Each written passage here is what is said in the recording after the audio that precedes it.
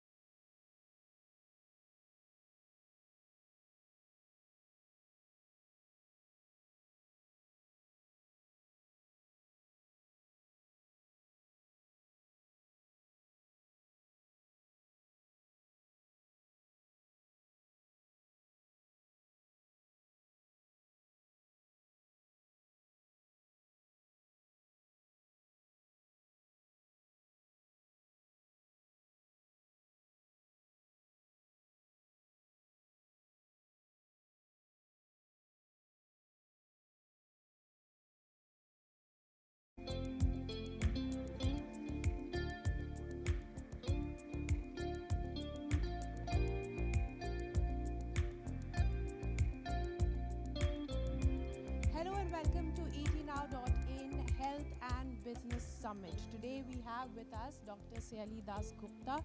She's the head of the pediatric ICU and pediatrician at Peerless Hospital. Hi ma'am, how are you doing today? Hello, fine. Ma'am, childcare is actually very critical because a lot of emotions are attached to it.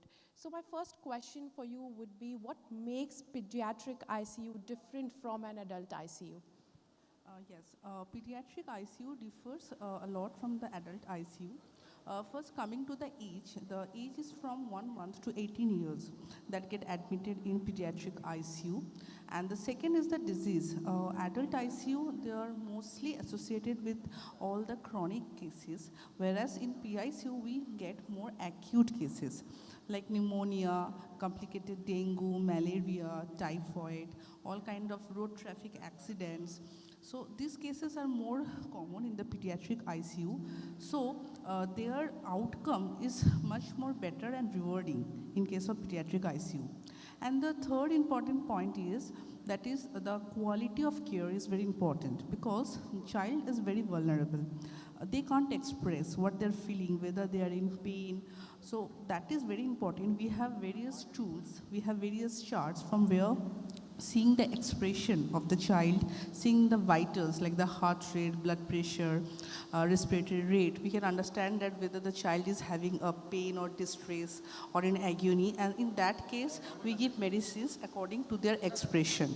And also these doses, they are all based on weight and body surface area. So giving the right medication in the right doses is very important in PICU. Because if you underdose it, it won't be effective, and if you overdose it, it can be fatal.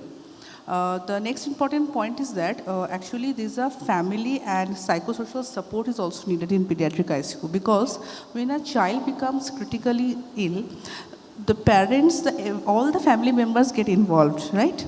As well as the doctors, the treating team, everyone gets involved. So here we don't only manage the child, we also manage the parents and give them moral support and counsel them daily. We brief them daily. So these are the various differences between the pediatric ICU and adult ICU. Definitely looks like a very tough job here. But what is the toughest part actually for caring for a critically ill child? The toughest part is that there are clinical challenges are there because a child deteriorates very rapidly. They don't give time. So we have to understand the danger signs and then we have to act accordingly. So this is the first thing. And that I have discussed, the clinical complexities. They are all weight-based formulations. So giving the right medicine in the right part of the body, these are very important. And the safety of the child also. Safety like regarding prevention of fall from bed. This is very important.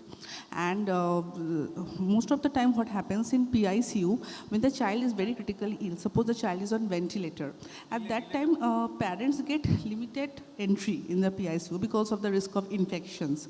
So at that time we need a very good team, a group comprising of the pediatric intensivist, other pediatric teams, doctors, and all the nurses. That is very important. We need a very good nurse to child ratio is 1:1. Then they can take good care of the child. So these are all differences and the complexities which are associated with PICU. And again, that I was discussing about the psychosocial and moral support. Because when a child, suppose is admitted in our ICU for about 2 to 3 months, then we get involved. Also in the mental, emotionally we become very much attached to that child. Definitely. So as tech is actually advancing in the medical field as well, what recent advances have made improvements in the PICU and helping you actually identify illnesses and anything that the child needs? Yes, there are many recent advances in pediatric ICU that has come up. First of all, coming to the ventilators. Now the ventilators are more patient-centric. We have very newer modes of ventilation that has come up. We have various non-invasive modes of ventilation that actually they're helping, and basically that is acting as a bridge from normal oxygen support to ventilator. Then another recent advances has come up that we have like ECMO, is extracorporeal membrane oxygenation. When the ventilator is failing, then ECMO is coming up. And now we are also getting the pediatric circuits. Pediatric machines are available for ECMO. Regarding the renal support, the kidney support, we have CRRT, that is continuous renal replacement therapy, that are also coming up with all the pediatric sizes. Then coming to all the endoscopes like bronchoscope, endoscope, also the smallest sizes that are being manufactured. So that is helping us a lot. And palliative care, that is also recent advances have come that in pediatric population also we are coming up with the palliative care. And I think these all multidisciplinary team as well as all these recent advances are present in our hospital, PLS hospital. That's great. Ma'am, as you said that emotions are attached to the child and parents are actually very worried. You have to handle the parents as well. So the parents have to look for a lot of things before admitting their child into a PICU. So what should you actually look for in a good PICU? Yes. What actually parents generally look in a good PICU, I myself being a parent to a 3-year-old child, first of all, there should be a good pediatric intensivist round the clock. Will take care of the child, and when the child gets more critically ill, then he or she should be present there. There should be a very good team who can diagnose the early danger signs. That is very important. And then there should be a low nurse to patient ratio, 1:1 or 1:2, so that they can take good care of the child. All the latest technologies and multidisciplinary team should be there. Multidisciplinary team, I mean to say like pediatric gastroenterology, pediatric pulmonology, pediatric surgery, pediatric cardiology. These are all very important fields, and we need them on a daily basis in PICU, because when a child gets critically ill, there is multi-system involvement. So we need a multidisciplinary team. I think parents also look for that. And all the latest technologies that I was discussing about the CRRT, ECMO, all the newer ventilators, non-invasive ventilation. These are also things that parents look for. And the last, but the most important thing is that the psychosocial support, they also need support, because at that time, what I was telling that whenever we daily we meet the parents, we always brief them what is happening, what is our plan. A clear communication is very important in case of PICU. So the communication should be very clear, should be distinct, and we should provide mental support to the parents as well. Even if a child is very sick, suppose also is in case of pediatric cancers, the when the palliative care also fails, the suppose the children is going to die, at that time also the support doesn't end there. We need to support them. So that is a very important thing, I think, for the doctors and as well as from the parents. So well, advanced tech, patient to nurse ratio, and emotional and mental care. Thank you, ma'am. That I hope it was really helpful for all our parents watching us, and I hope you have a great day. Thank you. Thank you so much, ma'am.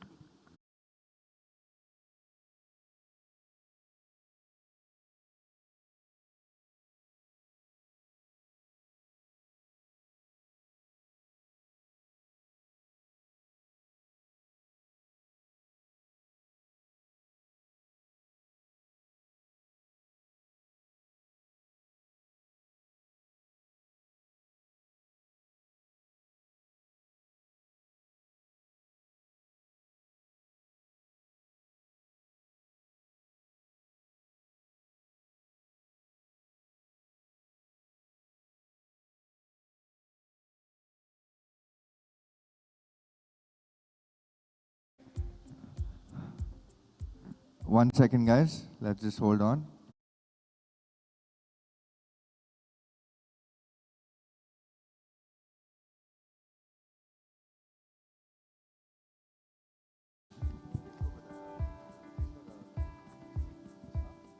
ये order मिला है मेरे को. Order change होगा तो बताना मेरे को.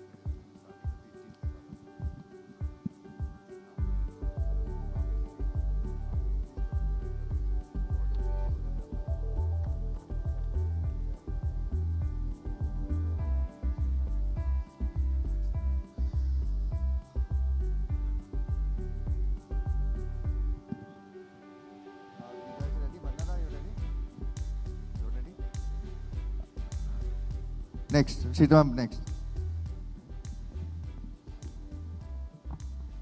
Wait.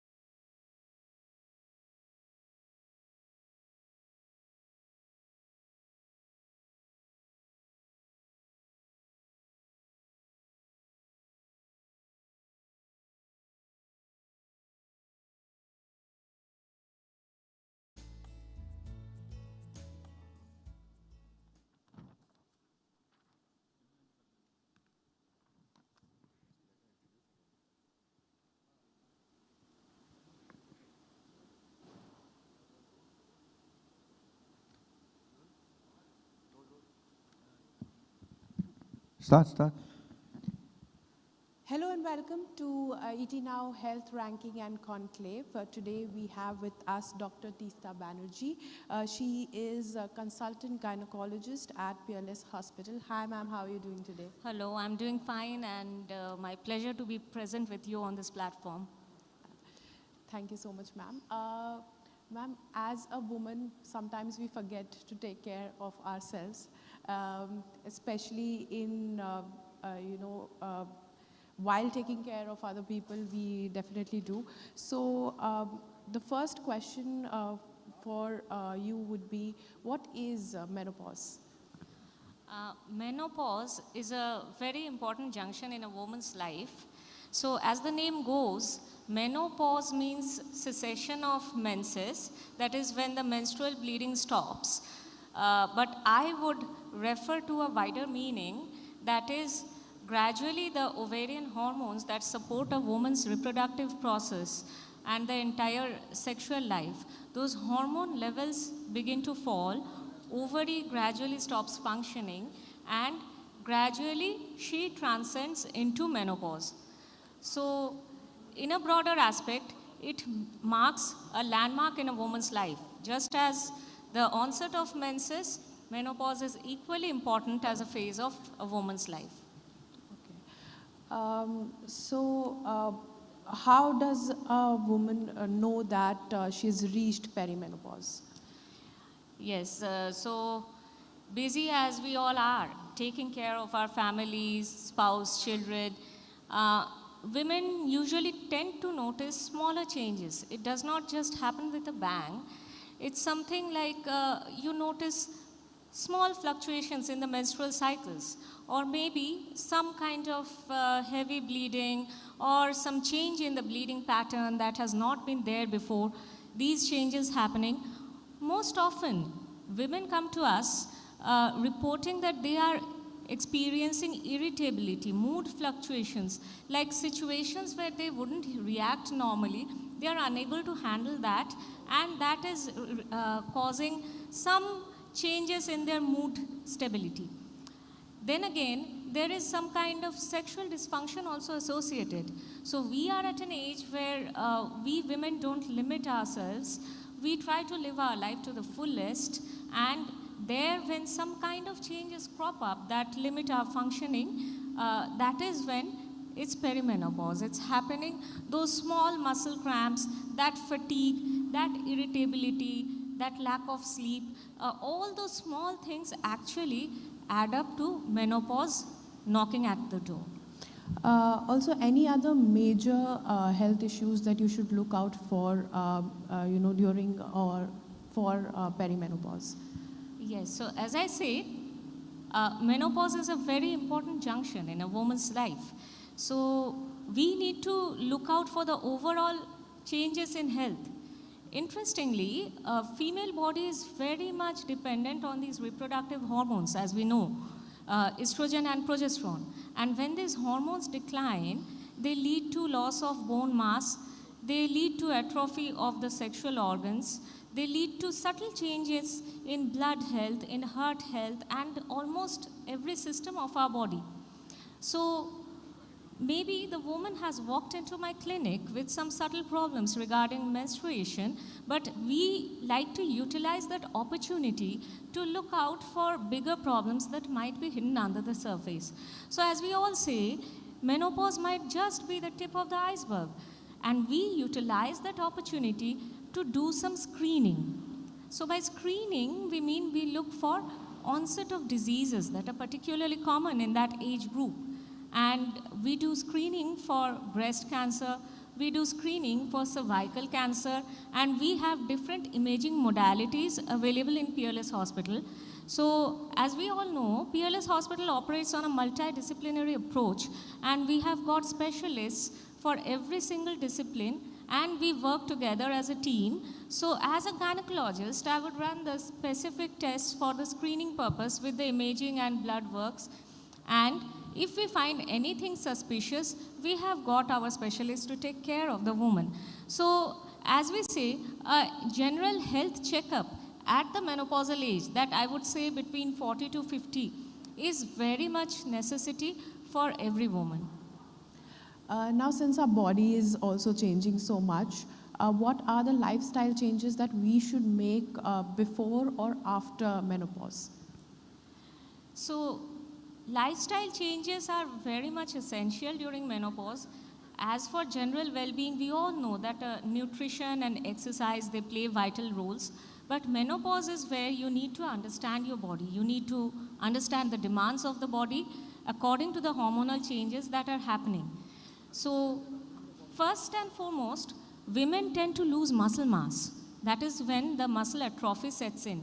So small movements like climbing up a flight of stairs or taking a short run to catch a bus, that might seem extremely tiring or exhausting, and you might end up with palpitations. So basically it's your muscles giving way. They're losing their strength. The other thing is bone health. So bone density often drops, leading to low back pain, leading to chronic fatigue, neck pain, and so on. The other thing is, previously in older generations, women were not that much aware of their sexual health. So menopause is the time when a lot of women experience vaginal dryness and they have difficulty having sexual intercourse. And at our PLS hospital, I would say the doctor's room is the safe space. It's a closed box, it's a safe space where women can put forward all their queries, however minor it might be.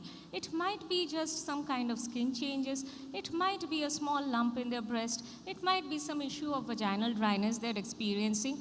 And also, to carry forward, they might have some difficulty in urination. Most women report a difficulty in urination, or might be at night time they are having increased urination. All of these changes are happening because of menopause, because of the hormonal fluctuations. So we suggest all the women not to ignore, but to explore their bodies and listen to what they're asking for.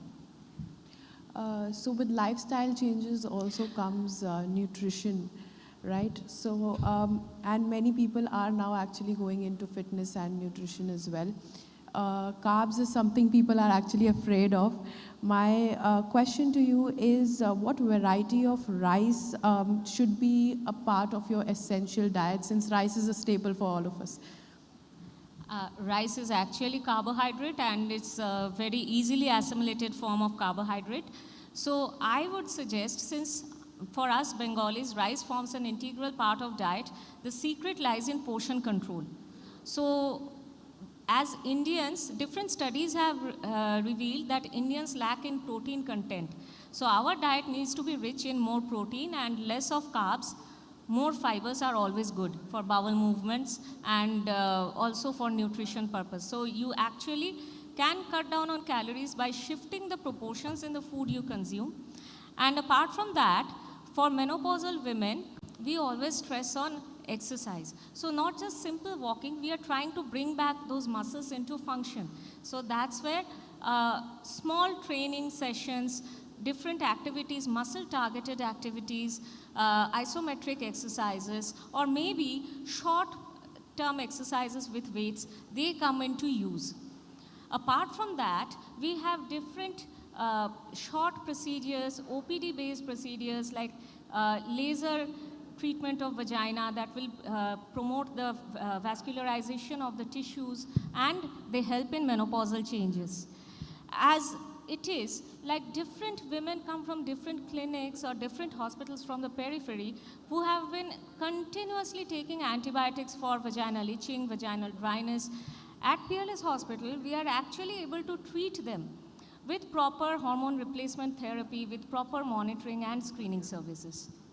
That's great, ma'am. I hope this was very helpful for all the women here. Thank you so much for all the knowledge that you've given to us. Thank you so much for talking to us. Thank you.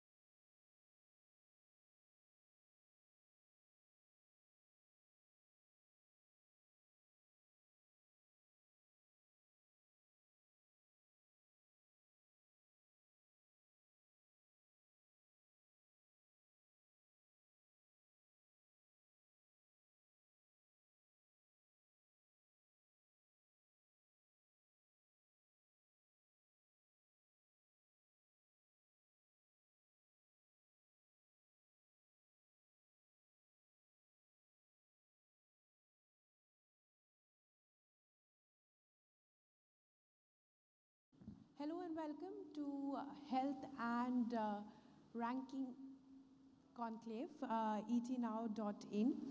Today we are joined by Dr. Rajendra Prasad Ray. He is consultant urologist at PLS Hospital. My first question to you, sir, would be, in simple words, what is laser surgery and how is it different from a normal surgery? Well, actually, the terminology laser surgery is not a medical terminology. It is basically introduced by the common man or the patient itself. What happened is, in surgery, we use laser as a tool. It is not actually surgery. But it is a powerful tool and it helps us to doing surgery in a better way. But as the patients understand how it is and they introduce the term laser surgery, and we see that laser surgery is a very simple word and that speaks the volume. So we accepted the term and we also use nowadays as it is a laser surgery.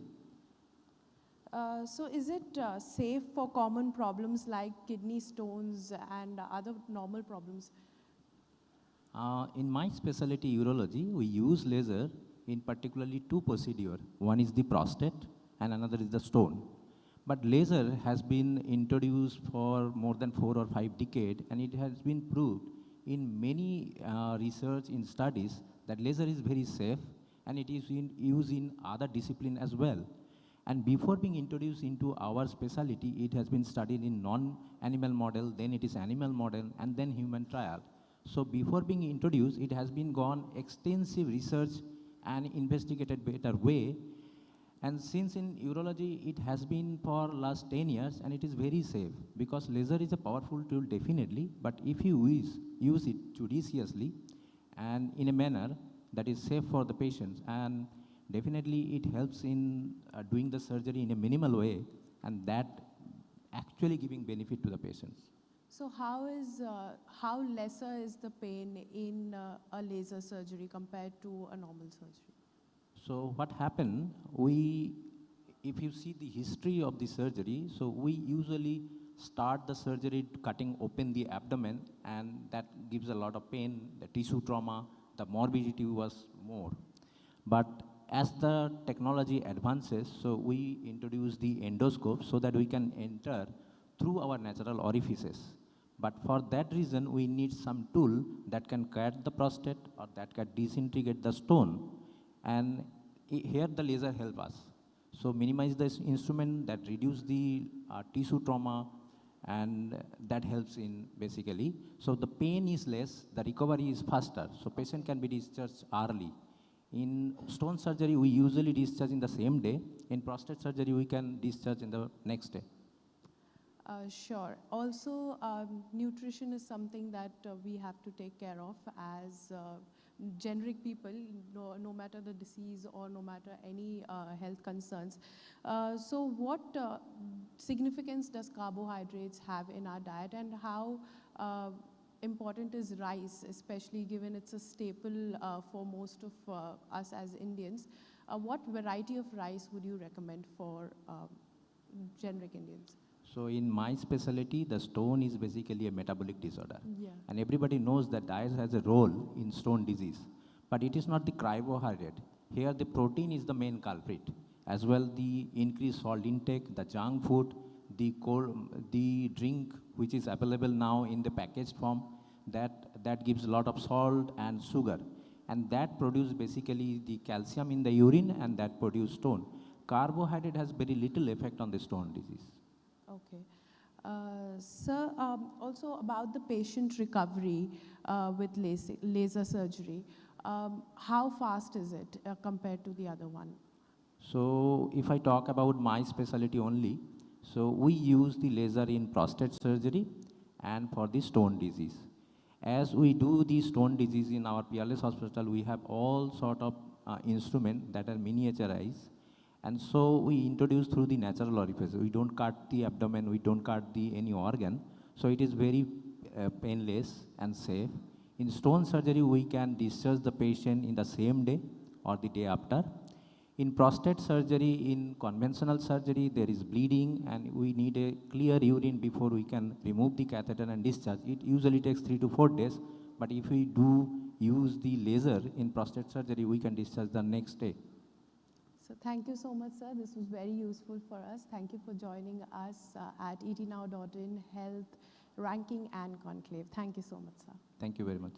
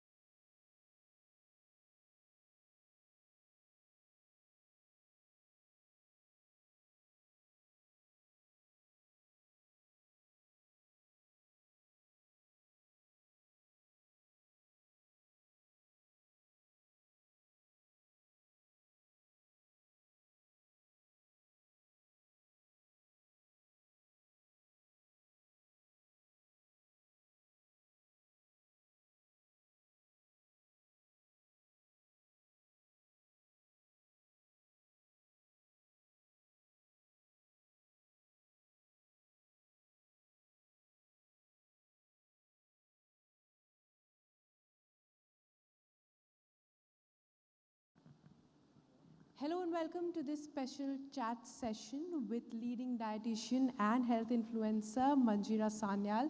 Hi, welcome to Lalbaba Rice presents the EatNow.in Health Conclave, and we are privileged to have you for this interaction, ma'am.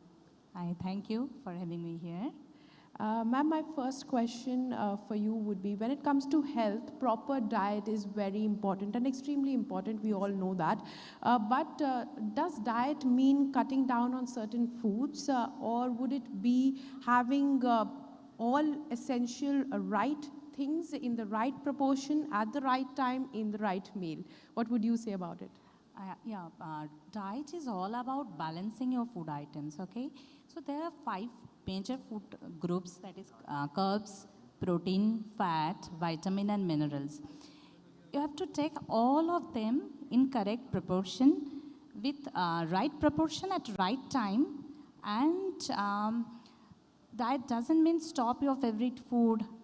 You have to take all of them with moderation. And diet is about balancing everything, eating in a smart way, not cutting down your favorite food items. If you skip one particular food group, absolutely, then your body slowly become weaker, your immunity will be compromised, you will feel tired. So you have to take all the food items, carbs, protein, fat, vitamin, minerals and antioxidant, hydration, all of them. That is called diet. Now, talking about diet and other minerals, carbohydrates, etc., there is one eternal question: rice or roti? Yes. Who do you think wins the crown? Yes, absolutely. It's a common question. Rice or roti. Look, both have their unique qualities.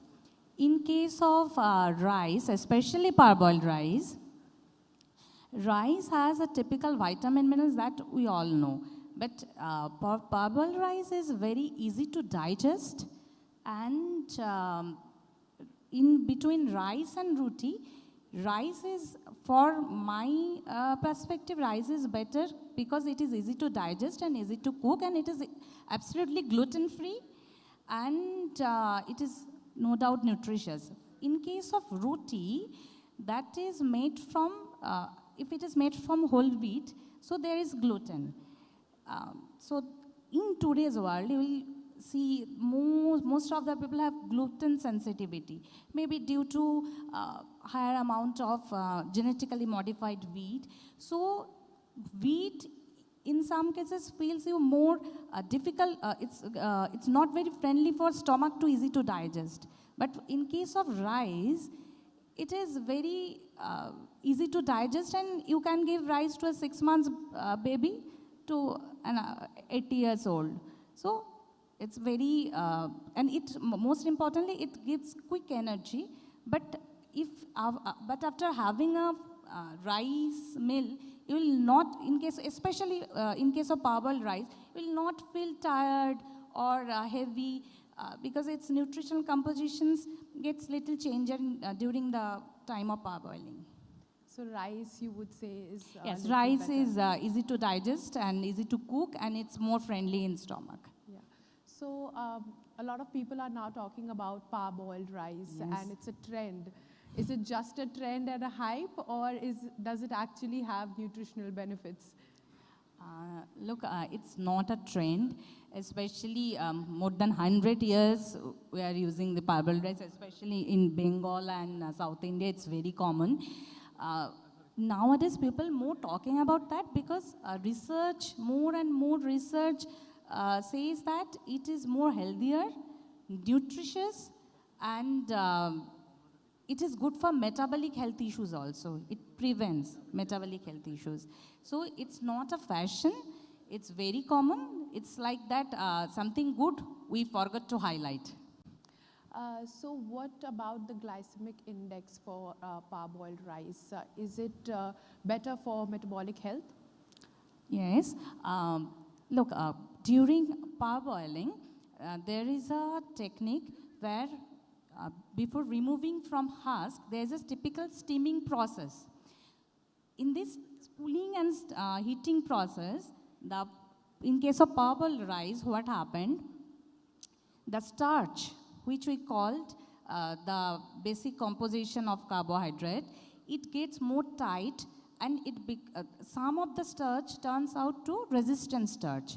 Resistant starch means it resists digestion first. So it remains in our stomach, and it more than any other kind of rice, and slowly it started so slowly it releases glucose, and gradually it comes from stomach to intestine. There is a long time. So parboiled rice releases glucose slowly in blood, right? Naturally, there is a lower to moderate glycemic index depend upon the quality and cooking technique. It's near about 50, okay? So if 50 glycemic index is very good for preventing metabolic disorder, it helps in insulin resistance, weight control, weight management, diabetes, and any metabolic issues. Well, that was really eye-opening. I want to add one more point here. Definitely. During parboiling, the resistant starch is, I am already giving you the brief. What happened in case of parboiled rice? Say you cook it today and let it cool down, and then you refrigerate it, and next day again you reheat. So what happened? The amount of resistant starch again increased, and it becomes very friendly for your gut health. The gut bacteria, which remains in our gut, which actually help us to cure any metabolic disorder, say it's insulin resistance, or diabetes, or any kind of weight issues. The fiber in resistant starch actually help us to grow this probiotic bacteria also. That's why parboiling rice is so nutritious and so important that we should take every day in our diet. Well, that was really informative, given rice is staple for Indians, especially here in Kolkata. So my final question of the day, since we have talked a lot about rice in particular and parboiled rice in particular, have you heard of Lalbaba Rice? What are your thoughts on it? Yes, Lalbaba Rice is so famous, and it's a pioneer in it's a leader in parboiled rice industry, and it's consistent, reliable, nutritious, and the taste is awesome.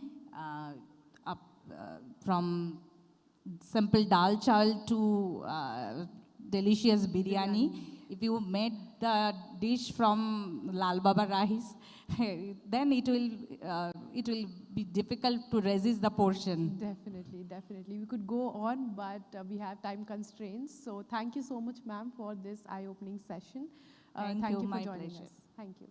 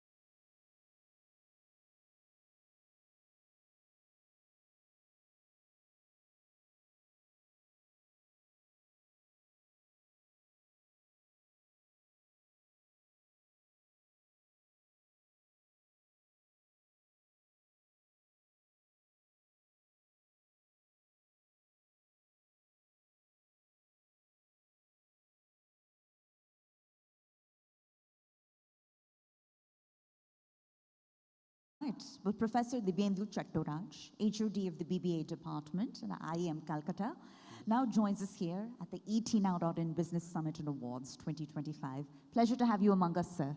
Thank you. All right. I am also very pleasure satisfied being here for the first time. I am here, and surely thank you the ET for inviting us or our college. I am representing BBA department. That is also great honor for me. I surely thank to my, it's a gratitude to my president, ma'am, and our director, sir. Thank you. The pleasure is all ours. And sir, to set some context, when we look at new age industry demands, right? Graduates are arriving into the workforce in a completely different era, digitally, fiscally, so on and so forth, right? How do you, in your role, attempt to prepare them for those new age industry demands? Very great, means relevant questions it is, because we are always nowadays talking about the digitalization of every sector. So that also includes our education sector. Now, digitalization in the education sector means what? Basically, it is inclusive of different digital tools in the education sector. Absolutely. I can say digital tools means AI-related tools, LMS tools or LMS platforms like Google Classroom, Gemini, and all this. At the same time, includes data analytics tools.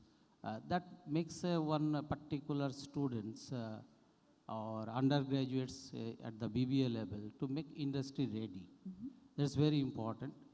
And for this, what we do in at IEM in the BBA course, we first off think about the course curriculum, where we includes all the digital tools related course components in every kind of subjects, whatever the course it is, whether it is a conventional course like marketing, HR and everything. Right. Surely there must be a module at least which relates to the digital one. That is number one. Next, what we do, we give industry-oriented certification. Sure. That is a global certification from the Coursera, LinkedIn Learning and others, which makes the students very relevant in the context of the global requirement or demand of the business graduates.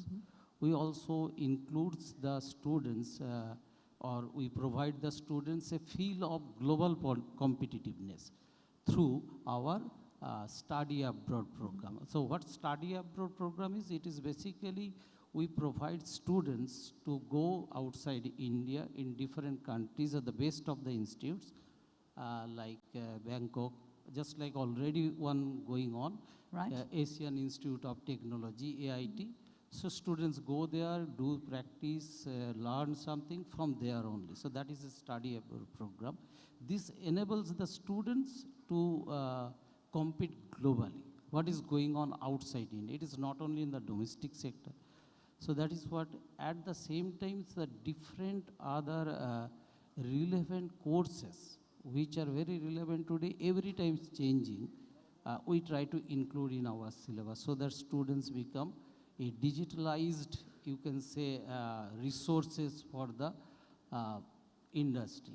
Well, Professor, thank you for sharing that context. And the one topic we have perhaps yet to touch on is entrepreneurship. Yes. But entrepreneurship really needs to be nurtured, right? Yes. To take full bloom.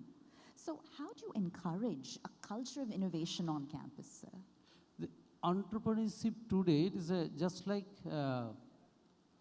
business studies should not be aimed only to the job seekers. Absolutely. They must be job giver also. And so that the focus now shifting in every business school, including IEM, that to equip them so that they can develop their own organization, which simply we call it startup or entrepreneurship, so that they can provide jobs to others. This actually first requires the changes in the mindset of the students. When what we say entrepreneurial mindset. Right. Not necessarily it is a syllabus oriented, but primarily to make them a entrepreneurial mindset. What we do, we include different kinds of entrepreneurial related subject, theories, course, models in our syllabus. And that is done with the need of the corporates. When we do this kind of syllabus, we always include the corporate people so that they can give what kind of entrepreneurial area or scope is there. That is one thing.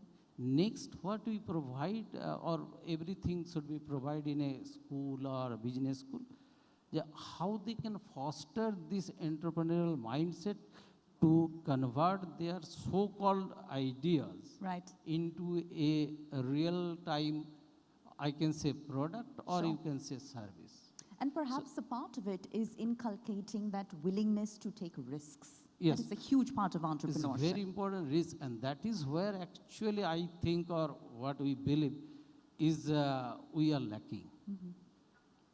From the generational those setup or values, it's not too much risk-oriented. Sure. What we say, the West and others is risk-oriented. We are nurturing a well-deserved, well-preserved, safeguarded culture by our parents and others. Don't do this, don't do this. So we have to convert this mindset. Do this, then what may happen, feel it, overcome it. Right. So this is what we do in the form of different kind of project. You have an idea, do projects, convert it into some idea, convert it into some marketable items, not necessary, and it is not necessarily not, it is basically, it will be not a good product every time, once in 1,000. Maybe it will be a good product, but this culture must be inculcated into the mindset of the students. Professor, I'm glad you brought that up. And in any conversation around the Indian education system at large, perhaps one of the leading criticisms is that we're churning out graduates, but are they employable? Or is the Indian education system doing enough to bridge the gap between academia and industry? When it comes to questions like that, and your role, in your personal capacity, in your professional capacity, how do you respond? It starts from, means when we think of this minimizing the gap between the industry and academics. So first what we have to learn is what industry requires. What is the demand of the corporates from a undergraduate or a graduate business students, what they're looking for. So when it starts from the, again I am saying, syllabus framing. So when we are framing any syllabus for our business schools, business studies, any subjects, we invite the corporates and our alumni. Because they give us the real impetus, which is very much required. Those are real-life success stories. This should be in the syllabus because they give two ideas at the same time. One, what is going on, that is the existing, that this is going on, and what may happen in near future, just like the concept of AI. So it is again, AI is going on, but what may happen after 1 year or 2 years, that can only be guided or by the corporate or our alumni are there. That is the first thing we do at our college or IMBBA. Next, you have to know the real life problem in the business sector. So that is generally we done by the experiential learning. Do, experience, then you build up your theory. Initially, what was the concept? Learn theory, try to apply it. No. Today, we are going different. Do it. Experience it. And convert it into some kind of learnings, education. Then you try to find out the theories related to. So that is what we do. Framing case studies, real life stories, encouraging, that is we put in our syllabus and inculcated into our students' lives. Next thing, what is there? Internship means as a student or an undergraduate business student, you must have some idea about the real life experience or what is going on. So we provide internships and some kind of seminars and some real problem like scenarios. And for maybe for 10 days or like this, go into the market. Market, not only simply market, I'm using the term market means go to the industry, Right? learn it, fail it, correct it, come back to the college. That way you've not just learnt it, but you've lived it. Yes. Perhaps. So automatically what happens when the student come to know, okay, whatever I am doing, Right. maybe not right at this moment, next time it will be right. So knowing Phenomenal. exploring the, what I say, what are the failures is very important sometimes. Well, Professor Chattaraj, by way of closing comments, you brought up the whole topic of Indian graduates succeeding on the global stage. And while it, of course, requires technical prowess, it also requires leadership skills so Yes. that they can climb up that corporate ladder and succeed in managerial positions. So what are the leadership skills that you believe are going to most dramatically define the next decade of global business? Now, when we talk about the skills, primary leadership skills, there is also a gradually shift in the concept of leadership itself. Sure. When what is a leader, it's not who lead. That is not a leader today. A leader is that person who generates, creates leader itself. Right. So if I require that my students will lead someday, they have to feel like I am a leader at the class itself. So in the class, the leadership qualities through different curriculum or extracurricular activity, they have to generate, and that alternately we do. Today you lead, you should not lead. So that is automatically everyone is inculcating one sense of leadership in each. Then another thing what you said, the next decade. So decade is already fast changing, and it is prime mover is the technology. You can say AI or something is. So technology dependent theories, learning must be there. So whatever going on, if you want to really lead a bunch of tech-savvy people, you must be a tech-savvy also. So the technological skill is very important, whether it is related to AI, anything, data analytics, business analytics, whatever you say, that technological sound knowledge is required. Next thing is there a decision maker and future reader. Right. This is very, decision means you have some kind of, I'm not saying problem, issues, take the better. But this, your better decision or right decision has some kind of fruits in future or not. That you have to do. So the future reader, keeping in mind the future, sometimes we have to tilt the present decision also. That may not be perfectly right now, but I have a vision or a foresight, okay, after 2 years, it will be the right decision. So let now up. And surely one area we should give, every one of us give importance, whether you are a leading position or may not be in a leading, that is sustainability. Sustainability here means I am doing something not for me, for my future generations. Right. So, and keeping in mind, though it is technology is the center stage of everything, be human-centric. Develop that desire to give back. Yes. At the end, whatever we are doing, technology, non-technology, business, market, profit, for some people, some human being. So if there is no human-centric approach is there, Right. nothing will give a sustainability. So that is very important. Phenomenal. And Professor Chattaraj, I believe that this conversation has truly reminded us why one's undergraduate or graduate years are such a character-defining period for students all over. So thank you so much for taking the time to speak with us here at Thank the you. ET Now.in Business Summit and Awards. Thank And we you. wish you and the IEM Kolkata team all the continued success, Yes, sir. we hope so. Thank Thank you. you. Thank you, everyone.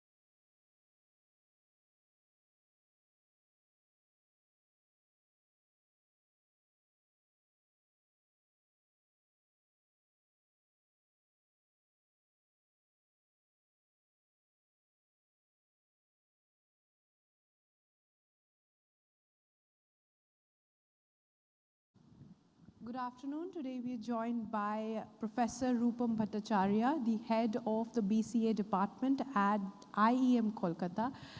Good afternoon, sir. I'm happy to introduce you and welcome to ET Now Business Summit and Awards. Thank you, ma'am. First of all, I am grateful for ET Now, as well as my institute, that is the Institute of Engineering and Management, for being select me to present my institute over here. Thank you. Sir, it's very important right now, given the technology is advancing at a high pace. The graduates have to come out with newer skills, given AI, cloud computing, and whatnot is coming in.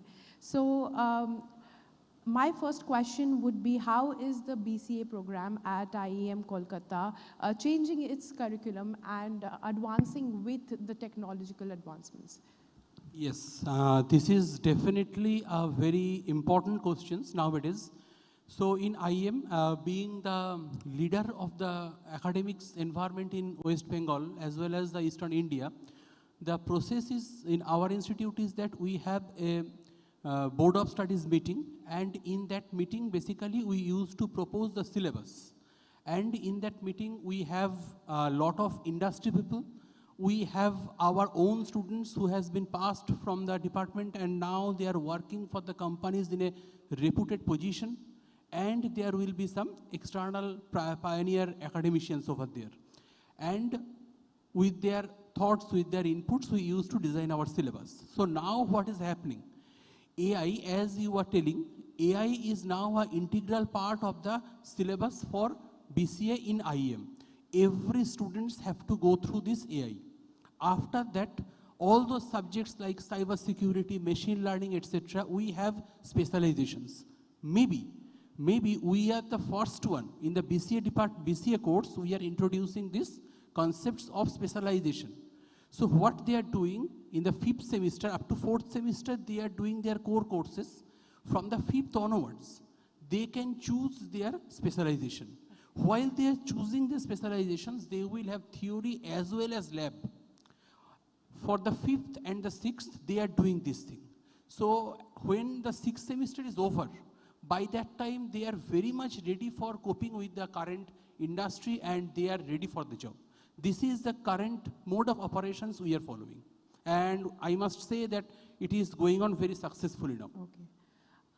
Sir, there is one set of knowledge that you need to have as an engineer. Then there's another set of skills that you actually need to possess. So what do you think is the key skill that a BCA student must have in this new age? Okay, that means I think you are asking for skills which is beyond their curriculum. Yeah, beyond the curriculum, yes. So for beyond curriculum, being a professional, we must understand that nowadays, when the industry, the world is shifting very fast, basically I should say that adaptability is the most important thing for any profession, whether it is my profession, whether it is your profession, whether it is the profession of the students. Students, specifically for IT-related students, must have the courage, must have the willingness to learn something new. Today we are talking about AI. Lot of students are doing AI. But maybe after 10 years, those at the time when these students will be at their peak, maybe at that time some new technology will come. And at that time they also need to work with that. So adaptability is the most important thing, and the willingness to learn something new. It is not possible that college will teach you everything. College, we can prepare them to learn everything. And once he or she is a professional, he should have the capability to learn herself or himself. That is a most important thing, what I believe. So for a graduate, it's also important as a student, you learn everything in the college, but you should also be able to implement it. So a real-time and real-time knowledge is also very important. So how are you at your college trying to help the students with that? What kind of internships are you providing, and what kind of collaborations do you have with startups to provide students with real life experiences and real-time knowledge? Yes, definitely, because we used to say always to minimize the gap between academia and industry. But it is definitely not entirely possible by staying inside the classroom only. So in IM, we are always forcing our students. Students are also very much actually willing to go do this one. That is internship, whether it is a paid internship or not, but most of them are getting paid internship where they can actually learn the actual real life oriented work. Now, how we are doing this thing? We are almost 35 years in this academics, so we have lot of alumni. Okay, through them, as well as we have a very well established connections with the industry through them, we are actually getting these internship, as well as IM is basically encouraging this startup concept very well. College is actually providing them all supports, all means from the point of laws, point of maybe some financial helps. If a students or if a set of students come with any good ideas, college is ready to work with them, and it is going on. We have lot of these startups are going on, and definitely it will actually increase more in coming days. By doing that, what will happen? Basically, they will able to learn how to solve the problem in real life, which is definitely little bit different from the lab-oriented learning. Learning by doing is always important, and IM is always forcing on it, and we are continuously working on it. So now with the most important question that every graduate is probably asking, what domains or digital roles do you think are going to create most opportunities for BCA students? Okay. So as I have already said that for any industry, specifically for IT industries, the situation is changing very fast. If I consider when I was a student, at that time learning Java was a big thing. Yes. I know Java, that is a very big thing. But nowadays, a 11 student, maybe a 9, 10 standard students are doing Java. Yes. That does not mean that Java is losing its ground, but students are knowing. So at this point, coming 10 years, definitely AI, machine learning, this thing will be there. But again, I will tell you that student must be ready to learn new. Suppose the AI, currently the way it is going on, maybe after 5 years, it will be something different. Another one field I should say, that is the robotics. Because if I see artificial intelligence, then I need to implement that artificial intelligence to somewhere.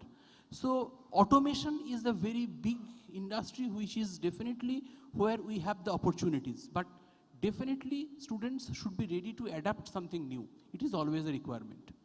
Thank you so much, sir. It was great talking to you. I hope all the students and graduates will take notes now. It was a pleasure at ET Now Business Summit and Awards. Thank you so much for joining us, sir. Okay. Thank you, ma'am, and thanks to ET Now, for this opportunity. Thank you so much, sir. Thank you.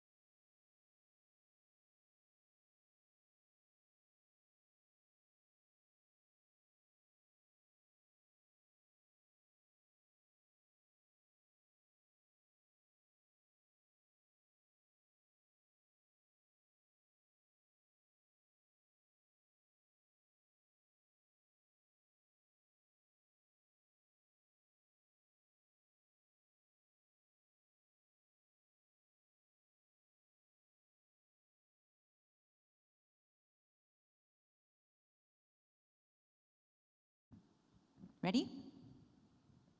Yes. All right. Professor Kaustuv Bhattacharjee, HOD of the MCA department at UAM Kolkata, now joins us at the ETNow.in Business Summit and Awards. Sir, thank you so much for being here. Thank you very much. So for sake of some context setting, I believe I'm perhaps stating the obvious here, but business and technology are converging faster than ever. What does that mean with respect to how you shape your curriculum such that graduates are essentially ready for the challenges of tomorrow along with the opportunities? It's a very pertinent question, I must say, because as you have rightly mentioned that technology is changing very rapidly, and because technology is changing, it is also changing the way the business solutions are going to look like. So there are several initiatives being taken to shape the curriculum of MCA program of UM Kolkata so that they are aligned with the rapid technological change. Now, coming back to the core curriculum of MCA program is concerned, we give equal emphasis on the foundational aspect of the curriculum as well as the niche technologies. Because as it is known that if the foundation is not in place, you cannot build the emerging technologies on top of that. Absolutely. So over the foundational technologies, the recent emerging technologies like artificial intelligence, machine learning, cloud computing, DevOps, etc., these are very much incorporated in the curriculum of the MCA program. Now, how do we incorporate them? It's a very interesting question. So, we have a series of governing bodies like Board of Studies, Faculty Council, Academic Council, Governing Board, comprising very experienced and expert people from both industry and academia. Sure. So we continuously seek advice from them to understand what exactly is happening in industry, so that taking their input, we shape our curriculum. We also believe that a mere classroom is not going to provide the complete knowledge. Right. So keeping that in mind, we emphasize on internship, we emphasize on learning beyond the core computer science domain, because nowadays industry is not just looking for coders, they are looking for people who can solve their problem. Right. Keeping that in mind, our curriculum is well versed in the field of management, in the field of accounts, in the field of general studies, so on and so forth, with a flavor of entrepreneurship skill. Sure. Also, we continuously seek feedback from our stakeholders. Now, who are our stakeholders? Our students, our industry people, the academicians. So they basically provide the feedbacks, and based on that, we continuously make necessary fine-tuning of our curriculum. Right. Any curriculum will not provide you all the learning. So we need to ensure that students are continuously upgrading their skills through various certifications offered by some of the platforms with whom the IMUM group has a collaboration, like Coursera, LinkedIn Learning, and NPTEL. Right. Last but not the least, it is important to know what is happening around the world. Internship and foreign internship, I must emphasize that this is a flagship initiative by the IMUM group, where our students go for internship in different countries like Thailand, Singapore, Australia, UK, US. While I'm talking to you right now, 2 batches of students are currently in Singapore and Thailand. Phenomenal. And in Thailand, in AIT Bangkok, the MCA students are currently undergoing the internship program to get an exposure of academician and industry to know what is happening around the world. So in a nutshell, that is the way we want to have a 360-degree view of the curriculum to shape it so that our students are ready to adjust to the pace of the fast-moving industry. So, Professor, if I've understood you correctly, the approach to curriculum is not simply multidisciplinary, it's incredibly holistic. Right. And as we look at tech today, and if we look at technology tomorrow, our graduates are essentially going to find themselves in a working world that's an AI-driven economy.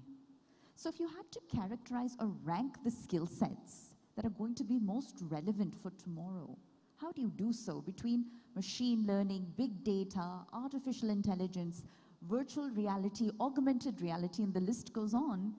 It can sometimes be difficult to prioritize, not to mention do a bit of, looking into the future. No one knows what the future holds. Right.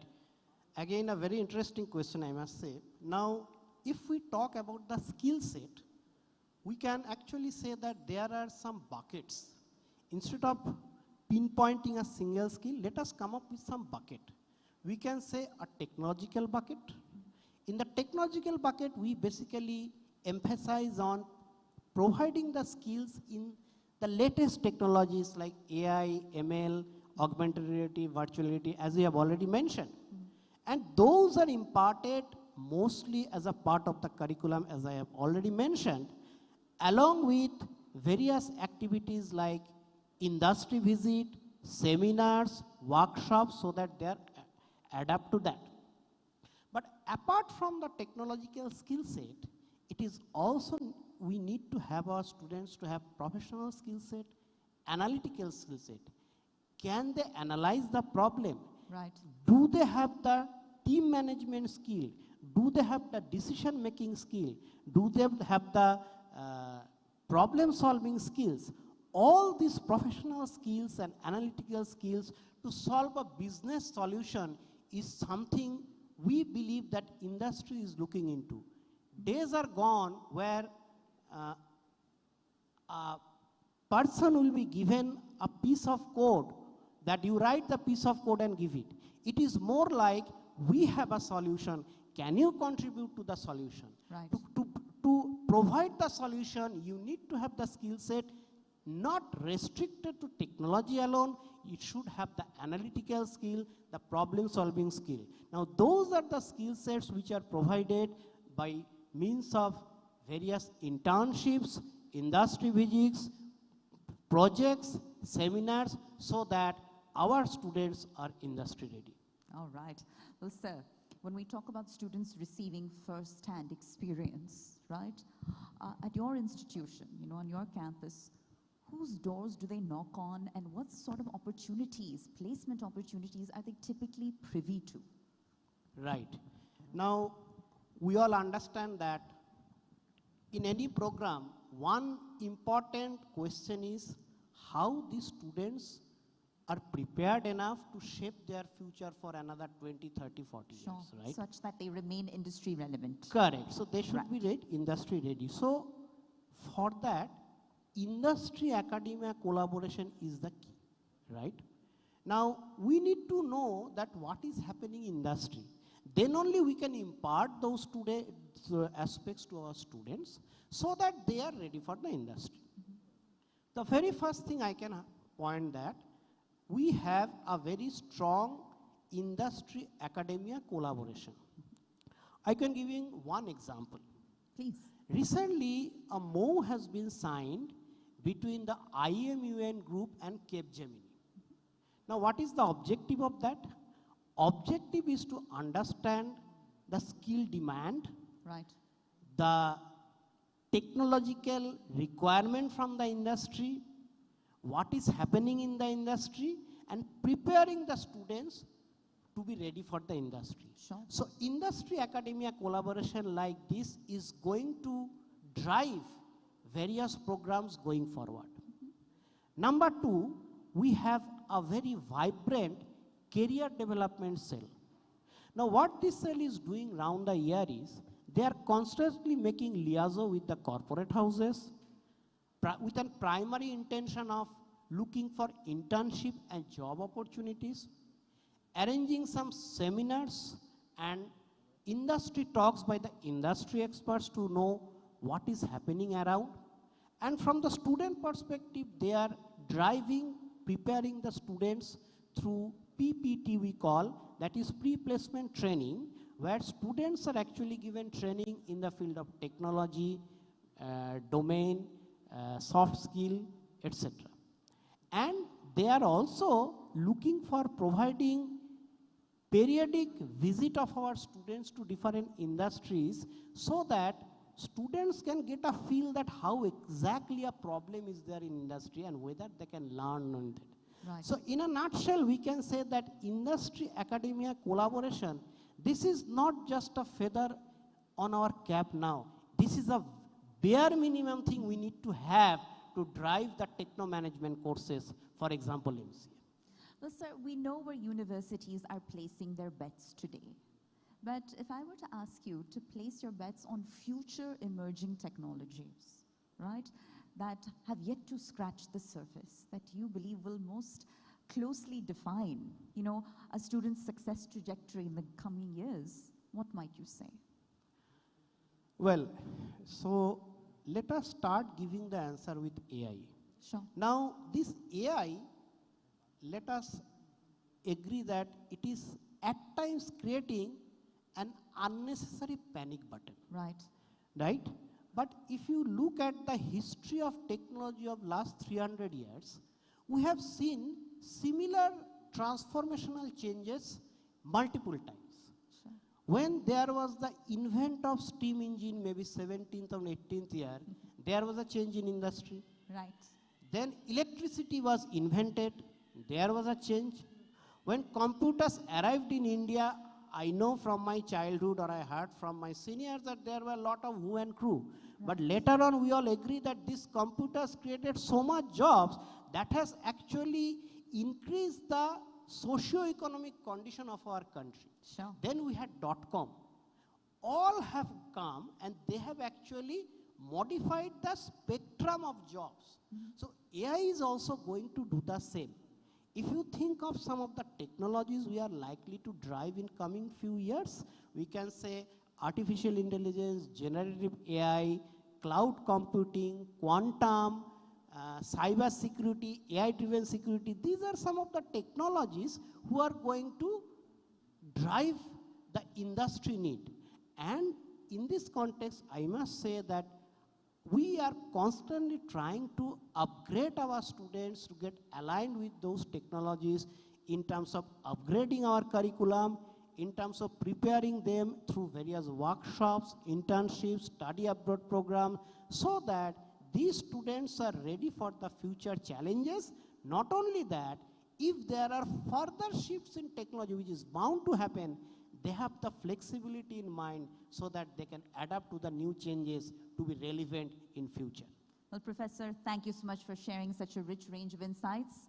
And we wish you and your team all the very best for what lies ahead. Thank you very much. Thank you to ET Now for this session. Absolutely. Thank you.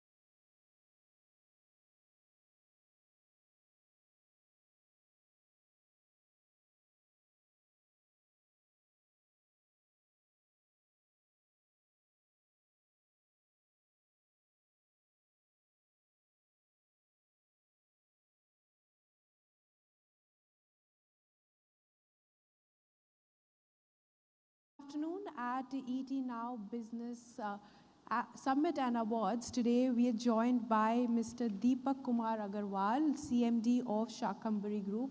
Hello sir. Hello आपका बहुत बहुत स्वागत है ET Now Business Summit and Awards में. कैसे हैं आप sir आज? बहुत फाइन, अच्छे लग रहे हैं, थैंक यू। सर मेरा पहला क्वेश्चन आपके लिए ये होगा कि शाकंभरी ग्रुप एक बहुत पायनियर ग्रुप है इन स्टील, स्पेशली स्टील इंडस्ट्री में. तो आप इस ओवरक्राउडेड मार्केट में विद बिग प्लेयर्स किस तरह से आप लीडरशिप प्लान कर रहे हैं लेने की? बहुत अच्छा क्वेश्चन आपने किया है। एक्चुअली क्या है कि हम लोगों ने एक एलिगेंट ब्रांड बनाया है, अपना ब्रांड जो बहुत मेहनत से बनाया है। एलिगेंट ब्रांड बनाने के लिए हमने जो कमिटमेंट किया है, जो हमने क्वालिटी प्रोवाइड की है और जो हमने टाइमली डिलीवरी हम लोग देते हैं, उससे हमारे कस्टमर्स जो है वो काफ़ी मतलब जुड़े हुए हैं और दिन पर दिन हमारे कस्टमर बढ़ते जा रहे हैं। तो हमारा उद्देश्य यही रहता है कि हम कस्टमर को जो है क्वालिटी प्रोवाइड दें, कमिटमेंट दें, उनको प्राइस की बैकिंग दें, उनको गुड प्राइस दें और अपने प्लांट के अंदर में हम जो अपनी कैपेसिटी को ऐड करते हैं बैकवर्ड फॉरवर्ड इंटीग्रेशन करके और with the help of the captive power plant WHRB, उससे हम अपनी कॉस्ट को कम करते हैं, कॉस्ट ऑफ प्रोडक्शन को कम करते हैं, सो दैट कि हम जो है कस्टमर के साथ में उसको उनको फ़ायदा कर सके। तो इस कारण जो है आज एलिगेंट जो है वेस्ट बंगाल में नंबर 1 ब्रांड है और ये पूरे भारतवर्ष के अंदर में बहुत अच्छा कर रहा है। सर इंडिया का एक बहुत ही एम्बिशियस प्लान है विकसित भारत का, उसमें इंफ्रास्ट्रक्चर का एक बहुत इम्पोर्टेंट रोल है. तो आप किस तरह से आपका ग्रुप उस गोल को आगे बढ़ा रहा है with keeping India's growth in mind? देखिए अभी इंडिया के अंदर में 130 से 40 मिलियन टन स्टील का उत्पादन हो रहा है, जो कि गवर्नमेंट कह रही है कि 2030 तक 300 मिलियन टन स्टील का उत्पादन करना है। इसके लिए और भारत की जो है इकनॉमी भी जो बहुत तेज़ी से बढ़ रही है, 5 ट्रिलियन इकनॉमी भी हो रही है, 3rd लार्जेस्ट इकनॉमी के लिए हम लोग देख रहे हैं। हम लोग भी उसमें कदम से कदम मिलाने की चेष्टा कर रहे हैं। उसके लिए हम लोग अपनी कैपेसिटी को निरंतर बढ़ा रहे हैं। हर साल हमारा एक्सपेंशन आ रहा है और इस बार by the blessing of the God हम लोगों को जो है गवर्नमेंट ऑफ वेस्ट बंगाल ने 547 एकड़ लैंड जो है रघुनाथपुर डिस्ट्रिक्ट पुरुलिया में अलॉट किया है, जहां हम एक बड़ा स्टील प्लांट लेके आ सकते हैं। तो उसके इंफ्रास्ट्रक्चर डेवलप करने में करीब 2 साल लगेंगे, उसके बाद हमारा एक बड़ा स्टील प्लांट वहाँ पे आएगा। तो कंपनी की ग्रोथ ट्रिमेंडस बढ़ जाएगी, क्योंकि एक जगह के अंदर में हम स्टील प्लांट लगाते हैं तो हमारा कॉस्ट ऑफ प्रोडक्शन बहुत कम हो जाता है। और स्टील प्लांट के लिए लैंड की सबसे ज़्यादा आवश्यकता होती है और आज लैंड के लिए अगर गवर्नमेंट का सपोर्ट हो तो ही आप बड़ा स्टील प्लांट लगा सकते हैं, अदरवाइज लैंड एक्विजिशन करना नेक्स्ट टू इम्पॉसिबल है। आप 50 एकड़ लैंड एक्विजिशन नहीं कर सकते हैं। वहाँ हमें 550 एकड़ गवर्नमेंट ने लैंड दिया है। हम गवर्नमेंट ऑफ वेस्ट बंगाल को धन्यवाद देते हैं और गवर्नमेंट ऑफ इंडिया का जो सपना है उसमें हम कुछ अपना पार्टिसिपेशन कर पाएंगे, इसके लिए हम अपने आप को लकी समझते हैं। That's great sir, but technology और ग्रीन एनर्जी ये सब भी बहुत फोकस में है अभी, तो आपकी कंपनी किस तरह से उसको अपने डे टू डे में इंटीग्रेट कर रही है? तो आपका क्या विजन है for your company in terms of green energy, technology, इन सब में कैसे आप इंटीग्रेट कर रहे हो? वेल बहुत अच्छा क्वेश्चन है। ग्रीन एनर्जी के लिए हम लोगों ने सोलर पावर पे ध्यान दिया है और सोलर पावर हम लोग लगाया है अभी हम लोगों ने, और हम लोग सोलर पावर हम लोग लगा रहे हैं। और टेक्नोलॉजी के लिए हमारी R&D की टीम है जो कि देखती रहती है कि देश विदेश के अंदर में ऐसी क्या टेक्नोलॉजी आई है जिससे कॉस्ट ऑफ प्रोडक्शन भी कम हो और पॉल्यूशन भी मिनिमाइज हो। उस पर हम लोग वर्किंग करते रहते हैं और अपने प्लांट के अंदर में उसको इम्प्लीमेंट हम लोग टाइम टू टाइम करते रहते हैं और समय समय पर और भी जो नई टेक्नोलॉजी आएगी हम लोग उसको जो है उसको अपने प्लांट के अंदर में लागू करेंगे। सर एज अ CMD आप डे टू डे में बहुत बोल्ड डिसीजंस लेते होंगे, तो आपका सबसे ज़्यादा बोल्डेस्ट डिसीजन क्या लिया है आपने और आपका विजन क्या है 5 साल का शाकंभरी ग्रुप के लिए? आपने बहुत इंटरेस्टिंग क्वेश्चन किया है हमारे लिए, ये बहुत इंटरेस्टिंग सब्जेक्ट है। एक्चुअली जब NCLT का रूल जब गवर्नमेंट ऑफ इंडिया ने लागू किया था तो उस समय हमने सेंस कर लिया था कि this is the right time, जो सिख यूनिट है उसको अगर हम टेक ओवर कर लेते हैं तो हम लैंड एक्विजिशन और बाकी इंफ्रास्ट्रक्चर और क्लियरेंस से बच जाएंगे और हमारा ग्रोथ बड़ा फास्ट हो जाएगा। तो आज आप देखिए 2016 के बाद में हमने कई यूनिट को टेक ओवर करके उनको टर्न अराउंड किया। जो यूनिटें बंद थी NCLT से हमने लिया, उसके बाद में हमने वहाँ पे जो अच्छा खासा एक्सपेंशन किया। आज वो सारी यूनिट अच्छी खासी प्रॉफिट दे रही है और एक अच्छा क्वालिटी का माल भी बना रही है। क्वालिटी का माल भी बना, ग्रुप की स्ट्रेंथ मिली है। और इसके लिए जो आपने बोल्ड डिसीजन की बात करी, तो जब यहाँ पे NCLT में एलिगेंट का जब ब्रांड आया था, तो हमने सोचा था कि आपको यूनिट तो बहुत मिल जाएगी, हो सकता है कि आपको 10,000 करोड़ की यूनिट 1,000 करोड़ में मिल जाएगी, ये एडवांटेज मिल सकता है। लेकिन ब्रांड आपको 100 साल में कोई एक बार आता है। हमने जी जान लगा के जो है एलिगेंट के ब्रांड को टेक ओवर किया। ये हमारा बहुत ही बोल्ड डिसीजन रहा, और इस डिसीजन से हमारे ग्रुप को बहुत फ़ायदा हुआ। ग्रुप को पूरे भारतवर्ष में एक पहचान बनी। ये हमारा एक अच्छा मतलब अचीवमेंट रहा। सर 5 साल में आपका क्या विजन है? 5 साल में हमारा विजन है कि हम 10 मिलियन टन स्टील का उत्पादन करें, सो दैट कि गवर्नमेंट और वेस्ट बंगाल का, जहाँ गवर्नमेंट ऑफ इंडिया का जो 300 मिलियन टन का जो उन्होंने एक नारा दिया है, उसमें हम अपना सहभागिता कुछ सिद्ध कर सकें। और इसके लिए हमें एक अपॉर्चुनिटी भी गवर्नमेंट ऑफ वेस्ट बंगाल ने लैंड दे के दिया है, उसमें हम एक अच्छा खासा एक्सपेंशन लेके आएंगे। तो हम अभी हम लोग 1.5 मिलियन टन का स्टील का उत्पादन कर रहे हैं, जो कि हम लोग 10 मिलियन टन स्टील का उत्पादन में 2030 तक के लिए अपना एक एमिशन रखते हैं। सर आपकी लीडरशिप और आपके थॉट्स बहुत ज़्यादा हमारी युवा पीढ़ी को आगे बढ़ाएंगे। Thank you so much, sir. Thank you for joining us at etnow.in Business Summit and Awards. Thank you. आपका बहुत बहुत धन्यवाद। Thank U T, thank you. Thank you.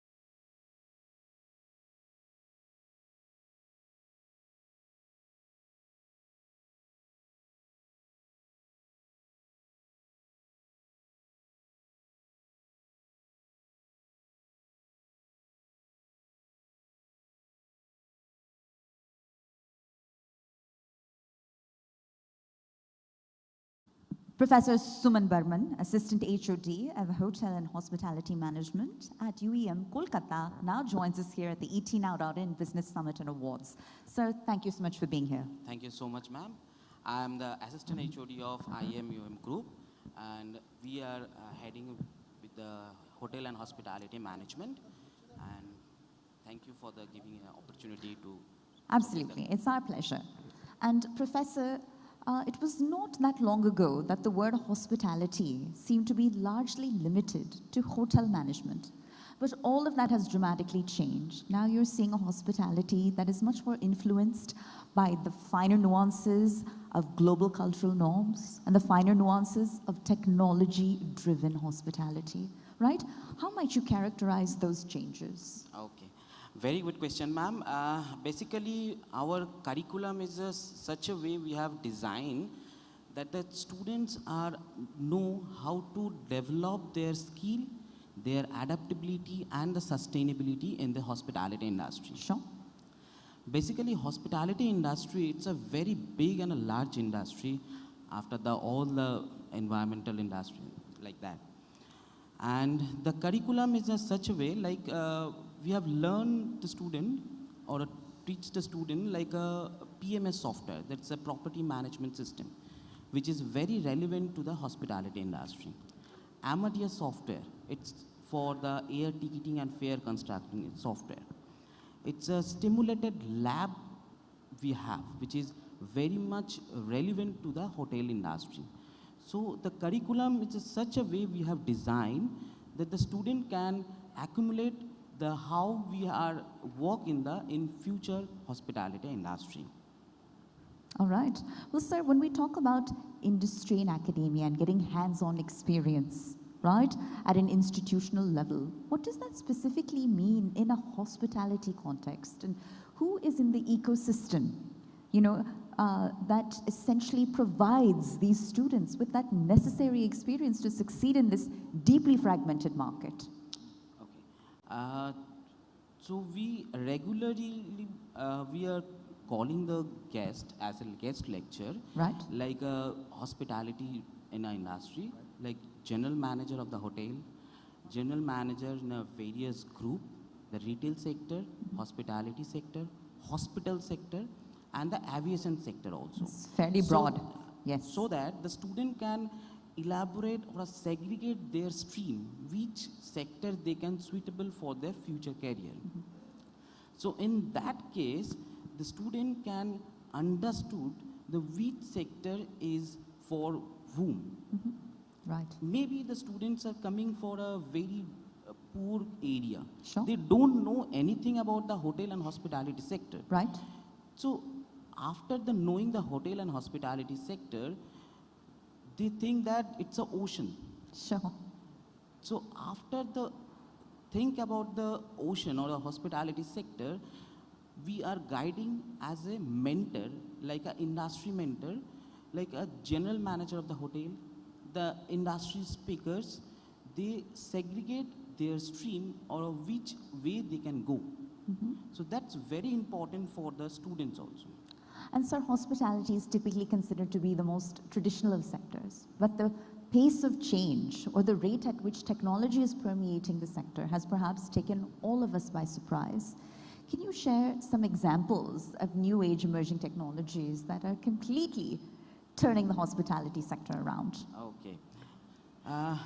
Basically, we are Institute of Engineering and Management. Under this, we are the IM's International Institute of Hotel Management. Sure. Nowadays, we have seen various robots are using in the hospitality industry. So robots are serving food, robots are using data entry. Guests are welcomed by robots. Yeah, welcome the guest and all. Right. In the kitchen department, or we can say a food production department, there is a various robotic hands are there to prepare foods. So here, we are not stick into this particular food production or a core area. So we are basically a engineering and management. So our student, hotel and hospitality students, collaborated with engineering student. They are preparing electronic hands, preparing robots, which is serving foods and all. So this is a combined or collaborative work with the engineering student as well as the hotel sector students. All right. And so when we think about where the hospitality sector is headed, all right, and if you look at domestic tourist footfall versus international tourist footfall, both are on the rise. Revenge tourism post-pandemic is very much a reality, correct? And today's customer is perhaps as expecting of comfort as they are convenience. How do you appeal to both such sentiments, in your personal and professional role? We have seen in a Times group of paper I have read, the West Bengal is the second largest state in India. Right. The foreigners are arrivals in the West Bengal state, basically. So we are basically focused on the West Bengal based or a domestic based placement. So they know everything like in a place which is domestic, Sure. or a inner place, or a home place, but they serve the foreigner guest. Right. As well as the students are eagerly go to the various foreign country. Like our students are placed in France, in Mauritius, Maldives, and the USA also. So recently, our current students also going France. 15 or 16 students are going France, and 2-3 students are going to Germany and a USA. So they know how to serve a foreign guest as well. Sure. And the few students are placed in a Indian culture also, and then in the various states. Phenomenal. And Professor, if we were to ask you to offer us a sneak preview into the future, if West Bengal continues to emerge as a leading tourist destination, what are some of the new age or emerging jobs within the hospitality sector that you believe will soon take center stage? In a West Bengal, this is a day by day we are changing. If you are talking about the Kolkata, if you are talking about the entire state West Bengal, it's a regularly we are changing. So in the changing circumstances, we are teach our students to adaptability and a sustainability. If you are not sustained in the industry, will not go for a long-term basis. And the adaptability means the changing you have to adapt. The changing means the day by day, if I know the theoretical knowledge, we are try to input in the practical knowledge. But nowadays, it's not happen in the hospitality industry. So you have to adapt which is going on in the industry. Sure. So whatever we are going on, we have to teach them, we have to guide them how to sustain and how to adapt in the industry. Well, Professor, thank you so much for sharing that. Even within the hospitality sector, reinvention seems to be the name of the game. Thank you for sharing those insights with us and so many anecdotes from your personal and professional experience. We wish you all the very best for what lies ahead. Thank you so much. Thank ma'am. you. Thank you.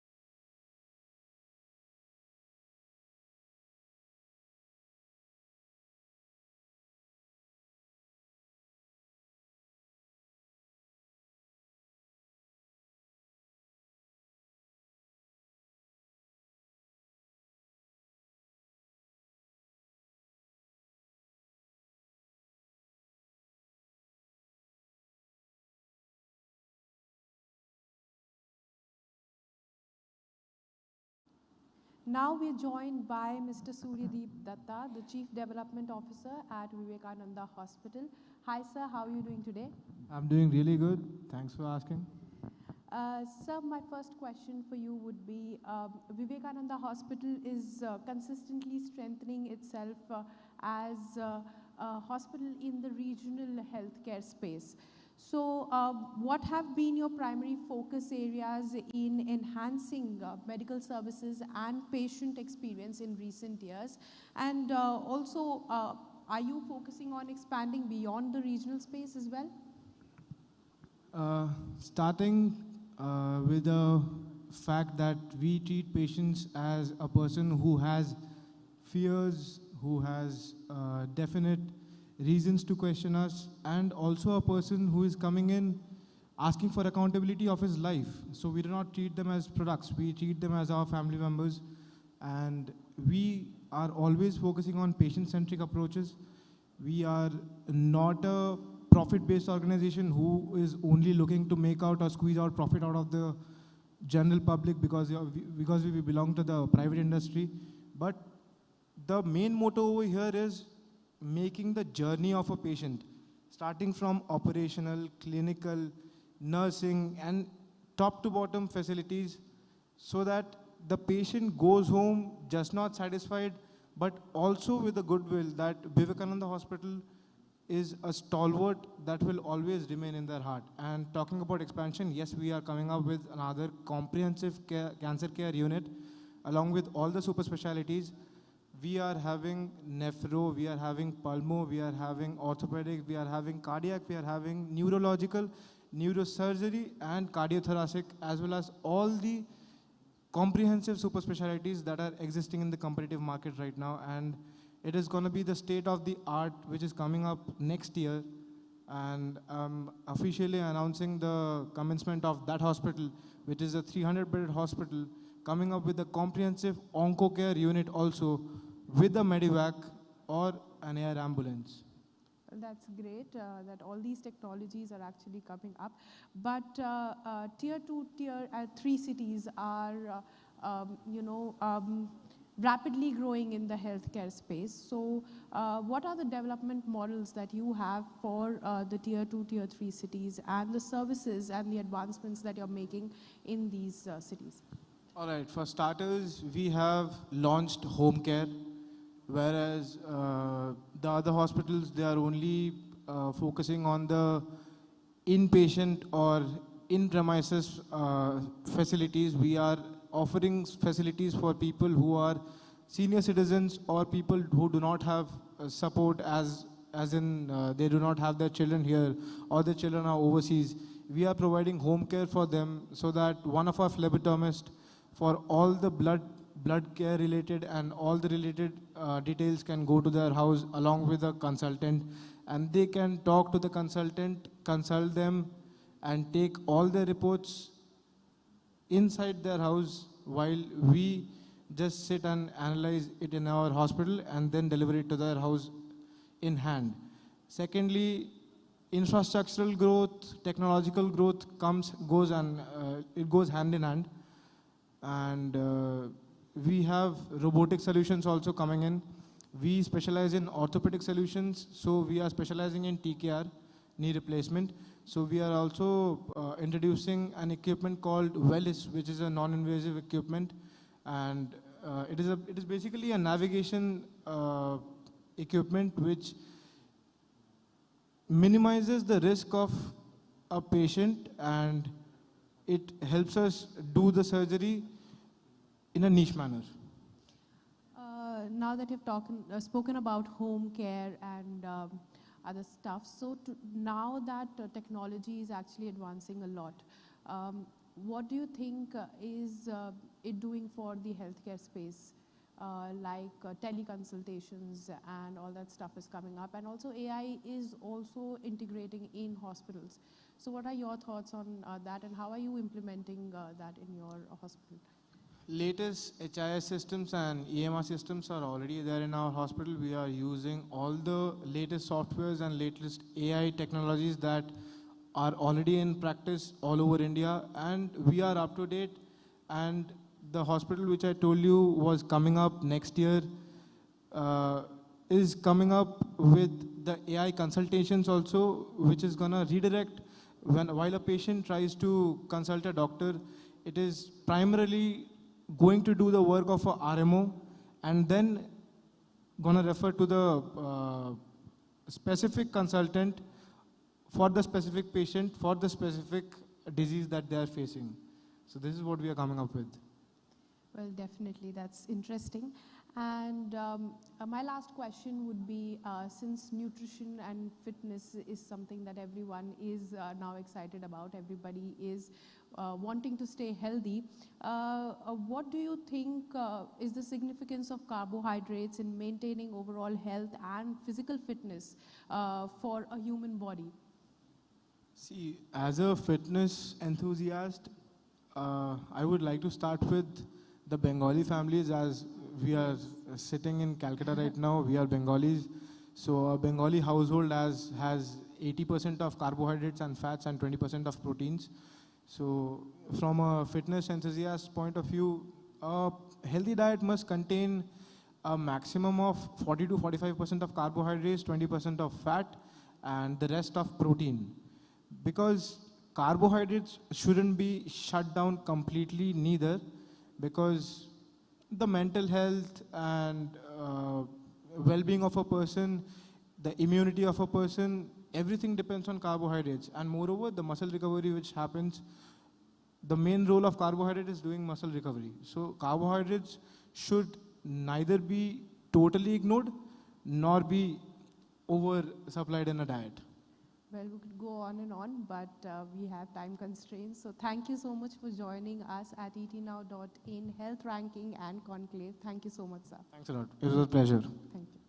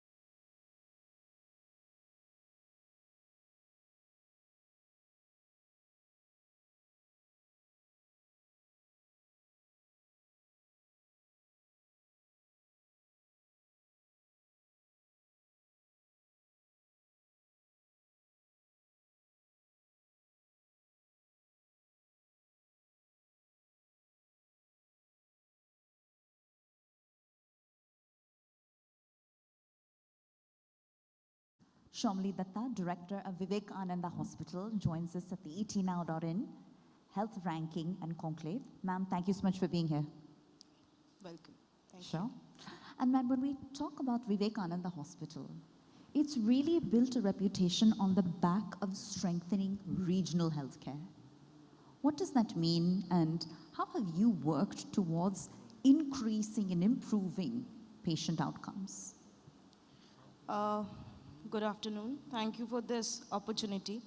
Well, if I talk about Vivekananda Hospital, I should take you all back to 2008, where our founders started this hospital with the motto, with a vision to serve the entire mankind with quality treatment at an affordable cost. Phenomenal. So I think there are various aspects, whether it's financial, non-financial, clinical, non-clinical, operational, non-operational. But for me, I think quality-driven treatment at a very reasonable rate, along with the protocols and the procedures which are followed ethically, makes an organization, best, whether in regional or at a state of art.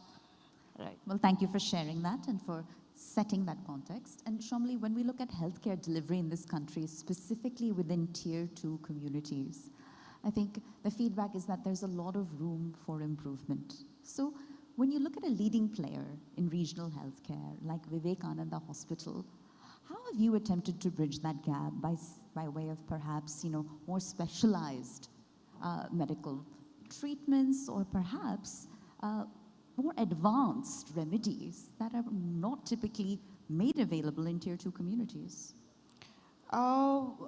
So we follow many things, if we talk about advancement in technology, then definitely we have high technical know-hows in the form of machines, equipments, stalwart doctors, like in the form of manpower.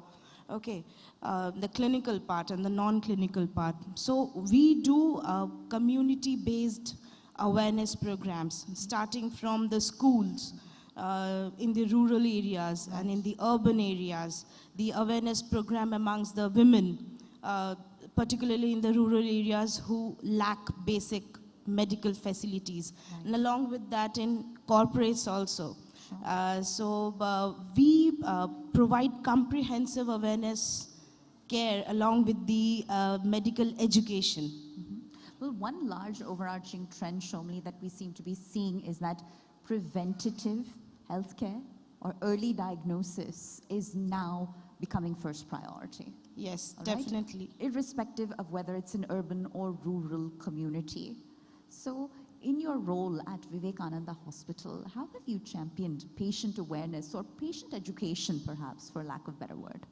Yeah, we start from our own workplace. Okay, so if we educate ourselves, if we are medically strong to educate enough ourselves, these programs along with the early diagnosis, if I say the whole journey from the whole trail, from the patient coming to our hospital with the diagnosis of a particular disease, and till it get back to his or her home.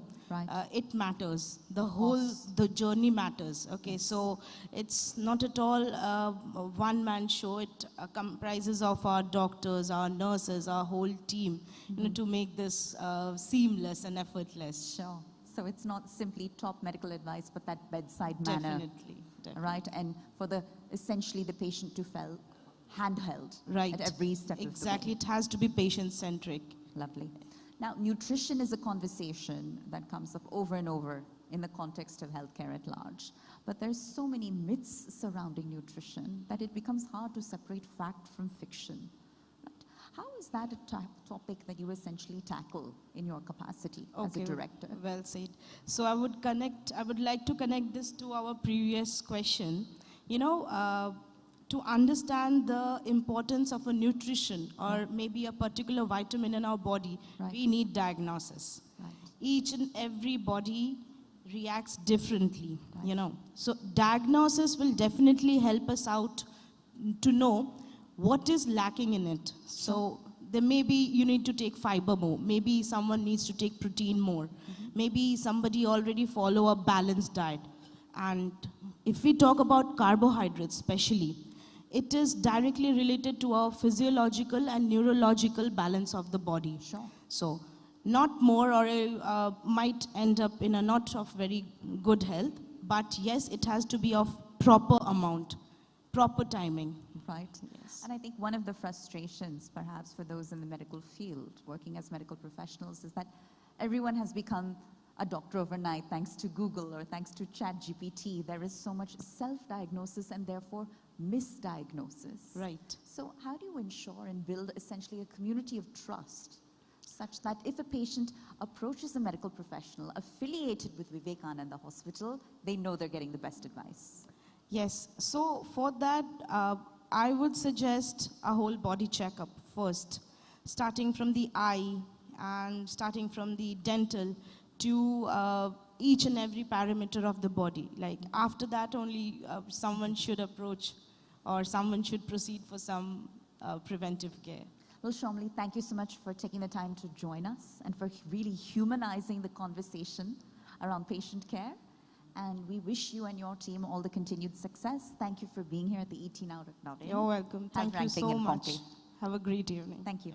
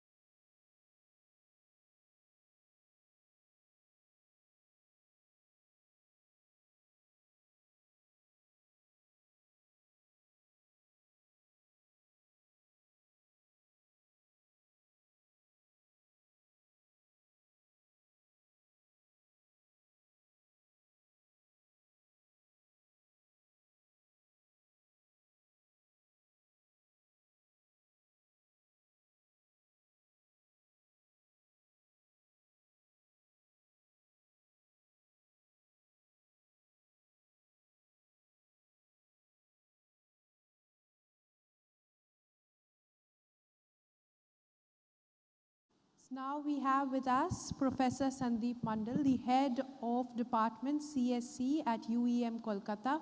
Hi sir, how are you doing today? Yes, I am very fine and thanks for inviting me here in this big platform. Thank you, ma'am. Sir, since you're working with the CSC department, I have a very important question for you because emerging technologies are actually growing so fast, it is very hard to catch pace. But like Internet of Things and AI are actually reshaping the industries. So how is UEM Kolkata integrating these domains into practical learning for preparing students for what's ahead of them after graduating? Well, we have a very different kind of layers. We are completely focusing on the Industry 5.0. And if you are asking, Industry 5.0 is completely depend on the human-centric robots, cognitive system, and the multi-features of the system. At first layer, our students, they are following the syllabus, and this practical syllabus has been designed by the top-notch industry people.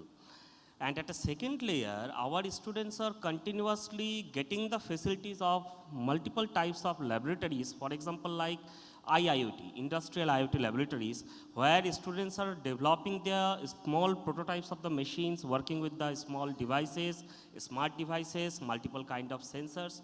In our university, hopefully in the West Bengal, we have a super intelligence lab where students can nurture with the LLM models, SLM model, that is the right now in a practical segment, that is the very useful one. Our students are getting the facilities of the robotics lab. Students are even developing their small robots, and that is really a little bit surprising for all of us that after a new entry, when they are entering into the system, when they are coming to the university at a first instance, our robots, our students are developing the robots, our robots are welcome all the new admissions people. And not only that thing, we have developed our supercomputing facilities. You are surprised to know that thing that we are probably the first segment in the India, in a private segment, we have developed our own supercomputer. The name is Satyameva. And the Satyameva is providing right now 978 teraflops, and in a Eastern segment, this is the highest or the second highest one. Okay, so our students are getting the facilities of top-notch lab facilities, and not only that thing, our students are getting facilities of LinkedIn Learning, Coursera Learning, NPTEL, Tinkercad, MATLAB Learning, and lots of things. Even they are getting the facilities of the virtual labs. When they are in a remote place, when they are in their room, they are getting the facilities of all that technologies. Students are continuously interacting with the industry people, because our students are frequently visit the industry on a regular basis, software industry as well as the manufacturing industry. Our curriculum are developed as the same benchmark with the Stanford University learning and as well as the Imperial College of London education learning system. So our students are getting the full facilities in the education, technologies and all that segments. And we are continuously thinking that our students are completely industry ready. Even if you are surprising to know that thing, our first recruiter for last 25 years, our recruiter are continuously recruiting from the same universities. That is the trend of our future readiness. That's definitely great. So now there are two things here. There is knowledge and there are interdisciplinary skills. So how do you see the convergence, this convergence actually creating new pathways, career pathways for the students at your university? Yeah, very good question. Taking an example for my department, I am heading the Department of Computer Science and Engineering, IoT, Cybersecurity and Blockchain. Basically, in this computer science courses, 3 different specializations are in blended mode. Students are getting the facilities of the smart devices and the related technologies and using of the sensors, connecting with the internets and all that things. Some of the students or most of the students, they are getting the facilities of how the data is working and how we can protect the data from the outside world. That is quite related to the cyber security. And nowadays, students are getting the knowledge of the blockchain technology as well, because for the large financial technologies, for the banking operation and for large data set operation, blockchain technology, that is very much important. So in our university, almost all the courses are very interdisciplinary in nature. I am giving you another 2 examples like AI and robotics. students are performing quite well in large language model and AI-based model, and they are also getting the facility of the robotics and the related technologies. Another courses we have, that is AI and machine learning, basically kind of soft core in nature, artificial intelligence and a machine learning. And not only that thing, we are also providing some of the facilities in the biotechnology segment and a human-centric computing as well. Recently, we have tie-up with Gujarat Biotechnology Research Council. We have signed an MOU with themselves for some different work. You are surprising to know that thing, that right now in a medical industry, there are a huge demand of the computer science people. Why? Because in a medical professionals, they are completely depending on the medical related or computer science related technologies, for example, like robotic surgery. If you want to find out a small lumps in your brain, you have to take care about the image processing of the slides or all that thing. If you want to diagnose a small cut in inside part, you have to focus on the USD technologies and all that things. So using the machine learning model, using the large language model, using the AI, the precision is really superb. So our courses, our nature, all that things are completely interdisciplinary in nature. So you also spoke about tie-ups. Yes. Now, industry collaboration Yes. and research partnership play a very important role in enhancing innovation and employability of students. How is it happening in your department? How are you scaling up in this particular sector? Yes, very good question. In our university, we have a different tie-up programs. First, I am coming to the international segment. We have a semester abroad program as well as a study abroad program with different universities. Throughout the year, our students are continuously visiting NUS Singapore, AIT Bangkok, University of Sydney, University of British Columbia, and we have an active MOU with 25 plus top-notch foreign universities. And it's a little bit surprising for the others. We are organizing each and every year, we are organizing more than 15 plus foreign conference, even in foreign universities like University of Nevada, University of California, even in TJ Watson Center, that is the IBM global headquarters in New York, University of Zurich, last year onwards. And that is, apart from the international segment, at a national level, we have an active MOU with IIT Gandhinagar, others IIT, NIT Calicut. We are organizing conference in NIT Calicut and IIT Gandhinagar as well. We have an active tie-up program with Satyen Bose Center for Basic Science, with different CSIR lab and all that things. And not only that, in the industry segment, we have an active MOU with Capgemini. We have an active MOU with Wipro, American Megatrends International. We have an active MOU with TCS. And apart from that, each and every department in our university, we have a separate entity that is called IEDC, Innovation and Entrepreneurship Development Cell. This Innovation and Entrepreneurship Development Cell is continuously nurturing with the industry and getting the ideas from their side and developing the ideas in our university. So we are properly in collaboration and in research tie-up with multiple segments. And we are also progressing in that part, ma'am. Well, that's great. Sir, now let's talk about the next step. Looking ahead, what do you think are the breakthrough technologies that you believe will define the next, decade in the engineering education? Little bit tough question. Because in engineering segment, if we are currently focusing, I have to identify 3 different fields: artificial intelligence, data science, and Internet of Things. And in our university, all these 3 courses are there. But the main difference is that in AICTE approved institutions, they are providing the degree with a credit of 170 plus. Because throughout the world right now, we are following the choice-based credit system. You have to, for complete a course, you have to follow this much of credit. In our university, we are following the credit, but at least 220. Why? Apart from the AICTE 170 plus credit, we are provided some higher learning courses to provide the honors degree, that is additionally acquired 20 plus credits. And apart from that thing, we are provide some minor degree courses. For example, that if you are doing your BTech in BTech CSE with a minor in manufacturing engineering, Somebody from biotechnology is doing BTech in biotechnology, taking a minor degree in artificial intelligence. So for this minor degree, we are providing another 20 plus credits. So it's total 220 credits. What's the benefit of that? If you are visiting any foreign universities throughout the world, in most of the European universities, most of the countries, our students are directly getting the MS opportunity. Because you maybe know that thing that when people are going to abroad, basically for the undergraduate program, they are following 200 plus credit.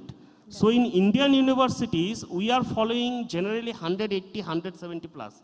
So we are following 220 plus credit. That's why our students are directly absorbed by themselves for the direct MS program. And not only that thing, in our university, we are giving another facilities. After a BTech, we are providing the PhD degree. That means if a candidate or if a students have 8.5 CGPA, we are directly giving an opportunity to enroll themselves in a PhD program. Even they are a working professionals, we are also providing the same facilities. So maybe in next 2 years or 3 years, we are getting the results of all that things. Definitely, that's great, sir. That's great. The conversation too was really great. Thank you so much for talking to us, and thank you so much for joining us at ET Now Business Summit and Awards. Thank you so much. Thank you, ma'am. Thanks for inviting me. Thank you.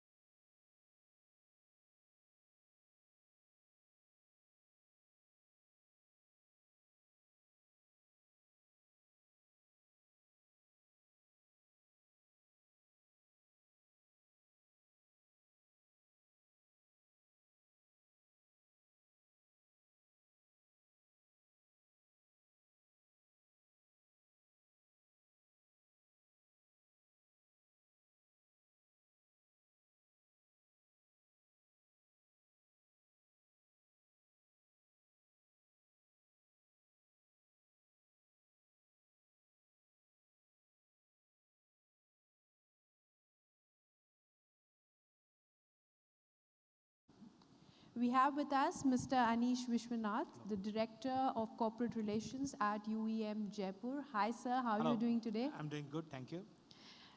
Sir, corporate relations plays a very crucial role in being able to employ people today. True. So how is UEM Jaipur strengthening its industry network for better internship and placements, of course, for the students at the college? Definitely, as you're aware that IEM, UEM groups, we are one of the oldest engineering and education institutes in the Eastern India. So definitely our pro point is placements. So we have a very proactive placement cell comprising of different placement officers and placement offices throughout the nation in all the major towns.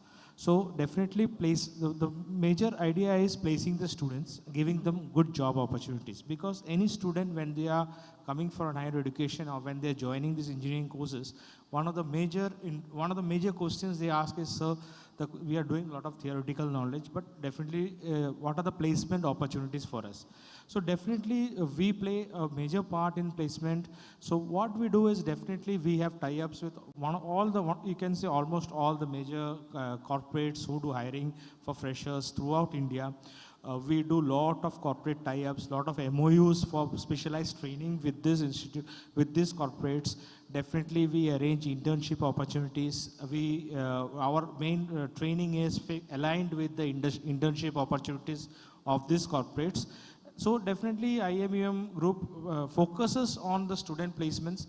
When student placements, we say that it's a big thing, because lot of things have to be taken care of for a student to get ultimately placed in his dream company.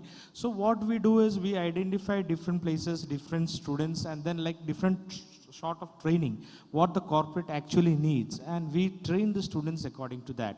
Apart from that, we have lot of conferences, lot of HR meets, lot of tie-ups where the students come directly, where these corporates come directly to our universities, interact with students, give them a lot of tips on how to, what are the current scenario, what they should need to prepare themselves. So in and all, when the student, once they complete their engineering courses or management courses or their graduate courses, so what happens is when they come out, they are a true professional. So because what the industry wants the student, we are preparing the students according to that. And so I can say that IMM Group focuses a lot on placements. We do all the activities related to placements. We give the students exposure to real companies, different HR, different corporates throughout India, throughout, if you can say, abroad also. So there are a lot of opportunities which the students get in lieu of placements and their training. That's great, sir. The industries are now evolving, and job market is very tight right now. So as you said that you are trying to make students job ready. So what are the other initiatives you're taking to, actually making the students being able to just get placed for being job ready and for being just ready to do whatever the corporate is expecting? True. See, once, like you said, they are students. They have come to join, they have come to a university, they are expecting a good placements, good education. Definitely IEM is simple with good education and good jobs, if you see our logo. So why we proudly say that is because we have to make, like we understand that lot of opportunity, the opportunities at this is less, but there are a lot of other opportunities also. Now we have to connect the students with these opportunities. Definitely when a student joins the engineering courses, he is a novice. He knows that a lot of opportunities are there. He has seen the market. He has heard from his seniors about the lot of opportunities. But he is in a very nascent stage. So as placement officers, as educationists, what we do is we prepare them for this particular job. We make them job ready, industry ready. For that, we have lot of different programs.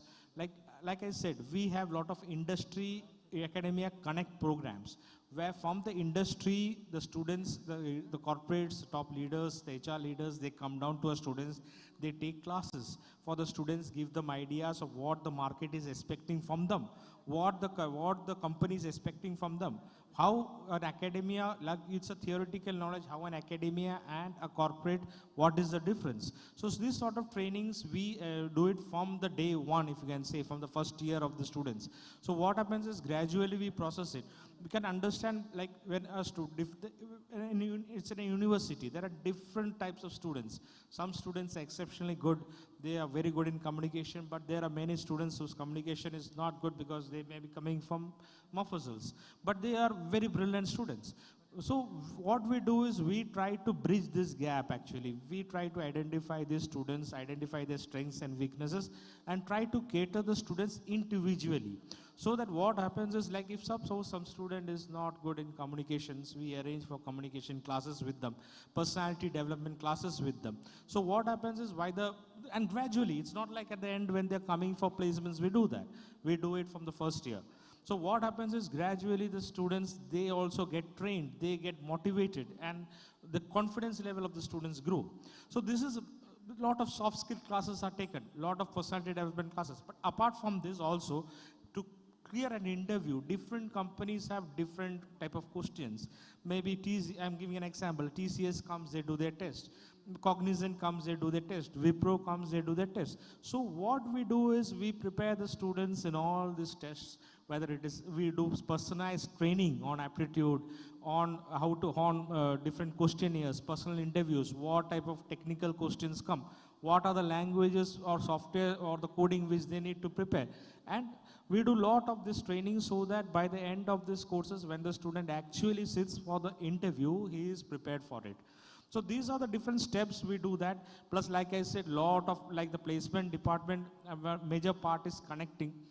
since we are IM group, we are there for 40 plus years. So we have a lot of companies already aligned. But now when the market is growing, there are a lot of new types of new jobs coming up. So as a placement cell, we identify such jobs. We do tie-ups with companies. We do students meet. We do alumni meet. Alumni come because many of our students are working in great places, good places, and good jobs. So we arrange an alumni meet in our college where the alumni comes and addresses a student. Recently, I'll give you an example. In fact, today there is a company coming called, I'll give you an example, MetaCube. So what we did is, there was one student who is already placed in MetaCube. 2 days before, he came and addressed all these 55 students who were shortlisted and going to write for the interview today.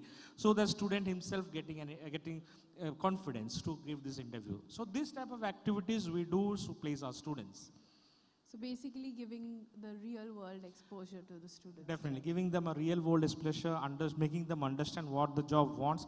Because frankly speaking, they are students, they are sitting in a classroom, they are hearing, they are understanding. But when they get this exposure, what the company actually wants, the students get prepared for the real world, get prepared for the interview, understand what the company wants, and they prepare well. So you can see our placement ratios are quite good. When the company comes for an interview, they are not disappointed. They get what they want. If they are wanting 10 students, they get 10 students from IMM group. So they come regularly. Definitely, that's great, sir. So we come to the last question. Now talking about industries and sectors and opportunities, which sectors and industries do you think will provide the greatest career potential for UEM students in the next decade? Yeah, that's a good question because the next 10 years are very transformative. Lot of new opportunities are coming. But apart from the definite the courses, the jobs which the students are getting, there are a lot of technologies like AI, ML, machine learning, data science. There is renewable energy, lot of fintech engineers, lot of tech engineers, robotics, like one of my colleagues mentioned. So different type of lot of opportunities are coming. And AI is a boon actually, you can say, because lot of new opportunities are coming. Previously, maybe they were just taken as coders, they used to sit in the bench. But now when a student is understanding such type of technology is coming, we are preparing them for this. We are giving them specialist training. So what happens is the students are getting prepared and a lot of new opportunities are coming. And nowadays, very frankly speaking, students are also there where they have clear views. The vision is very clear. They understood that from the first year, he is saying that, sir, I've heard about this. That's my thing. I want specialized training on that. Definitely. I want my mentors to align. So what we do is we align the students according to that. We identify students with similar goals because it's very clear from the first only that this is my goal. I want to have a career on that. So we definitely align the students with mentors. We align these new technologies. We bring in companies from different experts from the companies. We make the students come in conferences and understand tech conferences. We take our students who are interested. We take them to the tech conferences. We get an idea of the cutting edge technologies, what the future holds for them, like AI, like Meta has come with metaverse. So now we have started something over there also, where students are designing their own metaverse platforms. So these are the different things which our students are coming and they're prepared for the future. Because the future definitely looks bright. I am already positive on that as a corporate, because as a director of corporate relations, my job is interacting with companies, with corporates throughout the world. So I have seen that lot of scopes is there, and we have definitely integrated that into our syllabus so that the students get an idea and they get placed in these new technologies. So thank you so much for your great insights. We wish you all the success in the future. Thank you for coming and speaking at the etnow.in Business Summit and Awards. Thank you. Thank you.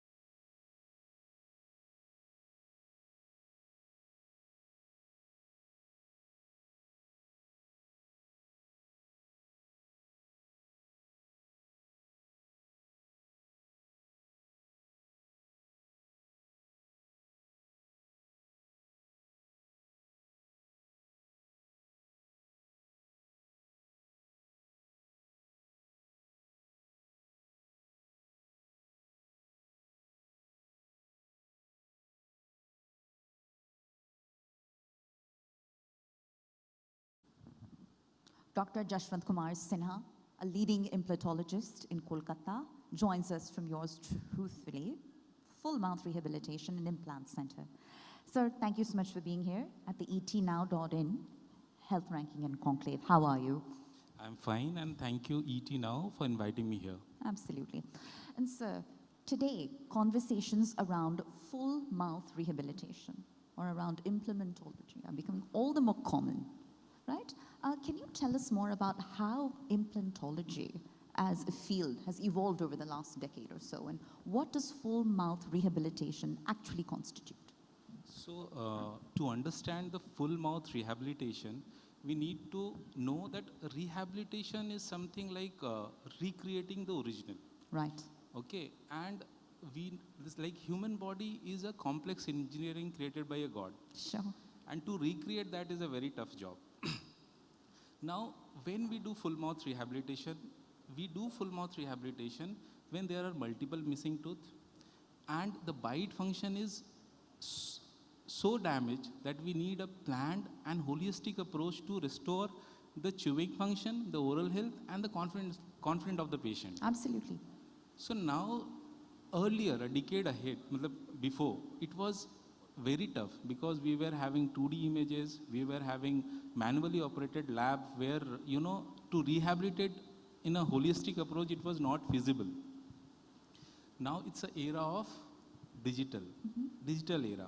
Right. Where we have got 3D images, we have got CAD/CAM, we have got guided implant surgery, and before touching the patient also, we can plan everything and we can recreate the same in the patient's mouth. Sure. With more precision and more predictability. Well, thank you for sharing that. And as per your point of view, doctor, what do you consider to be some of the most commonly made mistakes when it comes to oral health? So I will say it's intervention. Sure. So patients are actually unaware ki when to go to a dentist. Right. In India, patient come to a dentist when they have pain. Sure. So pain means you have lost your enamel, you have lost your dentin, and the third layer had been intervened. Sure. So we need to make the patients aware ki at least they should go for a periodic checkup, or else you get a signals like bleeding gums or tooth or food stucking in between teeth. I will say one more thing. I'll add to it one more thing. Like lots of patients says ki I'm brushing twice a day, but still I am having dental problems. Right. Because they don't know the proper technique. It's always the technique you have to know ki how to brush. Then only you can clean the surfaces. Makes So sense. we are cleaning the surfaces which are visible, but what we are doing for the interdental area, we never floss in India. At least in India, I don't know. Hardly, 10 to 15% of population is doing so. Right, right. I think you bring up some excellent points. And, thank you for essentially bringing the conversation closer to home in the Indian market. And speaking of which, now let's talk about Yours Truthfully. Now, in the city of Kolkata, Yours Truthfully has really built a reputation as an incredibly specialized center. In your vantage point, what are you doing differently? What's your clinical approach and what makes it stand apart from the rest?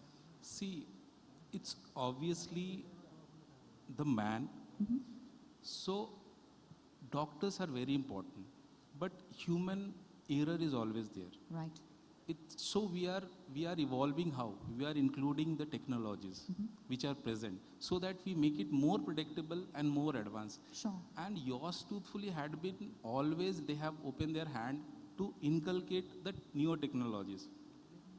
So we were the first in the eastern region to have chair-side scanner, chair-side CAD/CAM, and a milling unit, lab milling unit. So when you come to Yours Truthfully, we make sure in a single visit, we can do a RCT followed by a crown. You can see your crown being made. Right. Phenomenal. Well, I think that makes for a wonderful segue into my next question, which is what are some of the clinical innovations or the technology innovations in the field of full mouth rehabilitation or implantology that you are most excited about? So AI, we had been talking, I have been listening to all the speaker here, they were talking. So AI is evolving in the medical field also. To say the least. So when we do recreation, we want to know ki what was there initially with the patient. and AI will play an important role in that. So AI-driven planning and execution would be very important. I will love to see that. Then it's called real-time dynamic navigation. So when we are placing an implant, we are having 3D right now or a guided surgery. So in real-time navigation, what will happen now?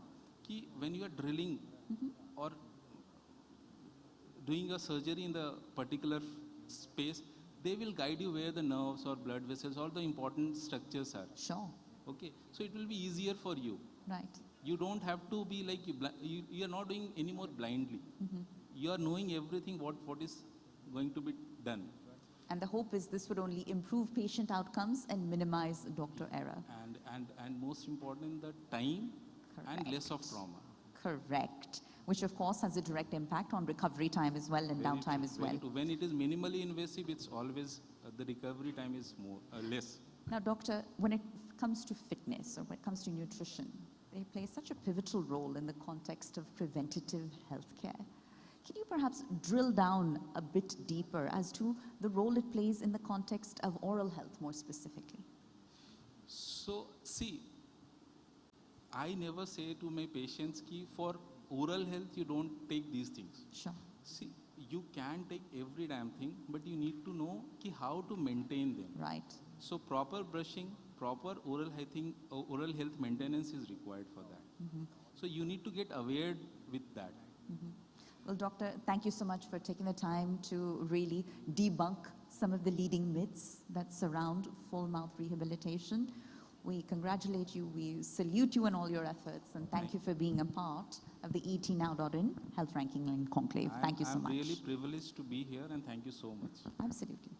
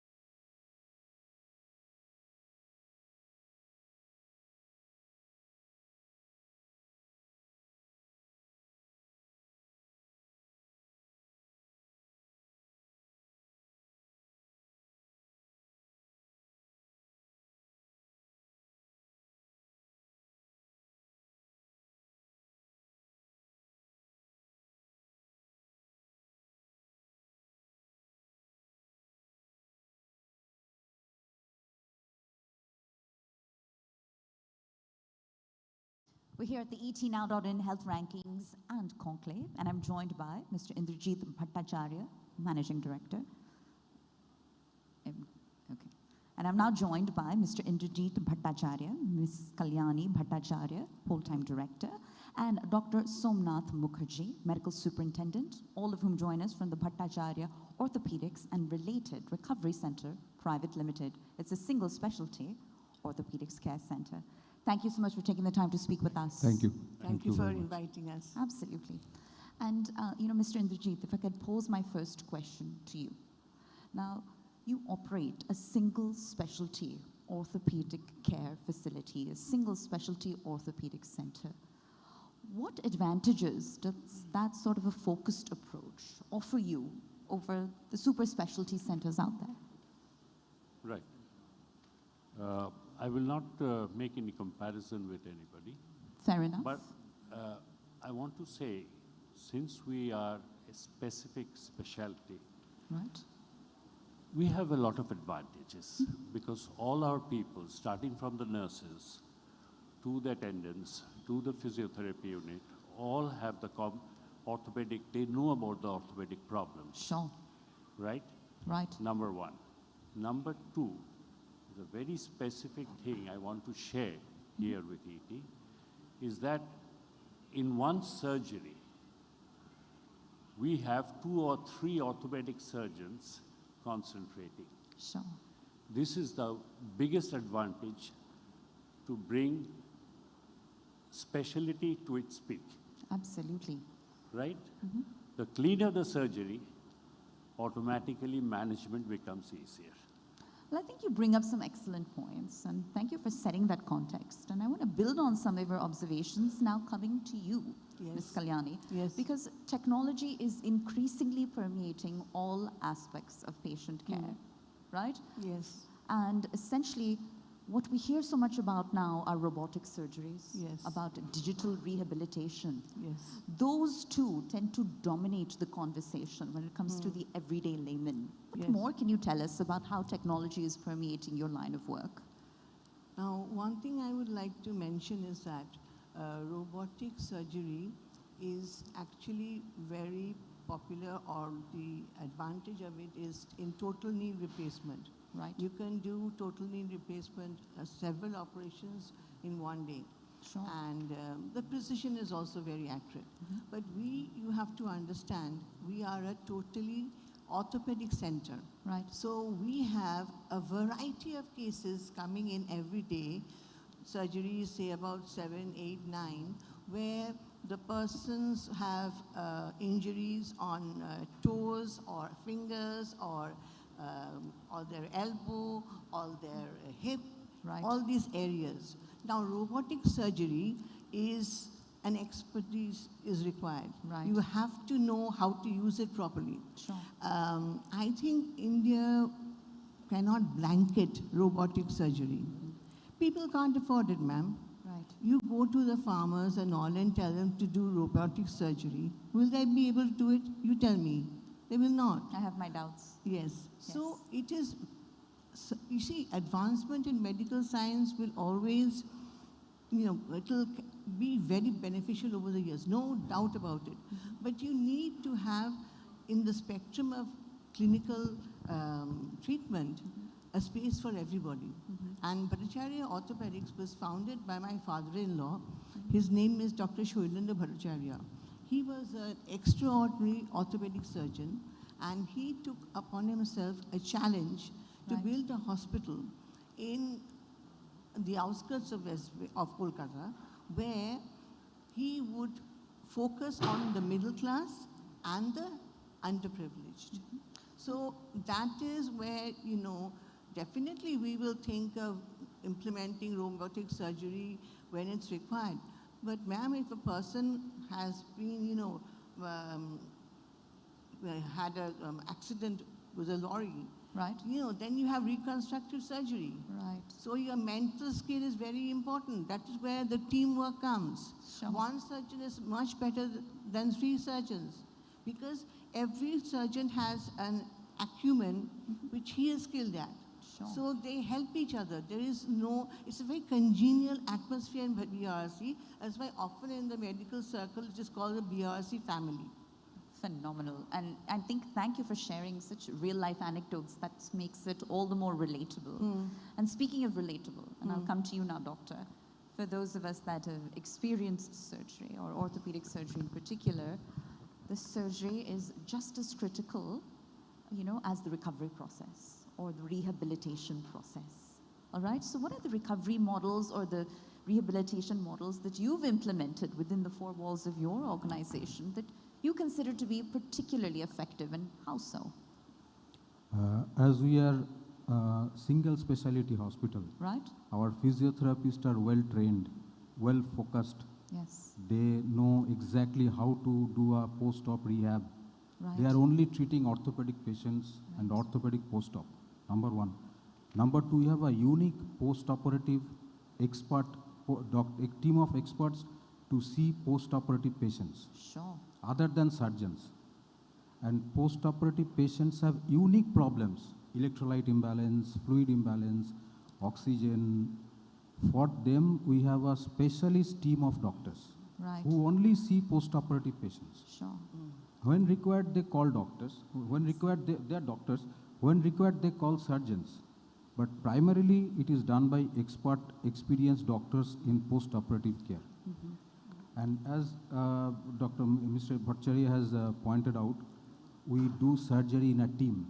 So the surgical outcome is always better than when it is done alone. A good surgery, rehabilitation is easy. When a surgery done well, then the patient's rehabilitation is much faster and easier. You know, if I'm understanding you correctly, and I'll take the conversation back to you now, Mr. Indrajit, with that single specialty focus comes reproducibility of results, which is ultimately what the patient expects when they're seeking medical care, right? So there's a lot of debate as to today's day and age, and the medical professionals that we'll see emerge will be ChatGPT trained or AI trained medical professionals, and hence perhaps lack some of the hands-on experience that the doctors of today or yesteryear might have had. How do you respond to that? Do you think there's any validity to that argument? It is very important. Definitely nowadays, you see, I'll give you an example. Please. You are seeing a patient, right? Right. After 15 days, the patient comes. For a follow-up? For a follow-up. Correct. So, by the reference number, you should be able to track the patient and all the records previously seen. Sure. Real time. Real time. Yes. So there it comes in. Yes. Real-time monitoring. Absolutely. Real-time remote monitoring. Absolutely. Correct. And there it comes in. And another thing is that fixing up appointments and all these things. Right. It is definitely, it is advisable. I see. No, it's, you know, it's sort of a double-edged sword. And when we look at, you know, Ms. Kalyani, coming to the Kolkata market in particular, you know, you mentioned your center was originally located right at the outskirts of Kolkata. Yes. How do you see demand for orthopedic care evolving in this part of the country, both by way of interest from domestic patients and medical tourism as well, given that medical tourism is very much on the rise in this country? Yes. There's a lot of medical colleges, you know, mushrooming here and there. I just hope their teaching skills are very good. Right. To produce, you know, doctors. What I'd like to say is one thing. You're all talking about AI and robots and everything mechanical. You should also talk about EQ. Right. We are human beings, Sure. Pooja. We have an emotion. Right. So in BRC, the doctors and Mr. Bhattacharya here, he takes a lot of time as acting as a missing link between the doctor and the patient. Sometimes doctors are so busy, they cannot give enough time to listen to, you know, the patient. Sometimes the patient says that I've already done 2 operations somewhere else. I don't have anything else to, I mean, how much more can I pay? Sure. So then my husband, you know, he really does a lot of social service. He gives them that kind of support that, okay, we'll do our best, You try and play for the implants, and the doctors here are also very cooperative, very committed. Right. So they also say, we will help the patient. Right. So, ma'am, that part is also what a doctor should be. Of course it is. Mm. You know, It's- affordability and accessibility should not be Yes, factors. and, you know, ma'am, if you actually see, if you do good work, you know, automatically people will come to you. Right. Now, we have also started fellowships. So young doctors who have completed their MS, they are doing fellowships under us for 3 months. Sure. And they're very happy. You know why? Because so much variety of cases they're being exposed to every day. Right. You go to any multi-speciality, Pooja, they will not be able to show you so much variety in one day. So you have volume and you have variety. Yes. Right. Yes. But we have to keep our costs low. Sure. But definitely where investment is required, our hospital has invested. Right. We have, in order to provide the best kind of result in the surgery. Right. Like advanced implants. And then we do endoscopic spine. Right. Ma'am, Right. which is not done, I don't know, in Kolkata where. It's extremely specialized. Yes. So, and also we are doing arthroscopy. So, ma'am, in spite of everything, we have to remember that we are humans. Yes. So, that aspect, robotics, AI, is going to be run by humans. So that human part is also in the patient. That patient looks for a smile, Pooja. Sure. At the end of the day. Hey, Right. doctor, will I get well? Yes. Will I be able to walk? Right. No, I mean, amidst all of the privatization of healthcare and all the conversation around healthcare becoming a business, it's important to essentially remember that very human side to it. You have to. Right. That is what my father-in-law taught us, both my husband and I. Right. He said there are a lot of hospitals, but remember that you are doing for society. Sure. So actually our motto is, we serve humanity. Wonderful. And with that, of course, comes the penchant for bedside manner. And especially in the context of perhaps orthopedic care, where there is a bit of recovery time. Rehabilitation is extremely critical, right? How, as you groom, younger fellows that train under you, doctor, do you help instill that bedside manner? I mean, is it entirely innate, or is it something that one picks up on the job? How do you do so in VROCC? Yes, bedside manner is very important for doctors. Very, very, very important. That human touch is very important. You have to encourage the patient that he can walk. Without encouragement, whatever physiotherapy, whatever rehabilitation, whatever surgery will not come to any use. Right. So patient needs encouragement. We do encourage our patients, and patients encourage good. Recovered patient encourages another patient. When a patient comes for treatment, we give examples. Such patients, give phone number to them, talk to them. Right. So they get encouragement. A difficult critical problem, they can come out. Sure. Limb salvage. Orthopedic makes patient immobile for a long time. So they get mentally down. So we give them encouragement and support so that they can come back to mobility again. Thank you for sharing that, doctor. And coming back to you now, Mr. Indrajit. VORCC has also been complimented for providing equitable care. So irrespective of whether you're from a privileged background or an underserved, marginalized background, VORCC's doors are open, correct? Was that essentially the guiding philosophy all along? How essentially did that sentiment become a part of the organization's DNA? To tell you frankly, right, it is love for the subject. This is the fundamental guiding force. Sure. You have to be passionate about your work. Right. If you're Right. passionate for your work, then And doesn't seem like as, work. As I was taught Right. in those old days, Sure. I was taught one thing, standardization of orthopedics. Sure. If a case comes in, Right. first stage, second stage, third stage. Sure. VORC standardizes it. Right. Whoever sees the case doesn't matter. Correct. There has to be a standard. A protocol. And we have an excellent team of doctors, very Right. good, and support We have system fixed it also. very firmly. For 32 years, Pooja, we've been working, 32 years. It was founded 32 years back by my father-in-law, and we have been working from day one Sure. with him. And we also do Ilizarov. I don't know whether you've heard of this or not.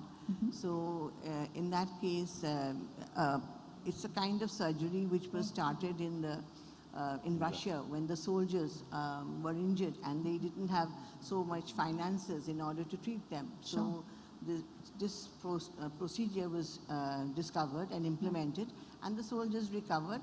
So I think Dr. Mukherjee can elaborate on Ilizarov, please. Yeah, this is a technique to save limb from amputation. I see.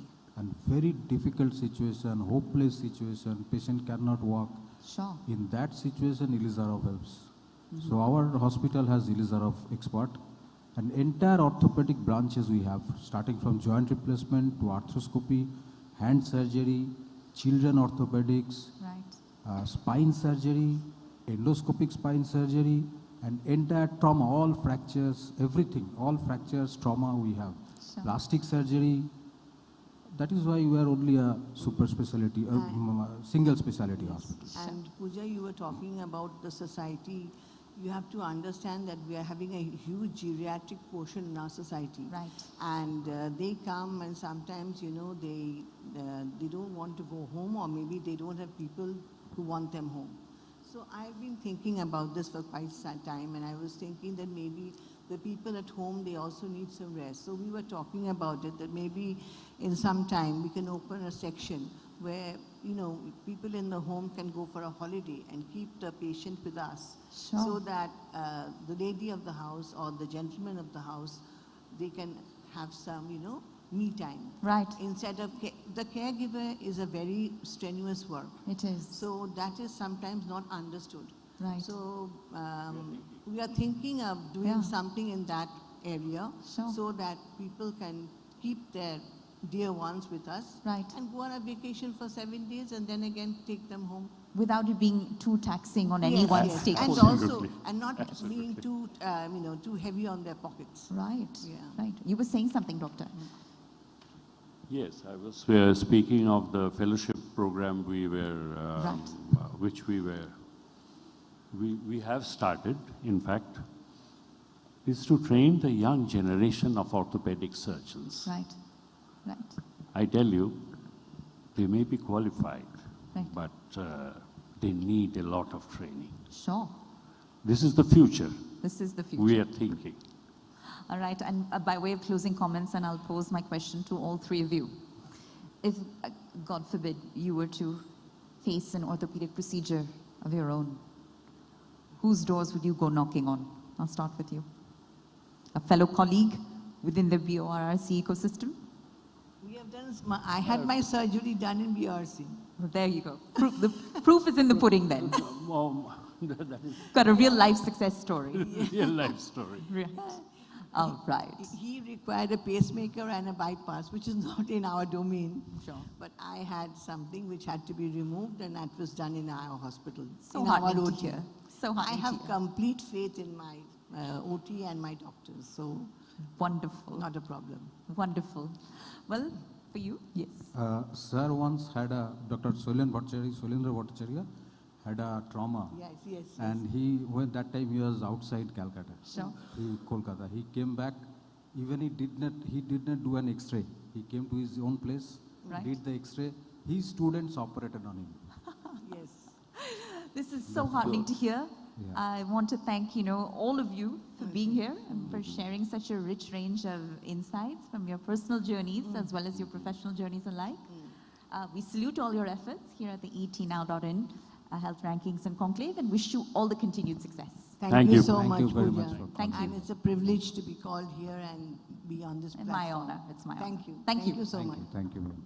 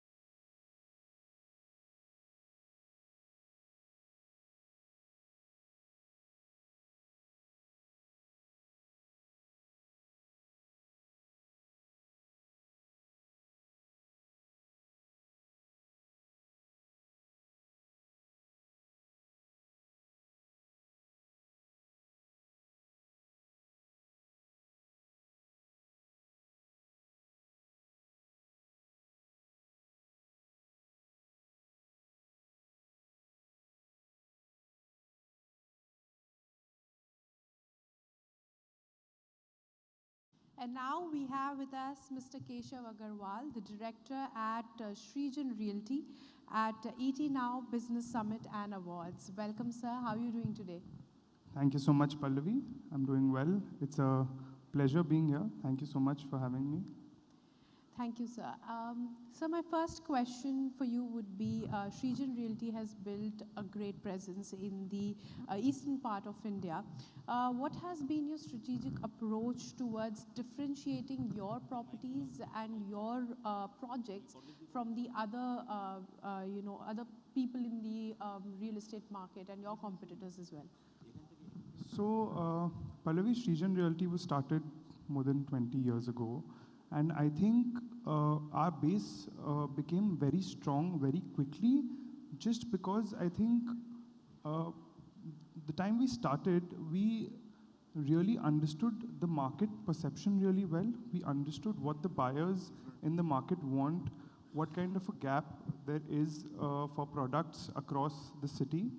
To give you an example, Srijan has always focused on projects which are larger than life. We've focused on bigger developments rather than single tower, multi-storied buildings, which actually reinforces the idea of community living and how communities can be created. And it's just about creating that lifestyle and understanding what the customer really wants.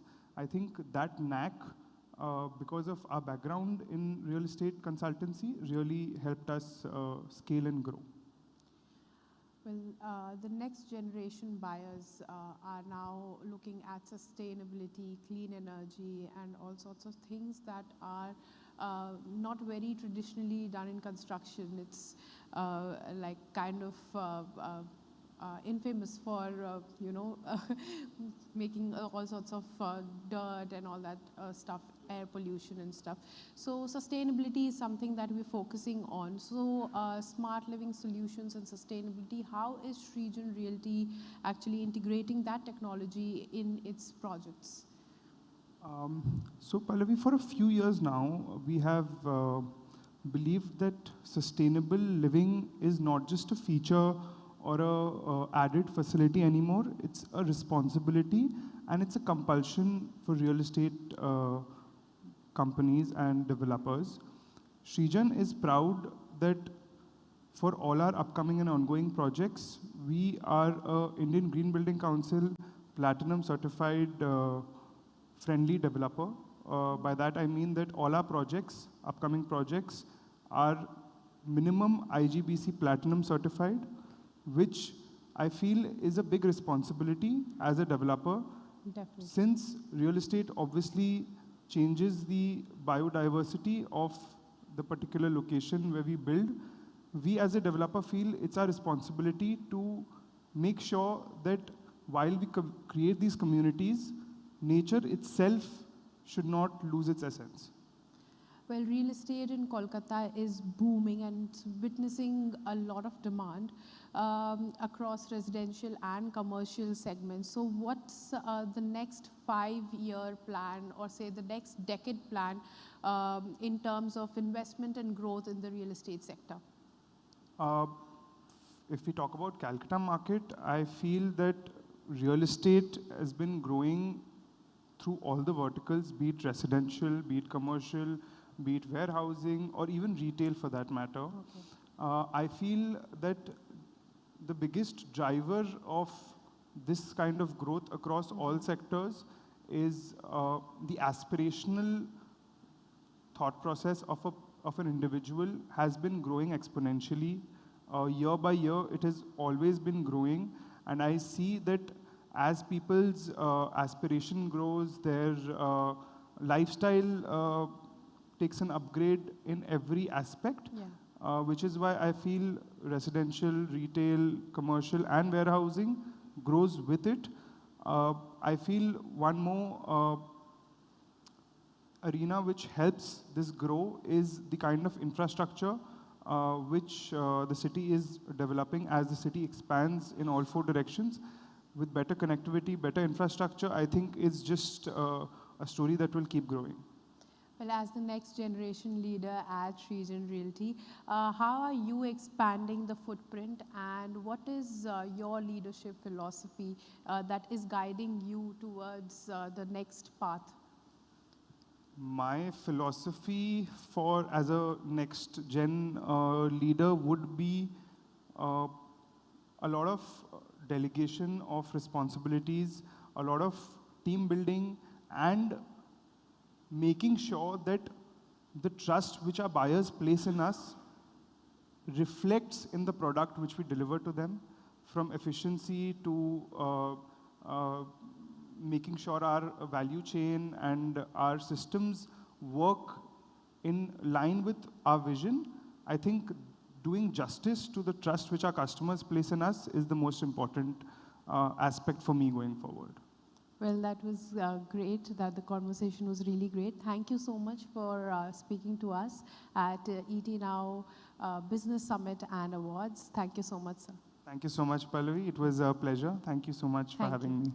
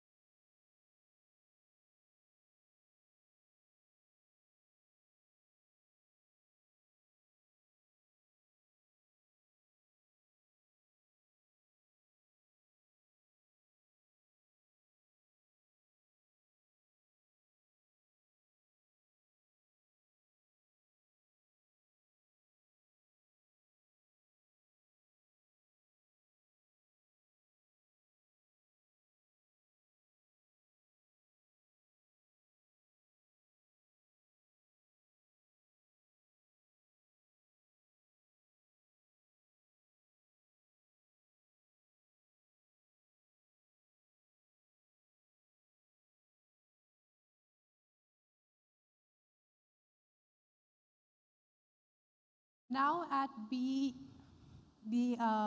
ET Now Business Summit and Awards, we have with us Jashoshri Rahman. Shree's Hair and Beauty Salon. She is the face behind it. Hi, ma'am. How are you doing today? I'm doing great. Thank you for having me here. Ma'am, my first question for you would be, hair and beauty is something that everybody is conscious about. As a woman, I can actually vouch for it. You have built a loyal clientele over the past few years. What has been your core philosophy in building trust and consistency in such a competitive market? Pallavi, as you have told, we have a great loyal clients. So the secret is our loyalty towards the client. We have tried to give in our best, and that is the result. Okay, that's great. That was a very nice answer. My next question would be, beauty and grooming trends are now evolving with a lot of technology also coming in. Of course. How do you keep your business aligned with those technological advancements in beauty and hair? See, I feel education is the core of any business. So I learn each day. That's the way I'm with the trends. Okay. Also about the technological advancements, do you have any new, treatments or hair, Yes, anything of course, we do have. What do you have? So as I told you, we keep track with the trends or the new technologies. And of course, I'm a very keen learner. We try and learn everything which is, and once we learn, we can understand what is good and what is bad. Yeah. Before the education, you cannot say anything. Definitely. Yeah. As a woman entrepreneur, well, there are various challenges, and now that women are actually empowering a lot, what has been your biggest challenge while you were scaling your business, and how did you overcome them?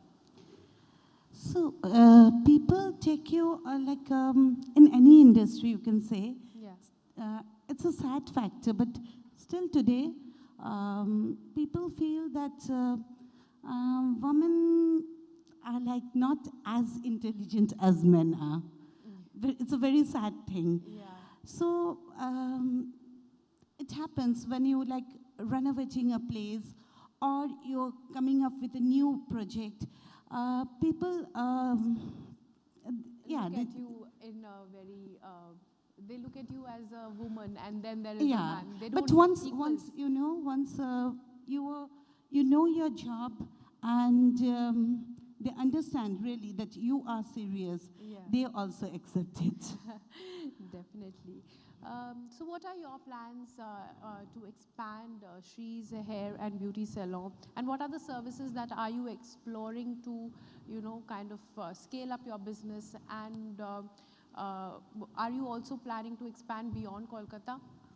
No, we are not, as of now, we are not planning to go beyond Kolkata. The reason is it's a very personal touch is required in our business. And it's very difficult when you really plan your business so wide. Then you cannot give attention to each and everyone. So I look forward to do great business with building a relationship with my clients. So that's how you. So I will not have something in my plate which I cannot have. Well, that's how you keep your clients loyal Yeah. to you. Well, definitely. Thank you so much, ma'am. Thank you so much for speaking with us. I hope great success for your business and for you. Thank you so Thank much. you so much.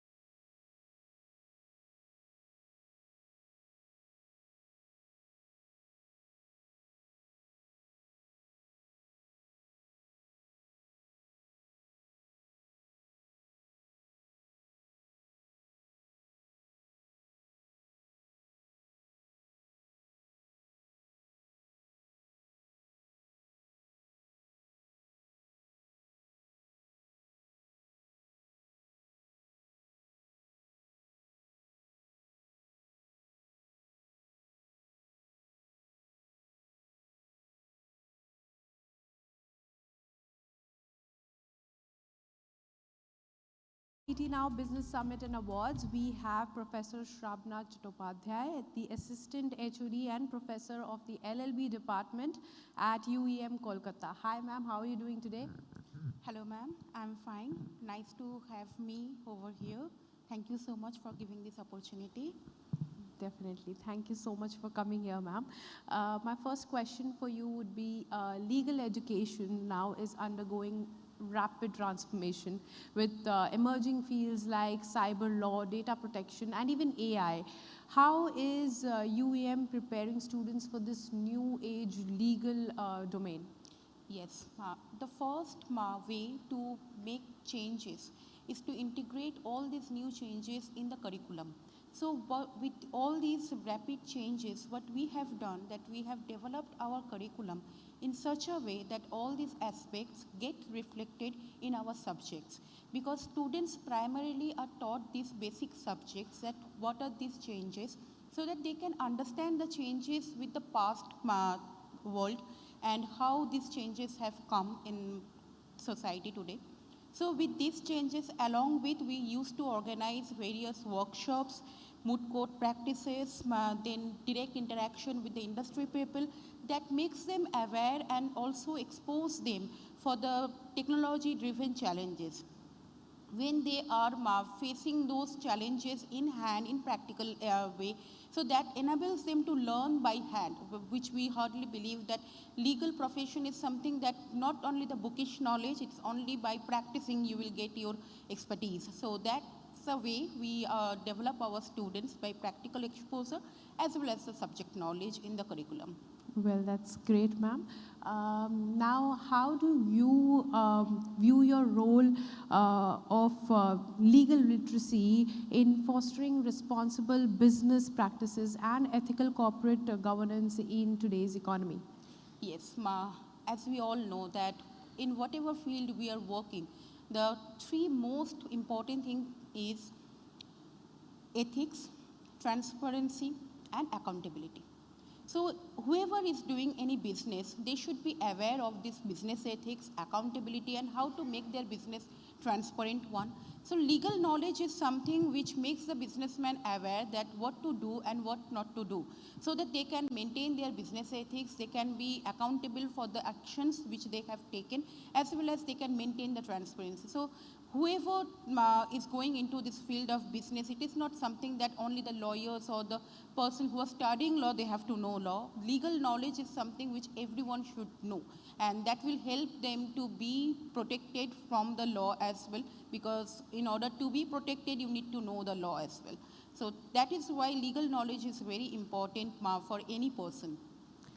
Corporates are also now looking for job-ready people and graduates, and many students are also aspiring to corporate law careers. So which skills and industry exposure are the most crucial for them to get into that space?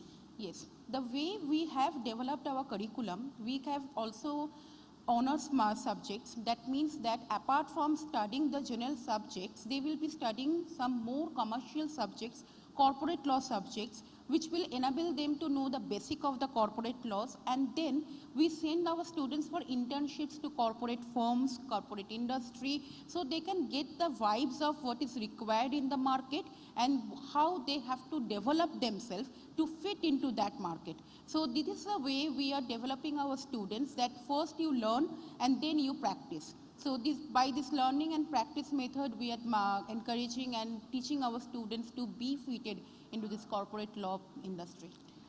Well, looking ahead, what major legal developments or reforms are you foreseeing that would influence India's business environment over the next decades here? Yes, we all have heard about SDG, Sustainable Development Goals. Along with that, what is recently developing ESG, that is Environment, Social and Social Governance. This area, ESG, development in AI, development in data protection, data governance. Now the businessman or this corporate law industry, they have to be aware, because now we are moving to such a world that we cannot ignore AI. But even when we are using AI, what are the ways, the way we can protect ourselves from being victim of AI?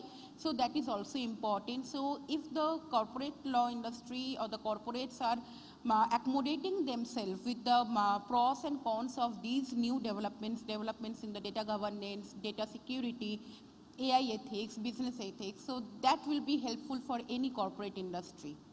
Well, that was a very insightful session for all the budding lawyers and entrepreneurs. Thank you so much, ma'am, for coming here and sharing your insights at ET Now Business Summit and Awards. Thank you so much, ma'am. Thank you, ma'am. Thank you for having me here. Thank you so much.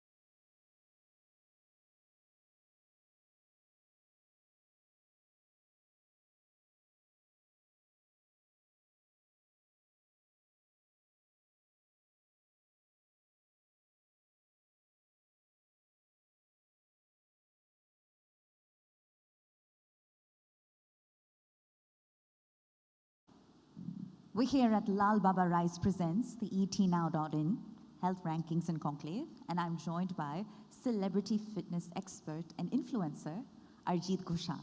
Sir, thank you so much for taking the time to speak with us. Thank you, ma'am. It feels nice to be here. Phenomenal. अब sir कहा जाता है when it comes to fitness, exercise and diet are two sides of the same coin. कि एक ही सिक्के के दो पहलू हैं. How do you weight the two, sir? आप कितना बराबरी का हिस्सा मानते हैं इसे फिटनेस की इक्वेशन में? क्या नजरिया है आपका? So basically, if it comes to weight management, then you can go like exercise. तो it like आप बोल सकता है कि एक्सरसाइज करने के लिए वेट मैनेजमेंट के लिए आपको जैसे स्ट्रेंथ ट्रेनिंग का ज़रूरत है, कार्डियोवास्कुलर एंड्योरेंस का ज़रूरत है, बिल्कुल, मोबिलिटी फ्लेक्सिबिलिटी का ज़रूरत है. तो eight that same time diet का टाइम में भी इतना ही सब कुछ चीज़ का ज़रूरत है, जैसे protein, good amount of carbs, like complex carbs, at that same time good fat, and again fibers. So ये चारों चीज़ एक साथ मैनेज होगा, एक साथ आपका न्यूट्रिएंट्स, प्रॉपर जो न्यूट्रिएंट्स हम लोग का बॉडी में जा रहा है, प्रॉपर आपका डाइट में ये सब चीज़ रहेगा, तब जाके वो वेट मैनेजमेंट में हेल्प करेगा. अब अरजीत, जब पार बॉइल्ड राइस की बात आती है, Yes. ठीक है, मुझे आश्चर्य होता है ये सुनकर कि parboiled rice is supposed to be effective for weight management. ज़्यादातर जहाँ तक हमें पता है या हमें बताया जाता है, राइस या चावल एक ऐसी चीज़ है जिससे वेट बढ़ता है, ना कि मैनेज होता है. How do you respond to that, sir? Surprisingly, yes, because जब भी हम लोग पार बॉइल्ड राइस ले रहे हैं, like Lal Baba is giving us, so the thing कि जब इसमें क्या होता है, जो ग्लूकोज का जो स्पाइक होता है after having that rice, so glucose spikes बहुत धीरे होता है हम लोगों का ब्लड स्ट्रीम में, जिसके कारण जो इंसुलिन का भी जो स्पाइक होता है तो वो भी धीरे धीरे हो रहा है, because of that rest in starch and lower glycemic things. तो इसके कारण क्या हो रहा है, हम लोगों का जो एनर्जी हम लोगों का बॉडी में जा रहा है बहुत धीरे धीरे एंड स्लोली जा रहा है.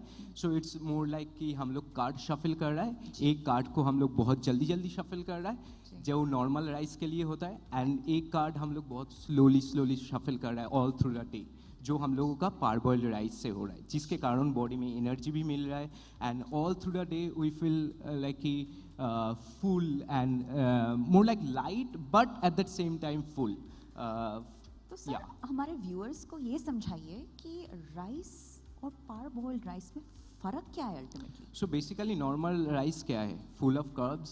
At the time of you are having par boiled rice, so उसमें क्या हो रहा है, there are raised in starch, at that same time vitamins B.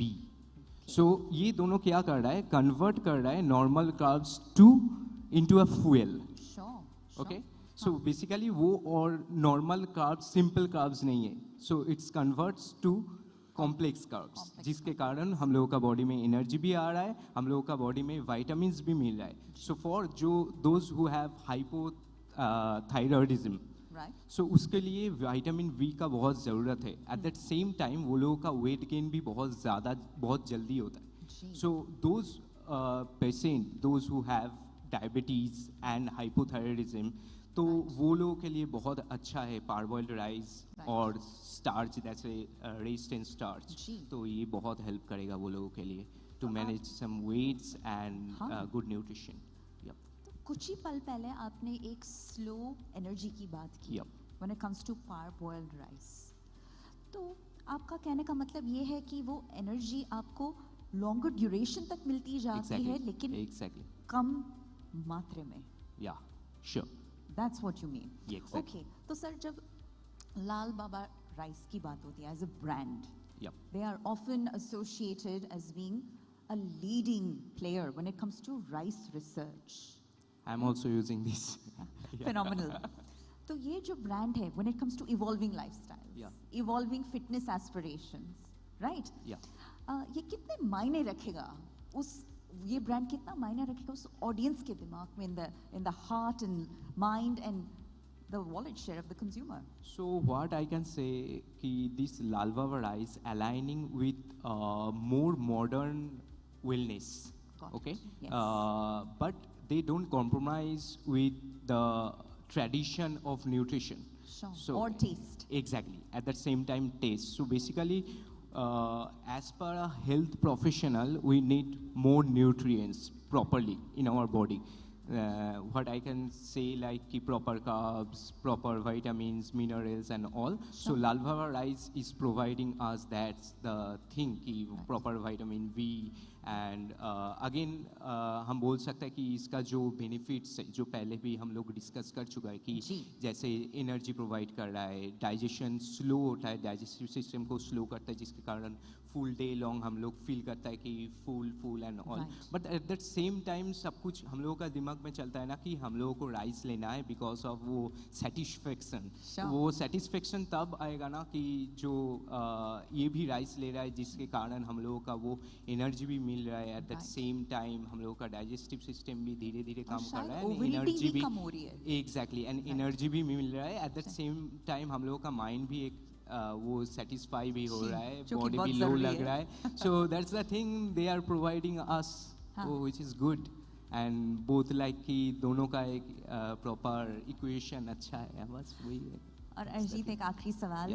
Please. Often times English में कहा जाता है that abs are made in the kitchen, right? हम बार बार सुनते हैं इस चीज़. अब इस बात को स्वीकार करना इतना आसान नहीं है, तो आप ही अपने नजरिए से मुझे समझाएं इस बात में कितनी सच्चाई है. So what I can say, there are 4 doctor principle. So first thing, doctor nutrition. Sure. Second, doctor hydration. Third, doctor movement, and fourth, doctor quiet. Okay. But I added one more, that is doctor thought. So there are 5 doctor principles. So now आप कोई पूछेगा मुझसे कि abs बनाना है, fit रहना है and all, you have to go like कि हर एक डॉक्टर प्रिंसिपल से आपको पूछना है वो क्या मेरा लाइफस्टाइल में सही चल रहा है. जैसे न्यूट्रिशन, डॉक्टर न्यूट्रिशन, सो सब कुछ चाहिए, carbs, good fat, proteins, fibres and all. Then doctor hydration, you have to drink water like 3 to 4 liters of water in a day. And then after doctor movement, so एक कहावत है ना normal commercial gym में क्या होता है कि सब कोई हम लोग मशीन्स यूज़ करता है, so जिसके कारण मसल्स बनता है, but movements builds a human. Okay. So movement से हम लोगों का वो नॉर्मल पोटेंशियल ग्रो हो रहा है, हर एक दिन का लाइफस्टाइल बेटर हो रहा है. देन आता है डॉक्टर क्वाइट, जिसके कारण आपका लाइक माइंड कम डाउन होना चाहिए पूरा दिन में, एंड कम डाउन रहना चाहिए हर एक वक्त के पहले एंड कुछ भी करने का पहले. At that same time recovery के लिए आपको प्रॉपर स्लीप चाहिए, जो good night sleep at least for 6 to 7 hours. And that one more added thing, that is doctor thought. So अभी का जनरेशन में उसका ही कमती है कि सब कोई वो नेगेटिव थॉट से भरा हुआ है एंड सब कोई डिप्रेशन एंड एंग्जाइटी का अंदर में है. So you have to think positively each and every time, जो भी है बस वही. So all easier said than done, right? But एक आखिरी सवाल, अगर अरजीत आप पे एक शर्त हम लगाएं कि आपको जिंदगी भर एक ही पार बॉइल्ड डिश खाना हो, आप क्या खाना पसंद करेंगे? Obviously Lalbaba Rice. All right. Yeah. So with that, Arjeet Kaushal, thank you so much for joining us. Thank you, ma'am. At Lalbaba Rice presents EatNow.in. Thank Health you. Rankings and Conclave. It's a pleasure speaking Thank with you so much. Thank you so much. Thank you.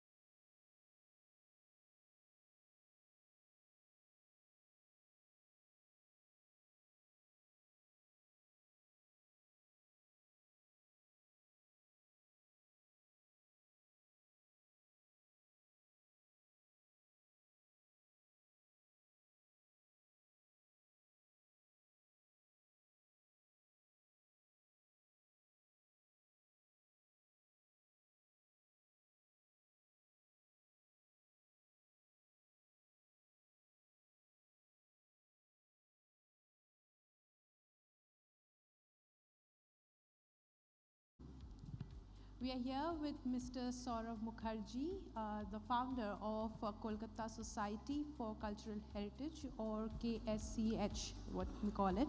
Hi sir, how are you doing today? And welcome to ETnow.in Business Summit and Awards. Thank you for having me here. Thank you. Yeah, doing well.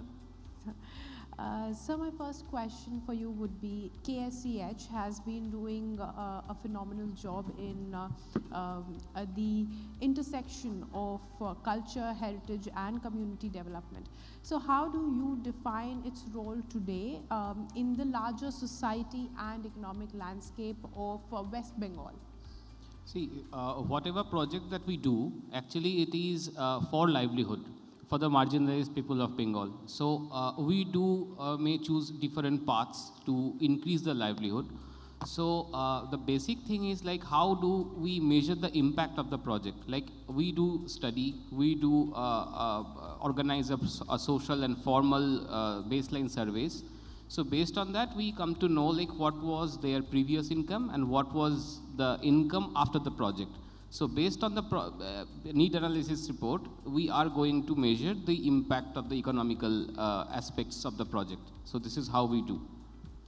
Well, that's very good, but many organizations are now struggling with sustainability. So what business or funding models have helped you scale and remain an impact-driven business over the years? Actually, our model is basically to create multiple micro enterprises in the grassroots level, mainly empowering the women. So based on that, like each and every project that we try and we do succeed. So based on the livelihood aspect only. So the baseline of the entire ecosystem is like, our main focus is to develop the livelihood, and based on that we need to create multiple self-sustainable models. So we don't have to ask for funds, and like we don't have to ask for any further like donations and all. So these projects are all self-sustainable. So that is the main key role of the project. Yeah. All right. Apart from cultural preservation and employing people from other backgrounds as well. So how do you measure impact to demonstrate the tangible social and economic benefits to the communities and the stakeholders? So what are you like doing to demonstrate the impact? Basically, we do, as I said, like we do a basic survey, like before the project and after the project. Suppose, and the baseline of the survey is actually to measure the income. What was their income previously, and after the project, what the income became. So based on this contrast and analysis, we do study what is the impact of the project. So it may be cultural project, it may be other like environmental project, it could be anything. So people should know like what they are doing before implementing any project or any idea, and what they are like getting after the project. So this should be clear from the top level of the organization and from the grassroots, like who all are doing the project on behalf of any organization. So this is the basic thing. So this is how we do measure, we do impact. This is the tangible thing that we all can see in the bank accounts. So how do you actually decide which business do you want to promote, which business do you want to take up? How do you do that? So each and every business we do take up based on the economical impact of that very particular location. So recently we scaled in Sri Lanka as well. So we also did a proper survey in Sri Lanka. The baseline surveys we have done. So based on the data, we do promote projects, or we are going for implementing the project. So this is the basic thing. Well, looking ahead now, what partnerships and innovations or policy interventions do you believe are crucial for an organization like yours to accelerate inclusive development in the region, like in West Bengal or particularly in Kolkata as well? Basically, the one point I just want to mention over here, like we don't work as the developmental organization. Okay. So Yeah. we don't work as like the founders or like some other innovative ideas. Like we do have all such things, but Yes. what we do is we do like we play like a catalyst. We are a bridge.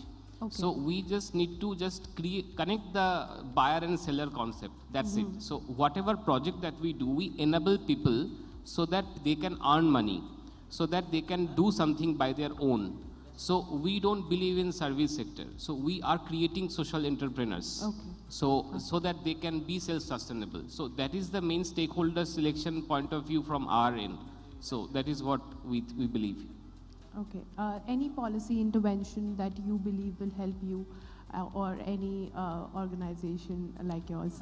Yeah, so that the thing is like taxation is very like, is actually killing this. Like I know like India government is like helping MSMEs a lot, but at the initial stage, like GST norms when it came and other taxes, so it actually killing the entire ecosystem. So right now it is completely balanced, like in the revised structure of the GST. So, and also the policies are very good, but in future, like social organizations are actually getting problems. Like people are treating like social organizations just like as like other corporates. So that is the main problem. So we do provide tax exemptions. We do not give taxes. So that is the basic contrast that we all have to understand. So yeah, that is the main problem. Well, I hope they're listening, and it was really nice talking to you, sir. Thank you Thank so you. much to interact with us, and thank you so much for coming here at 80now.in Business Summit and Awards. Thank you so much. Thank you. Thanks a lot.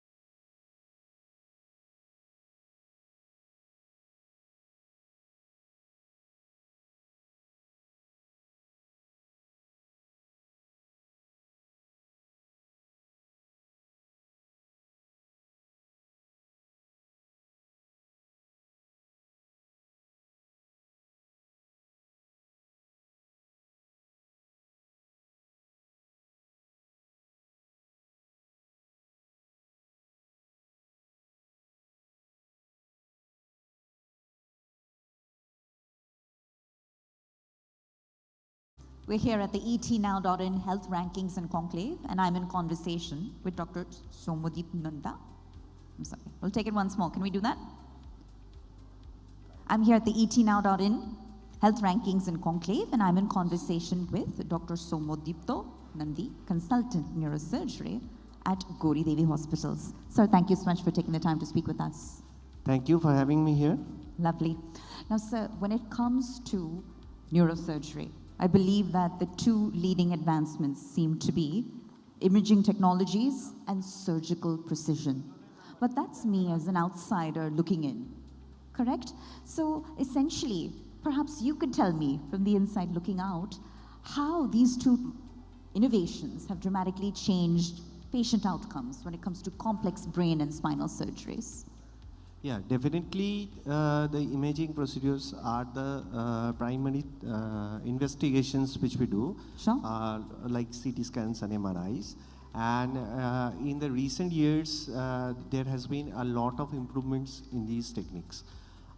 Say for instance, like we now have intraoperative MRIs. Like while doing a tumor excision, like after excising a part of the tumor, we can actually see the tumor again in the intraoperative MRI and can decide how much we should resect more. Mm-hmm. And similarly, there are, in the surgical techniques, there are many new advancements, like especially it's age of minimally invasive surgeries. Sure. So we use our natural corridors to access various parts of the brain. Like for going into the deeper structures of the brain, sometimes we use the nasal corridor or the oral corridor and use the endoscope to excise the tumors or the pathology what is been there. As well as we can go inside the ventricles with minimally invasive endoscope and can go and like excise the tumors and whatever the pathology is there. Also along with it, there are many new advancements which has come which will help us in creating a better safety for the patients, like intraoperative neuromonitoring, which helps us in deciding which tissues we should not injure, and we can actually see it in real time that these tissues are having vital structures. And so we can like decide not to go into and not to injure those structures. So definitely these advancements in imaging and surgical techniques have helped us a lot in having a better patient outcome. Well, thank you for sharing that, Dr. Nandi. And one of the perhaps more worrisome trends is the early onset of neurological disease. You know, amidst this next generation, you're seeing it earlier on in life. To what extent is that nature versus nurture? Is this truly lifestyle induced? A large part of it is mainly due to lifestyle. Say for instance, in our like new generation, like they are more exposed to different kinds of works, and as well as like the stress level is very much in the new generation, which we call the Generation Z now at present. Right. So they have a much more stress level. They are like attempting to do a multitasking in various spheres and doing things at the same time. So it naturally takes a toll on their body and mind, and which actually reflects in the diseases. So we now have actually early onset neuropathies as well as depression in the people, and also because of this excessive reliability on the digital media, including the smartphones, which is like creating a main problem for the recent generation. Sure. We're all slave to our phones, sadly. Yeah, there is no detaching ourselves from the device. But switching gears for a moment, when we look at breakthrough technologies, right, and the buzzwords have become artificial intelligence and automation and cloud computing and machine learning and augmented reality. But wearing your medical hat, how much and which of these technologies have the true potential to revolutionize patient outcomes, and what's just hype? Obviously, these new technologies are going to, like, it is only like a budding flower now, but once it blooms fully, it has got a lot of potential. All right. Say, for instance, like while planning a patient for surgery, sometimes we have to decide the various corridors. And now, with the help of this AI and imaging advancements, what we can actually map the various tracts which are present on the path to reach a certain particular structure. And accordingly, we can integrate the AI into the system, as well as like we can use neuro navigation, which has come actually. So in neuro navigation, AI integration can give us an actual path through which we should proceed. And actually, it can decide among the thousand of the paths which can be taken. It can decide which one will give the minimal blood loss, which will ensure the minimal structures, and will give a better outcome. As well as the use of the robotics, which has now come come in a big way in the various medical spheres, are slowly creeping into the neurosurgery. Like now, certain electrode placement, like the deep brain stimulation and all, can be done fully robotically without even without any visual representation like that. Right. And like fully a robot can itself put the stimulation into the brain. And like some laser ablation therapies can also be done fully robotically.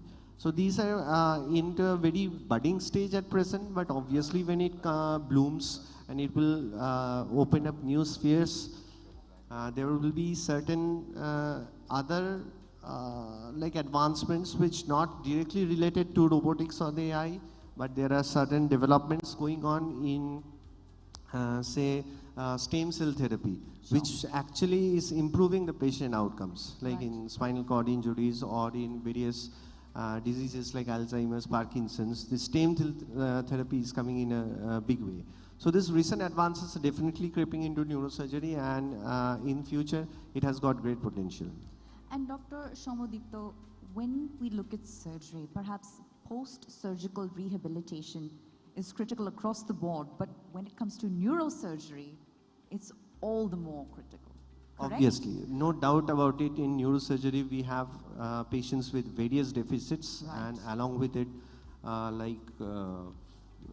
post-operative rehabilitation is the most vital, essential part. So what models do you have in place to monitor short-term versus long-term patient progress? Because I believe those are two completely different pathways when it comes to neurosurgery. Yeah. So while planning rehabilitation, we have to address as various spheres, like physiotherapy, like movement of the limbs, and along with that, we have to think about the speech therapy of the patient, because many of our patients with brain diseases like tumors or intracerebral hematomas will have speech difficulty. So we have to integrate those two. Along with that, because of such a heavy toll on the patients and long hospital stay, they will have mental illnesses also, which also needs to be addressed. And along with that, we have to rehabilitate them in their occupation also. So it has various spheres, definitely. So primarily what we do is that we begin with physiotherapy, and gradually we integrate our motor motor functions in this physiotherapy. Along with that, we gradually proceed to occupational therapy. We monitor the fine motor skills of the patients and try to improve those. And at the same time, along with that, we give psychological support to the patient, which is primarily very important, as because they will be psychologically very down after the surgery. And gradually we will, our ultimate motto is not only to treat the patient, but to make the patient as much better as possible, so that they can live a normal lifestyle as much as possible without any feeling of any downside of it.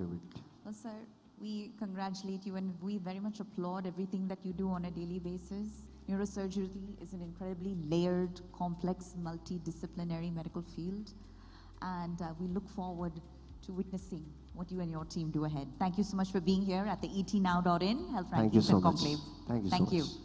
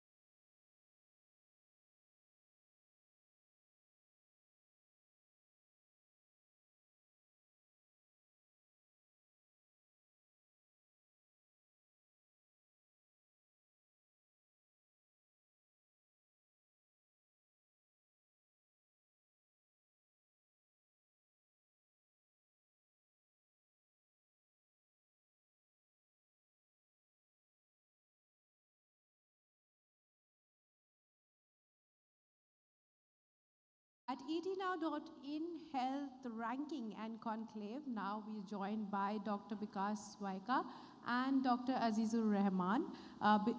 Dr. Vikas Swaika is the HOD and Professor of General Medicine at Gauri Devi Hospitals, and Dr. Azizur Rahman is a consultant in General Medicine at Gauri Devi Hospitals. Hi sir, how are you doing today? We are good.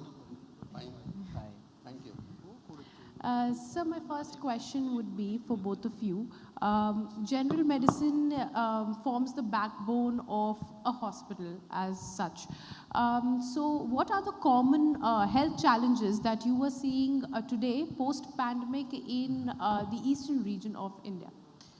See, following the COVID pandemic, we are facing with the common syndromes of chronic fatigue syndrome, where there is a cognitive dysfunction, fogging of the brain, patient is exhausted, then mental disorders like depression, anxiety, mood disorder.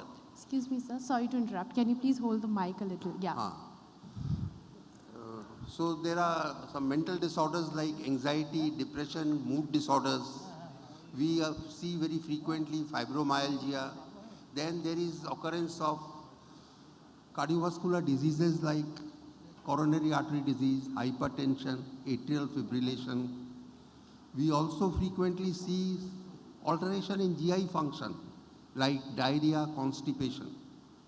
And there are some uncommon syndromes like mast activation syndrome, so which is rare, but it is seen. And patients also have chronic cough and shortness of breath for a long duration, for which no definite cause could be found. I just want to add one thing, that sudden cardiac arrest or sudden cardiac death, that is nowadays very much frequent post-pandemic COVID. And one more thing is that respiratory syndromes and respiratory illness is nowadays more frequently in our society. So sir, the next question is for you. You can also interrupt in the middle if you have anything. With lifestyle diseases increasing in younger age in people, what preventive approaches or screenings are you recommending for people to take up to identify the problems as early as they can? Lots of disorders or diseases nowadays, lifestyle related. Especially we are now habituated in the sedentary lifestyle. And physical activities nowadays, especially in the younger generation, is very much less. We are now, after even nowadays, we are not habituated to go to the field and do the outdoor sports. So what is happening is that nowadays, lifestyle diseases like obesities and diabetes, hypertension, cardiovascular morbidities, the thyroid disorders, these are more common nowadays than earlier. So what we have to do is, first of all, we have to change our lifestyle. Like we should change our food habits, like fast foods and all those outdoor foods, especially those who are having heavy rich ingredients. So those foods we should avoid. We should do lots of physical exercises, and overall, especially more than 30 years of age group people, they should do a regular yearly routine health checkup. Like they should once in a year visit to the local doctor or physician, and they should go for some routine blood checkup for their health conditions. And even they are well and good in the results, but regular screening and regular blood tests and other tests like regular interval ECGs or others, you should have to do. And one more thing is that we should award the society that regular health checkup and regular blood tests or regular visit to the physicians, regular exercises, and a good lifestyle, a good food habit can prevent lots of diseases nowadays. We should give this message to the society. Anything you want Yeah, to add? I would like to add These lifestyle diseases are nothing but non-communicable diseases. Like, so more incidence of fatty liver we are seeing, polycystic ovarian disease we are seeing more numbers, dyslipidemias are more common. Whatever factors he has mentioned, in addition to that, poor sleep hygiene, stressful situation, stress, which raises hormonal disruption is there. And another thing is that from cosmetics to plastic, they are all toxic to the body. Okay. Yeah. So one has to be very cautious with it. Plus, for any short illness, people are prescribed antibiotic, which disturbs the gut flora. And this gut flora is very essential for the health of our body. So this is my recommendation, that one should be very cautious in maintaining, go for a healthy diet, do physical activities, have proper sleep, de-stress yourself, do yoga, meditation or mindfulness, some sort of this activity should be undertaken.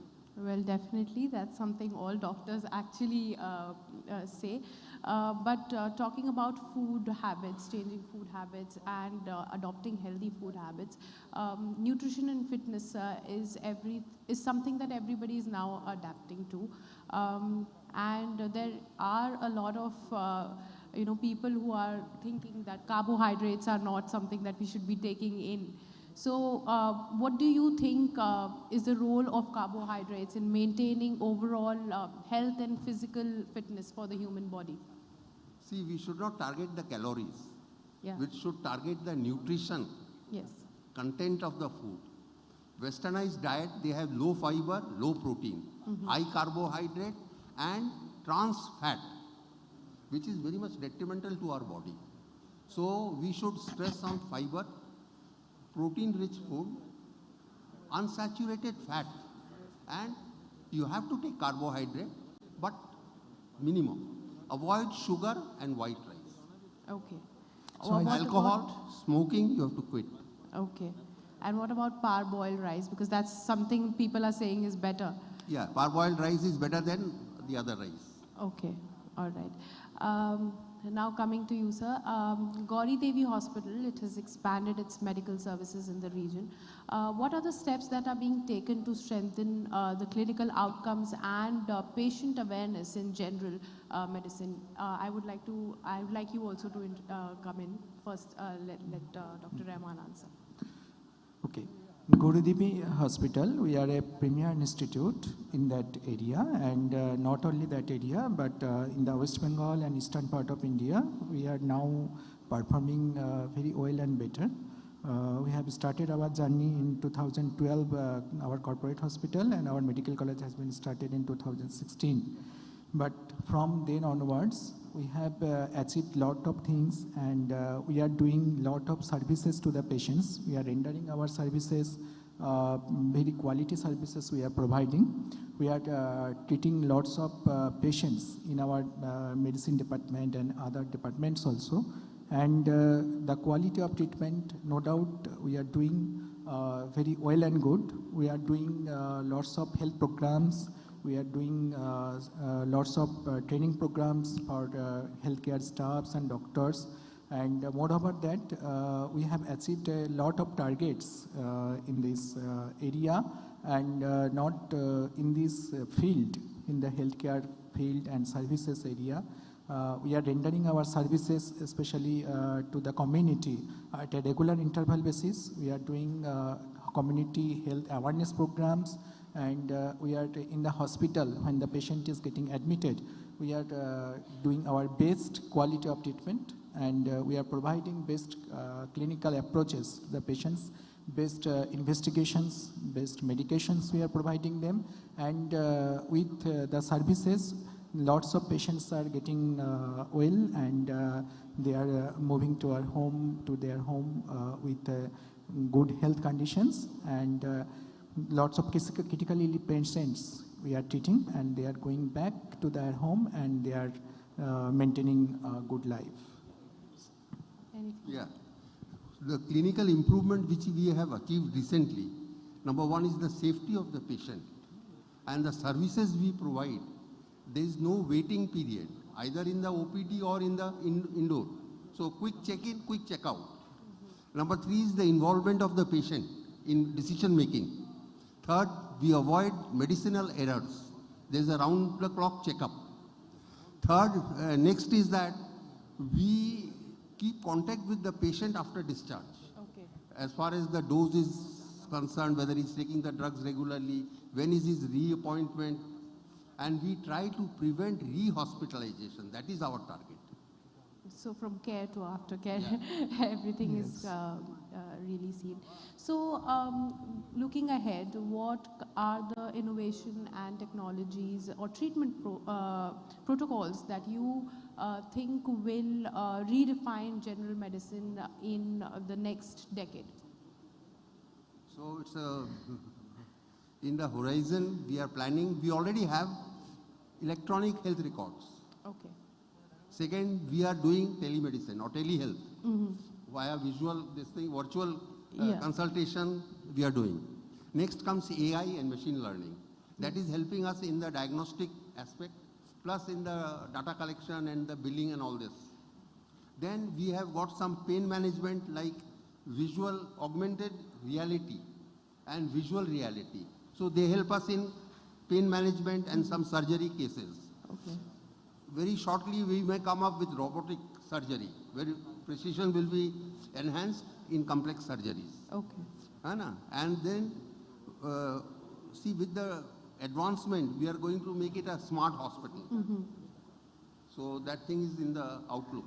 Definitely. I just want to mention it that patient's record, that statistically analyzed patient's record, that is nowadays very much important. The moment patient is here to me, so I can see with the help of AI technologies and other technologies that what are the patient's clinical profile, what are the patients having some other diseases or already is in treatment.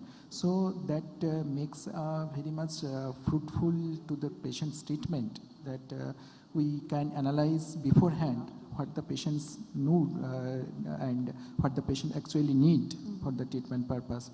And one more thing we can add is that here AI technologies, artificial intelligence, can add up lot of things, especially nowadays what are the researches going on and what are the modern options available we have. All those informations we can add it up with the technologies, and especially for the research purpose we can use these technologies and we can get lot of benefits to treat the patients from these technologies. That will be all, sir. Thank you so much, Dr. Sweka and Dr. Rahman, for joining us at etnow.in Health Ranking and Conclave. Thank you so much for joining us. Thank you. Thank you.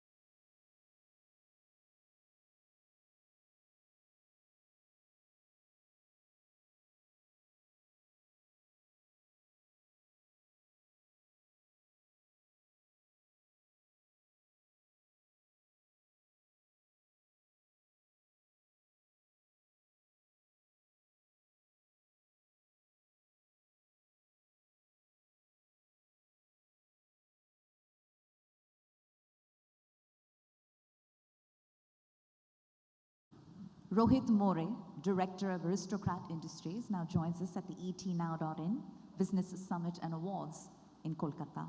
Rohit, thank you so much for taking the time to speak with us. Yes, Pooja. Firstly, I would like to thank etnow and the entire Times family for having me here as a speaker. I'm honored to be as a speaker in this such a big platform. Thank you so much. So the pleasure is ours. And we're especially kicked about this conversation because when it comes to you, the list of accomplishments is long. You're an industrialist, you're a TEDx speaker. I believe you're a recipient of the Mother Teresa Award. And to add to that, I believe you are Times Now's youngest industrialist, as in the recipient of that award as well, as ET Now's Industrialist of the Year. So given the list of accomplishments, right, was this all organic or planned all along? You had big dreams and you simply made it happen. So what I feel is it's all about time management. All right. It's with every individual, whether you are a businessman, student, everywhere. If you are doing proper time management, success will come to you. I normally go as a speaker, as a lecturer in IIT, IIM. I always say to young students, just do proper time management. That is all you need to achieve. Well, sir, it's all easier said than done. And another one of your accomplishments that I have yet to get to is the fact that you've essentially put a face to the rainwear industry. It was largely an unorganized sector that was often overlooked, didn't perhaps have a particularly credible identity of its own. But you've managed to change all that and make it more of an aspirational sector that entrepreneurs are now looking to build their own presence in. The sector now has competition, it's organized, it's far less fragmented, all right? So is this transformation one that you perhaps anticipated all along? And how would you rate your own contributions to this transformation? So it's all started with branding. So I feel that rainwear industry is very big, but it is somehow unorganized. So I started with branding. And we had done branding with many celebrities, locally, nationally. And that branding has helped people to aware of the product rainwear. If you will see, rainwear is needed in each and every sector. All the two-wheeler bikers need rainwear. Right. The farmers need rainwear. The policeman needs rainwear. The army needs rainwear. The security guard needs rainwear. Zepto, Ola Eat, Uber Eat, Swiggy Instamart, all these bikers need rainwear. And in Mumbai, where I'm from, you can't survive without rainwear. So there too, everyone needs rainwear. Yeah. And even the kids now needs rainwear. If you will see, when I was a kid, so we don't used to wear rainwear. But now even the kids, you will see the parents are very much focused with their kids. So the parents wants their kids to wear rainwear during any season. So if you will see, out of 150 CR people, at least 75 CR people are using rainwear, from the very low segment to very high segment. It is a requirement of everyone. Well, you know, Rohit, what else I'll say is that you've managed to bring a touch of fashion and fun to rainwear, in that one enjoys wearing it. So if you will go to my page, if you will go to our branding strategy, if you will see that, I just done a ramp walk. I myself done a fashion show wearing the rainwear. Amazing. So it's good. Like rainwear is a necessity, and if you add luxury to it, it is like for both the segment, for necessity and for luxury. It is for both the segment you will see. If you will see the very good thing, Burberry, which is a very big brand, renowned brand, of course, is actually a rainwear brand. Right? Is it? Yes, if you will go and Google it, during Really? the Burberry? World War II, yes, Burberry has made rainwear for the army. I have to check this out. Okay. Yes, please All do right. check this. Okay. No, I absolutely will So do a that. brand Burberry. like, as you asked luxury, so a very big brand in India, like Burberry is a very, very good brand. So the brand like Burberry is also into making rainwear. If you will go to any Burberry outlet, you will find rainwear there. Well then, Rohit, having shaped the rainwear industry to quite a degree, what's now next for the Aristocrat brand? Are you eyeing parallel business lines, perhaps, that you would like to expand into? In next few years, I am going to see Aristocrat Industries, my company, as a listed company. And maybe what will happen, I don't know, but I am wondering it may go up to 1K crore company. Well, we very much wish you all the best. Thank you so Lofty much. goals ahead, clearly. And earlier in the conversation, Mr. Mora, you mentioned that the key to success is time management. What one might argue that the key to success is also building the right relationships. And in a country like India, the circles that tend to be most influential are perhaps the political circles. There is a Bollywood fraternity of its own, all right? And then there is obviously a cricket ecosystem, correct? You've managed to build relationships across all three, all right? What's the secret to doing so, and how much of those relationships influenced your personal and professional outlook and success? A good smile, a good behavior smile. costs nothing. So if you are good to people, people are good to you. And I believe the celebrity, like since I am very much personal to many people, so I personally believe that all these people are like us. Even a people who is sitting there, maybe thinking how I am, how Rohit Moore is, but I am as normal as they are. The way all these celebrities, politicians, sportsmen, they are as we are. And I firmly believe I am expert in my field, they are expert in their field. So it's a common thing which we exchange. So it's a very good thing to know people, and you learn from these people. If you will see, if you will go and sit beside a politician, you will learn lots of things from there. If you will go and sit beside sportsmen, you will learn lots of discipline. Boss. If you will go and sit beside an actor, you will see how they work, how enthused they are with their work.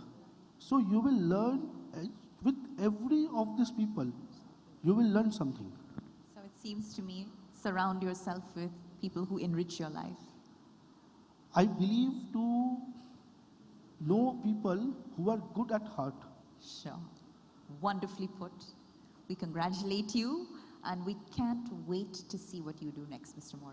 Thank you so much. Thank you so much for joining us at the ETNow.in Business Summit and Awards right here in Calcutta. Thank you so much. Thank you. Thank you so much.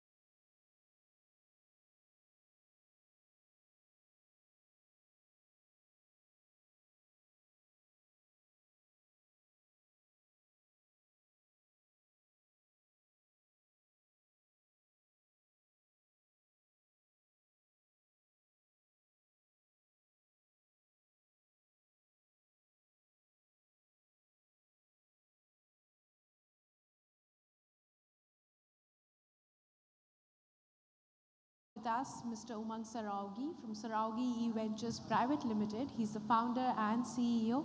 Hello, sir. Welcome to ET Now Business Summit and Awards. Thank you so much. Thank you for having me here. Thank you. EVs are now gaining market share, and Event has emerged as a promising manufacturer of electric vehicles. What gap do you identify in the market that inspired you to create this brand?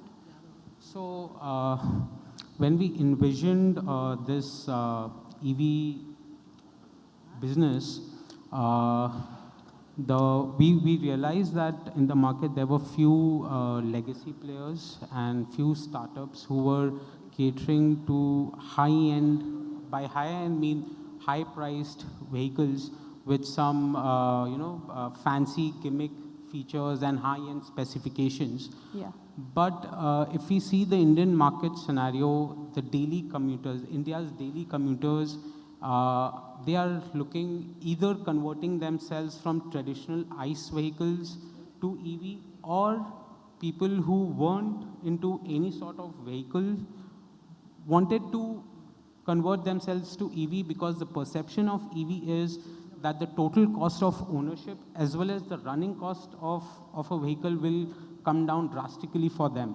So it was a win-win situation for them to own a vehicle, to own a EV. So that's where we thought that developing an affordable, reliable vehicle which is roadworthy, Indian roadworthy, would be a good fit, to gain more and more market share. That's how we thought that, building an affordable vehicle would be a good fit for us.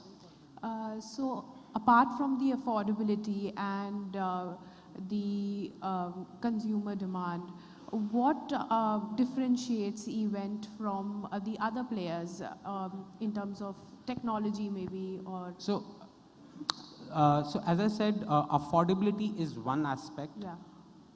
When I say affordable, I also mean that the vehicle should be reliable. If I make a vehicle which is not reliable, which is not sturdy, which doesn't look good, the affordability is of no use to the buyer. Definitely, yes. So in terms of differentiation, we are not developing any new technology, but we are trying to improvise on the efficiency of the technology which is available in the market. And that's why we, in the last 3 years, we have sold more than 15,000 vehicles. We have less than 1.5 warranty claims. So our vision is, if a customer is buying our vehicle, he should be driving it hassle-free. And even if they face any sort of problems, our after-sales support is so robust that they are catered, their problems are catered instantly.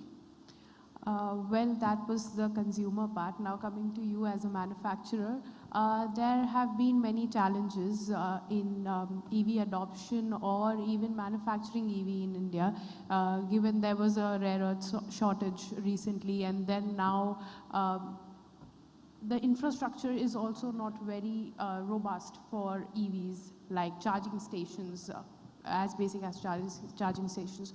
So what are the changes in policies or support that you believe is necessary for the tier 2 and tier 3 cities to adopt with EV? And see, in terms of policy, I would say that, of course, as of now, every state in the country has its own EV policy.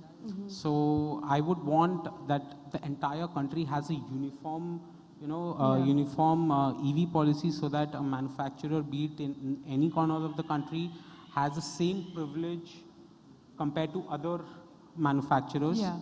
In terms of infrastructure, yes, we are in the race. And it will take its own sweet time with respect to investment, development of skill set in terms of R&D development. So to cater to these, as you rightly said, the charging infrastructure, it's coming up. It will take probably 10 to 15 years to develop, efficiently. The countries who have developed the infrastructure, even they took 15 to 20 years to develop the EV infrastructure. Yeah. But to cater to these, that's why to this challenge, we have developed, as I rightly said, affordable EVs, which are catering to tier 2 and tier 3 markets, and which is value for money, so that the confidence of the consumers keep growing, and once we can claim that India is EV ready, the confidence of the consumers is so good that they immediately adopt to it. Definitely, yes. Secondly, we have also developed, for faster adoption of EV, we have developed scooter as a service, which we call it SaaS, wherein there is a section of, consumers who don't have easy access to finance or who don't have the affordability to buy a vehicle. So with this model, even those consumers can, opt for our vehicles. So EV adoption is growing, and the infrastructure, of course, it has to be matched. It has to match the pace of adoption, and sooner or later, it will definitely happen. Definitely.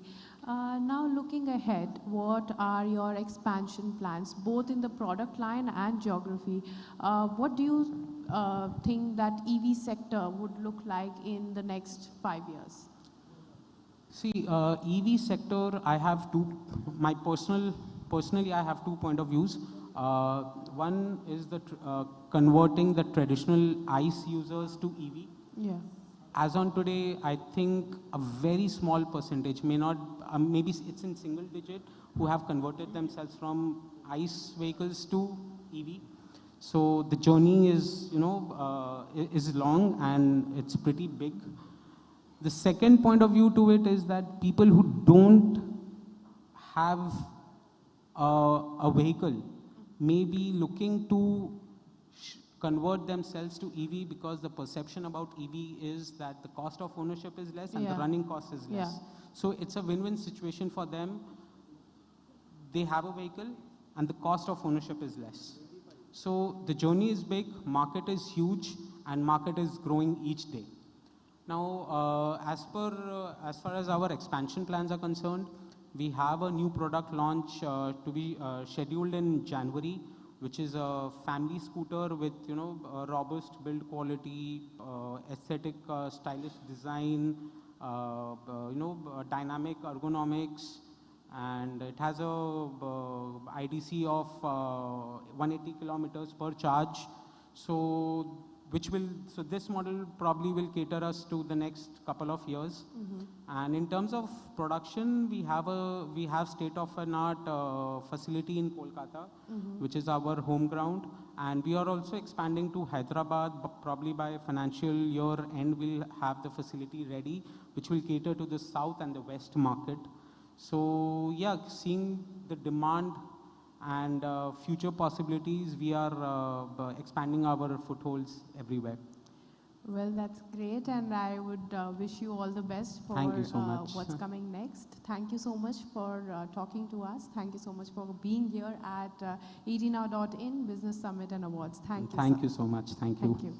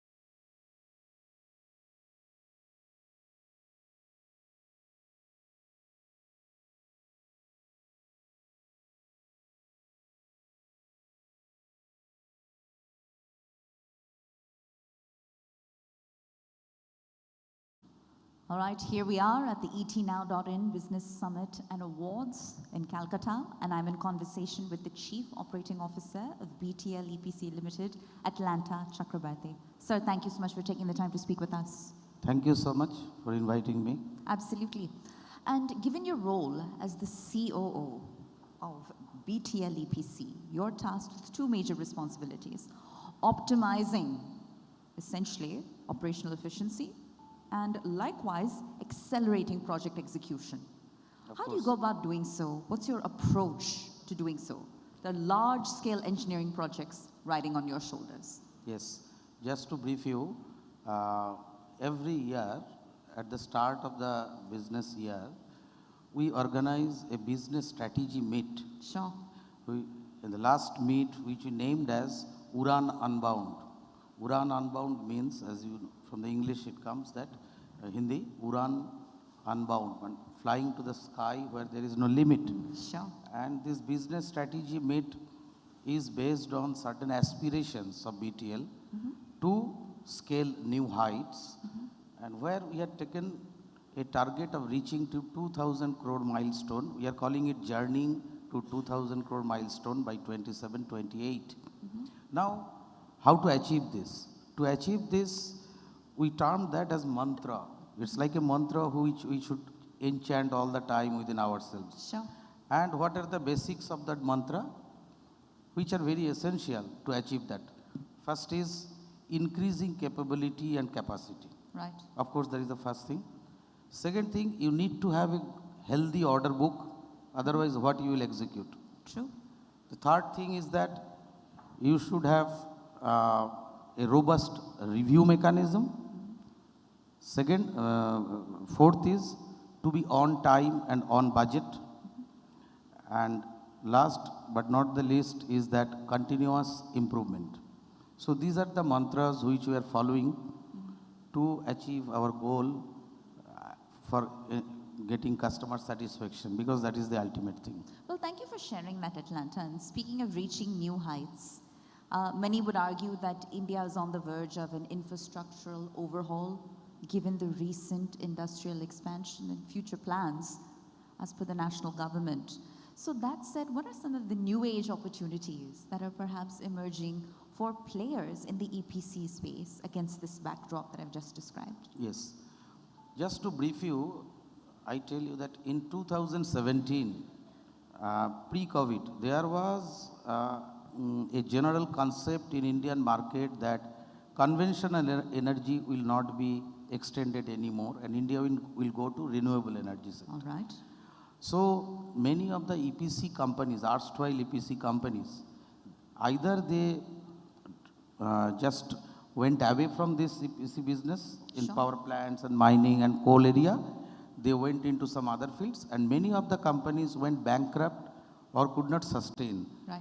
But BTL was one company who was sustaining all along, because we never do any project which we cannot execute on time and within profit or budget. Sure. We were there standing tall. In 2022, post-COVID, a massive change in Indian thermal energy segment took place when our Indian government decided to add as much as 80 gigawatt power plants by 2030. Right. So this brought a huge opportunity for companies like us, BTL, to scale up our business to new heights, because as I told you, right at this moment, there are not enough EPC players in this particular segment. They thought that this is a dying area, thermal energy is not going to revive, but India realized that the non-conventional energy, the way it is getting expanded or the cost it is coming, that is not that much viable. It should continue, but at the same time, this is not the time to stop the conventional energy in India. So coal continued, mining continued, thermal plant revived, new phases of expansion is coming out, and BTL is taking full advantage of that. Well, what an interesting pivot, if I can say so myself. And speaking of pivots, when it comes to technology and the way technology has permeated all sectors, but specifically the EPC sector, right? What we see from the outside is newfound automation, perhaps cutting edge project management systems, and the implementation of digital tools and techniques at nearly every step of the value chain. What more can you tell us about how technology has enabled BTL EPC as a brand to remain competitive? Yes, technology is, of course, the most important part, because you know, as the name stands, EPC, Right. the E stands for engineering, P for procurement, and C for construction. So engineering is the first part where from you start. Right. So if you cannot do good engineering in time, and you cannot beat other competitors, you cannot sustain in the market for a long time. Sure. So in this area, BTL EPC, first point I am telling is that the main strength of BTL EPC is that it is having a large engineering setup of more than 75 people catering into all segment of engineering activities, mechanical, civil, structural, electrical, automation, everything. Right. And many of these people are many years working in BTL. So they have huge database. BTL has a huge database, and data capturing is one of the most important part these days. Sure. So that you can quickly do your job. Right. Standardization is Right. something which is very important. So because of BTL's legacy of successfully completing many projects in coal handling plants, the huge database enriched BTL And to then do their analytics. job in time. And Correct. secondly, we are now bringing new softwares like you can say ANSYS, Tekla, Solid Edge, SolidWorks, all this kind of technology is backed by strong ERP. Sure. We have introduced the ERP system, our everything starting from indenting to delivery of product. Right. This is through ERP system. And last but not the least is that technology which you are implementing in our sites also by bringing sophisticated machineries.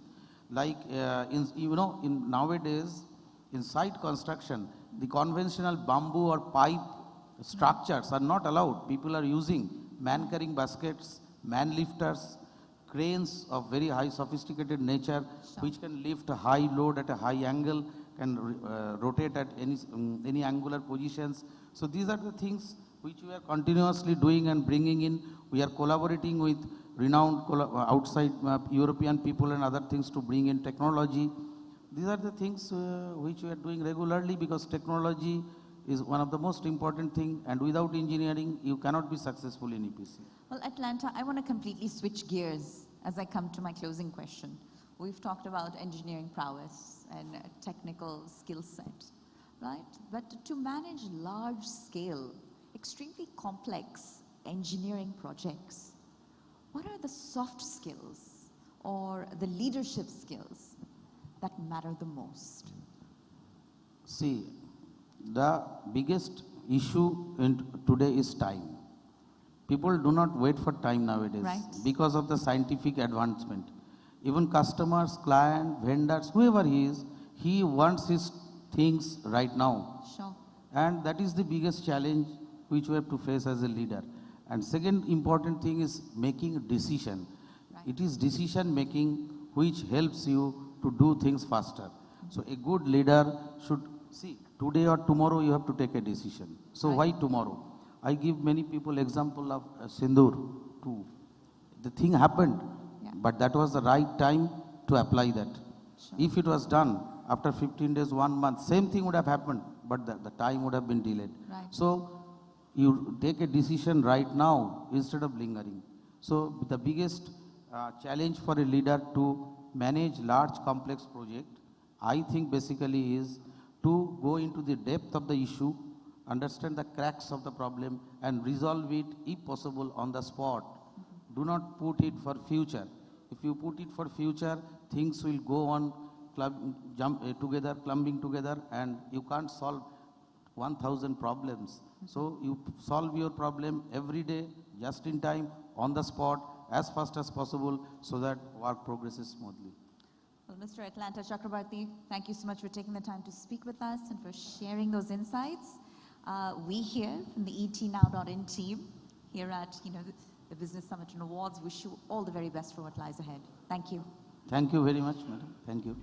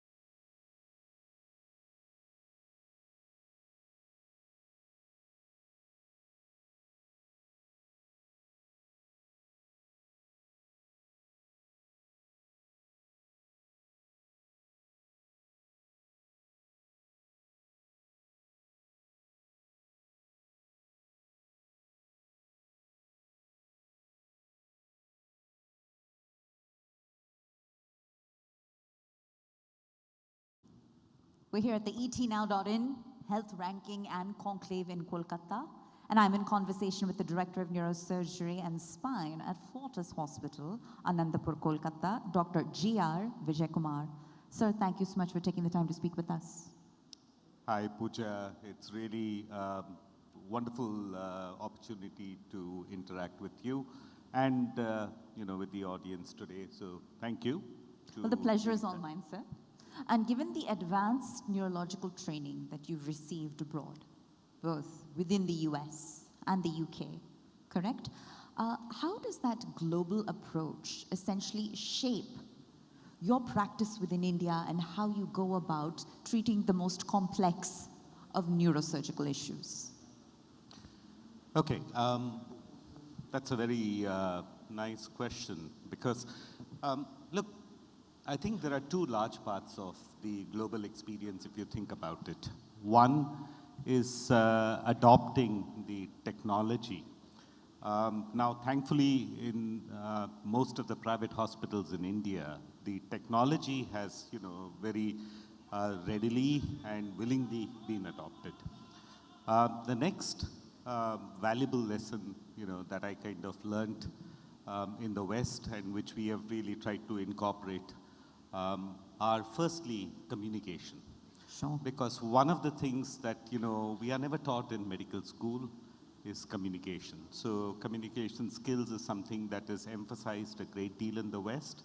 And that is something that I have, really imbibed in my practice here.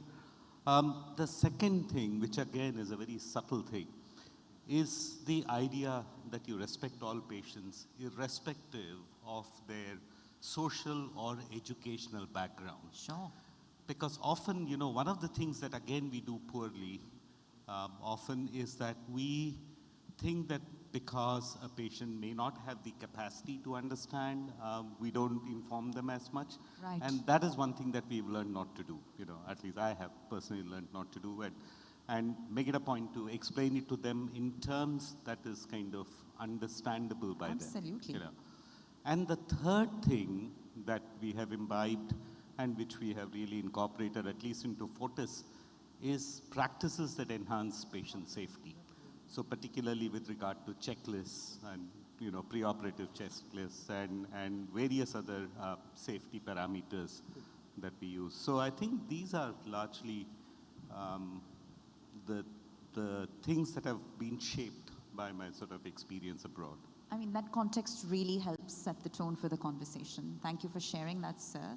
And to do a bit more of a deep dive on recent trends, we're seeing the early onset of spine-related diseases and disorders now, all right?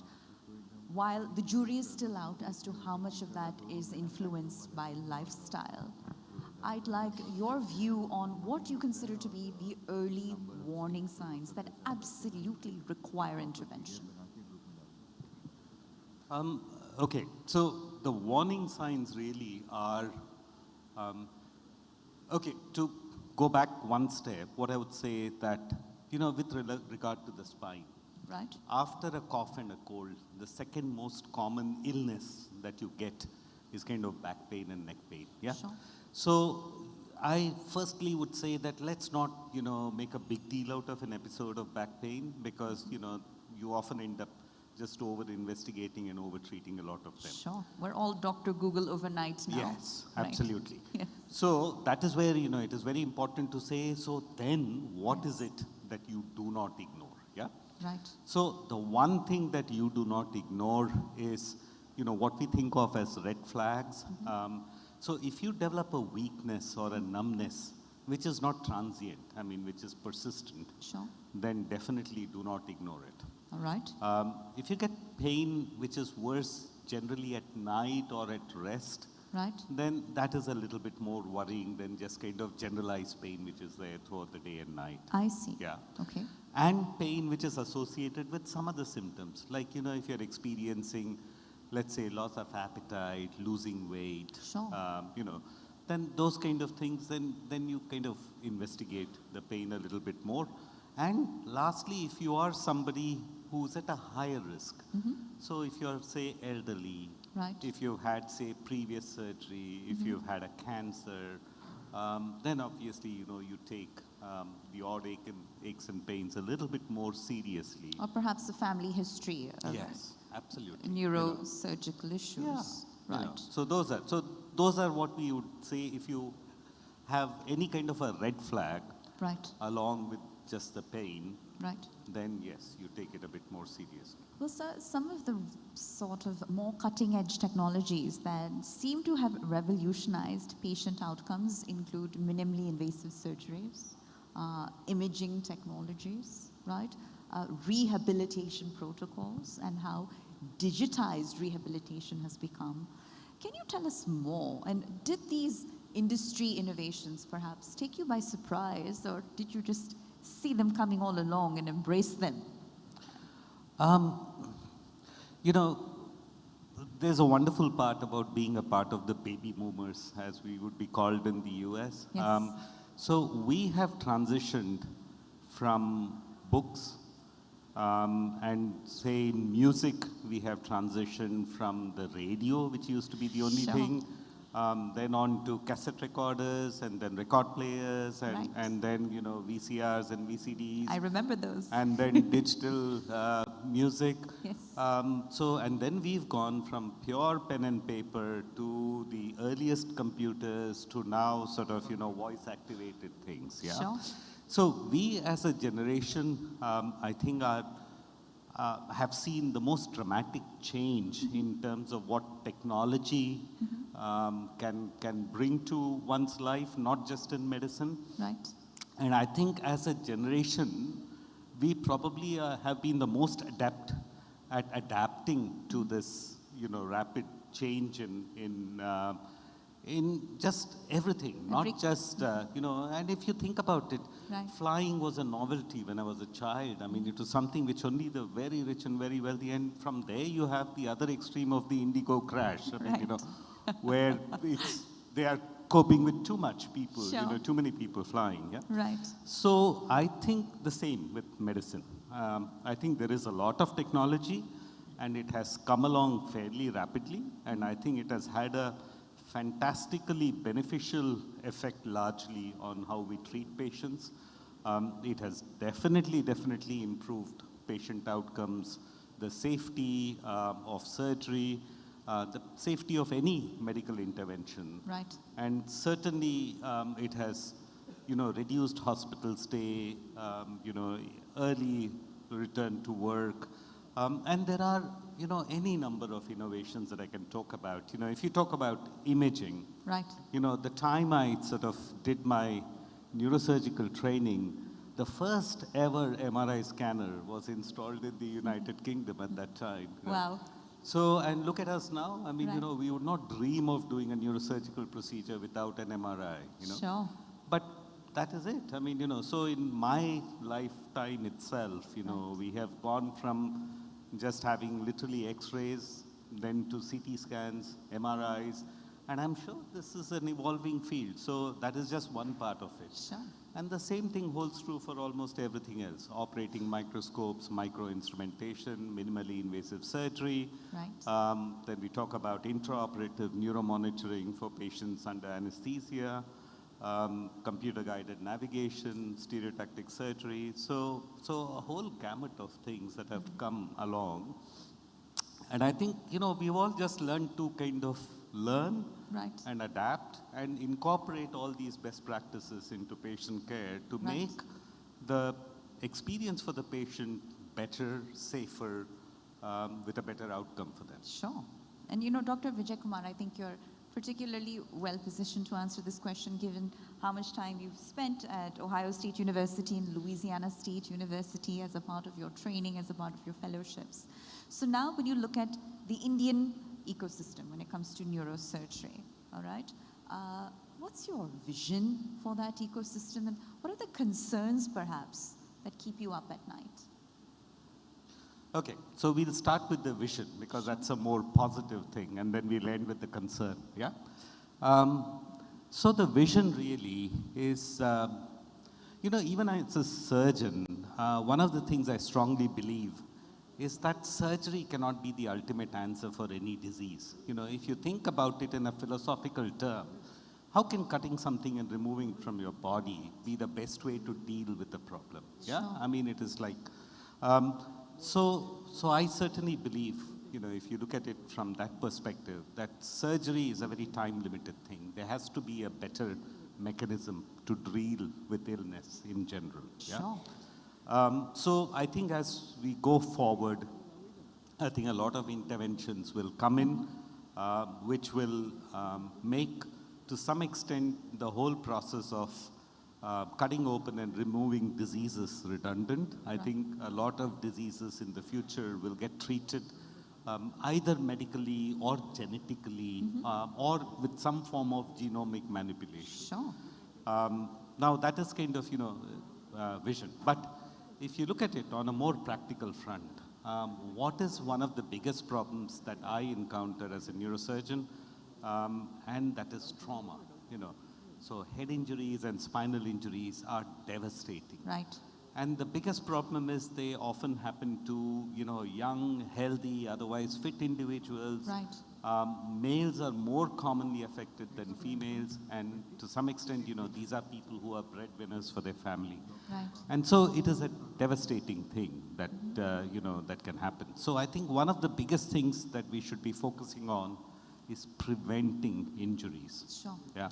And I think, both on a personal front and a number of, professional organizations that I'm associated with, we, are constantly in the process of advocacy, with the government, with the public, engaging in terms of just improving safety. Right. Road safety, safety in the workplace. The commonest injuries that we get in the spine are from laborers, falling down, Right. off building sites, farmers, falling off trees. So these are very preventable things, Sure. and I think a lot of effort and concerted government attention needs to go in trying to prevent these injuries. Yeah. So, and then if you talk about the last thing, the concern. Right. We have a population of now 1.4 billion. And I think the saddest part of being in India sometimes is the unequitable access to healthcare. Correct.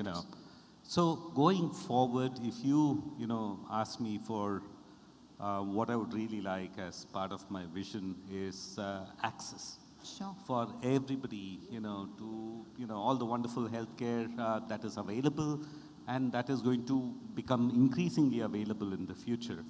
But if that can only be enjoyed by a handful of people, then that's not great, Right. So I think universal access is something that is a bugbear for all governments, and but we must face it too, and we must face this challenge and make sure that our entire population, is able to access the best of healthcare. Dr. Vijay Kumar, thank you for adding such color and candor to the conversation. I think you've really humanized healthcare as we know it. We appreciate you taking the time to speak with us at the ETNow.in Health Ranking and Conclave. We wish you all the very best, sir, for your next steps. Thank you so much, Pooja, and thank you to ET Now. It's been a wonderful opportunity to, present my views before all of you. Our Thank pleasure. you. Our pleasure, sir.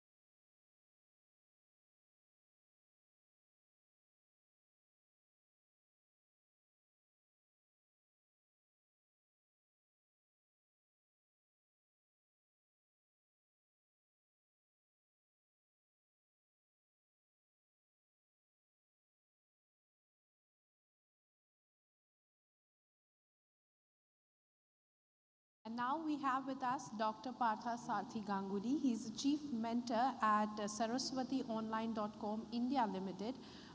Good evening, sir, and welcome to etnow.in Business Summit and Awards. Thank you for inviting me. Thank you, sir. So there's a joke that in every country you will find an Indian in the world, right? And even Indian students are very aspirational. They would want to go out into the world and do anything that would make India proud. So at saraswationline.com, you have created pathways for Indian students to access global education. So what has inspired you to start this venture, and how has it evolved over the years and decades? Well, Indian students, or for that matter, students from many countries goes to other countries for higher education. This phenomenon is not new. Yes. Even if you think a long time back, 2000 years back, when Sung and Fai and two scholars from China walked all the way to Nalanda. So in quest of knowledge, people has been traveling. Now, there are two things that needs, either, you have very strong merit. That means you are very meritorious. And then you get a scholarship in a good university abroad somewhere. And you are getting an admission there and you are going there. Or you have a lot of money. Yeah. You pay your way through. Now, what we have been working is in the middle of the pyramid. Okay. Means my students, neither was the most meritorious among them, Okay. neither they had a lot of money. All right. And before I explain a little further, there are two kinds of aspirations to go. One is to go study, equip yourself with some kind of knowledge and proficiency, and come back and work in your country. Yeah. Another is go to a country and don't come back. Yeah. Settle down there, have a good life. Yes. So these are the two aspirations or reasons why people would like to migrate to other countries for higher education. Yeah. In my case, my students were interested in equipping themselves with some education and making them proficient so that they can come back and render their services gainfully, professionally, and with a lot of respect. Well, that's great for India So, as well. my product was medicine, studying medicine. And when I was looking at the market, that there are so many aspirants in, not only in India, but in this entire subcontinent, the South Asia, that there were very few seats available to the number of students who are willing to study medicine. So we created a program which is affordable and accessible. So we partnered with some government universities of China who had spare capacity in their, physical infrastructure as well as the functional infrastructure, like they had spare teachers and all. So we curated a program in English medium in China, and our students traveled to China, studied medicine for 5 years, became doctors, and came back to India or to their respective home countries, wrote their licensing exam, and became doctors. Today, our figure says we have already graduated more than 8,000 doctors. Great. And they are serving in 26 countries, including US, UK, Australia, Belgium, many European countries, and of course, in their home countries in Asia and Africa. Because, if you want to study in English, you must be having some, somewhat conversant with English. Yeah. And erstwhile British colonies, which is largest in South Asia and parts of Africa, we had people, students, who are accustomed to somewhat English. Yes. Even if they are not native English speaking country or native English speakers, they understand English. So that was the reason. So this is how this program evolved initially. That's great. Sir, that you spoke about other countries, US, UK. The immigration policies are now getting a little stricter, so everybody is now looking for what to see in a country before, traveling to that country and, getting higher education there. So what factors should they actually consider while choosing overseas education now, especially in this scenario? Look, again, I'll take cue from what I said earlier, is what am I looking at? What is the net takeaway that I'm looking at from this course? Yeah. Is it I want to learn something and create a proficiency, or is I'm trying to stay back? Okay. Now, if I want to stay back, then what we normally look into is the rules for jobs. Yeah. I mean, how do I get a PR? How many years can I stay back in that country to find a job for myself post my qualification? Yeah. So these are the factors, and these factors keeps on changing from country to country and from time to time and for countries to countries. When we at our place, we have two kind of countries. One country is the destination country. Okay. Means where people like to go and study. And another country is the source country, that means from where students originate. So whenever we talk about higher education or global education, international education, essentially in our mind, particularly in South Asia, it comes that it is UK, Australia, USA, Canada, New Zealand, these native English-speaking countries, these 5 E's. But, there lies a large non-English-speaking world also. Okay. Let's say Germany. Germany attracts a lot of Indian students. Yes. Let's say France, Italy, even the countries like Russia, China, Malaysia, Japan, they also attract a lot of foreign students. And for that matter, India is not far behind. Yeah. India also attracts a lot of foreign students. Okay. So what I will advise the students is, identify your goal and then, assess which country is best for you. No need for going for only a higher rank. How does the rank of the university matters to me if I am not best in class? Yeah, definitely, yes. You get my point? Yeah. So I would rather like the students to definitely carefully assess their requirement, vis-a-vis match the situation. Okay. And this is a dynamic situation, so I cannot tell you this country is good or this country is bad. It keeps on changing. Yes, definitely. Now the global education landscape, it has changed post-pandemic. Education has become more accessible also. There is online education as well. From other countries, you can actually sit in India and access the education. So my question is, how are the universities adapting, and what is this bringing as an opportunity for Indian students?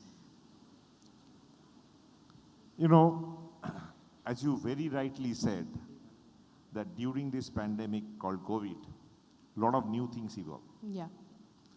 First of all, as you rightly said, online. Online education was there much before COVID. Yeah. But it was not getting the due recognition, or rather the due acceptance, and usage was very minimal. Yeah. But forced by COVID, we have adopted online education in a big way. And so much so, today, suppose you go to Australia or any other country for that matter, you will see that many of the classes, they offer parallelly online. What does parallelly online means? Parallelly online means, suppose your visa is late, you don't miss the bus. Okay. Suppose you are working and you could not travel to your university because your traveling place of your work and place of your study, there's a distance of 1 or 2 hours and you finish, so you can attend online. So online has become sort of a de facto standard. I mean, online is no more a no-no. The taboo on online education Yeah. has somewhat removed. Mhm. And another thing has happened is, any technology is a big equalizer. It brings in certain advantages which removes disadvantages of the disadvantageous. Yeah. For instance, let's say when there was no mobile phone, how many people were connected? We used to book a trunk call and wait for hours for us. Yeah. I know my father used to wait whole night to talk to my sister who was away. Yeah. And today, just with a click, you can talk to anybody. And so it's a big equalizer. A poor man can also talk to somebody. A rich man can also talk. So that equalizing factor is constantly coming in through technological innovation. So that's why, post-COVID, as you said, the changes are there mostly in adapting technologies. And another very important factor the world is going through right now, or has always been, change is at a tremendous pace. Things are changing. Today as an educator, I feel the biggest challenge I'm facing is, what kind of workplace you will be in. Suppose you're my student and I'm teaching you. I can't tell you, I'm not your margdarshak because I have never traveled in that marg in which you have to travel because that marg do not exist today. Such new things are evolving throughout the world which teachers are not aware of. So what will they teach? So that is a big challenge today, and that is where people are trying to take a note of it, and all educators I think are challenged with that. Am I taking too much time? No, definitely.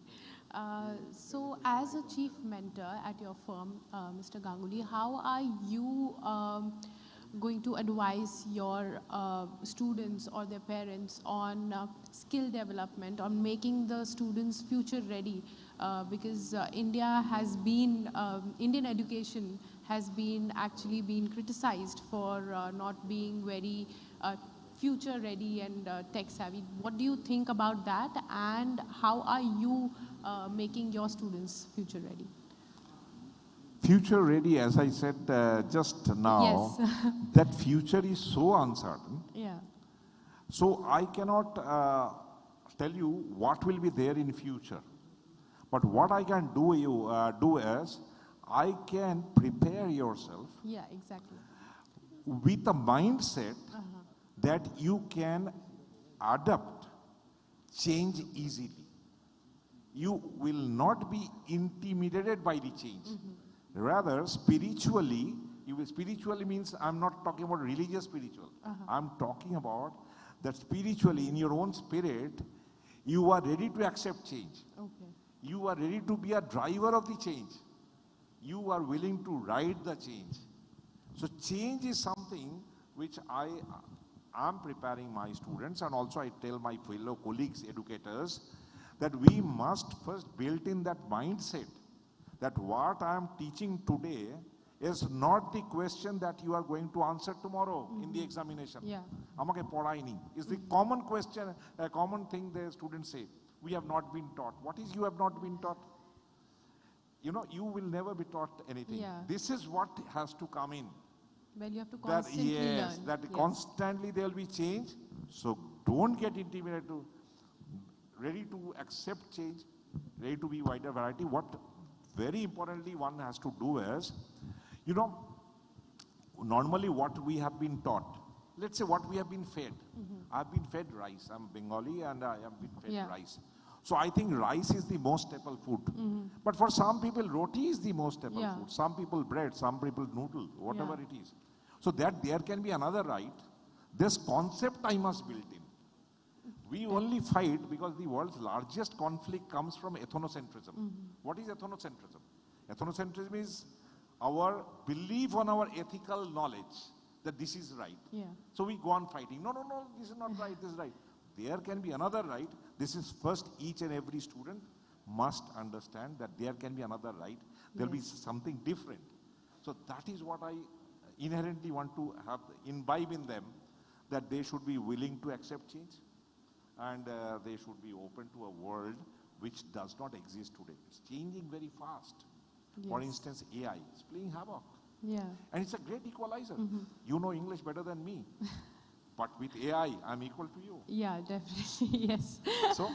So I feel this change and constant disruptive technological advancements has to be embraced, used to your best benefit, Yeah. and be an open mind to accept different things. So this will be, in short, my suggestions, and that is what I'm working for. Experiential learning instead of mugging something. Yeah. What my teacher knew is not good enough for me. I Yes. have to know something else. Definitely, yes. That's a great advice, sir. I hope all the students are actually listening to this, because it's very important to understand that the future is not something that anybody can predict. Thank you so much, sir. Thank you for your insights. Thank you. Pleasure being here. Thank you so much. Thank you so much.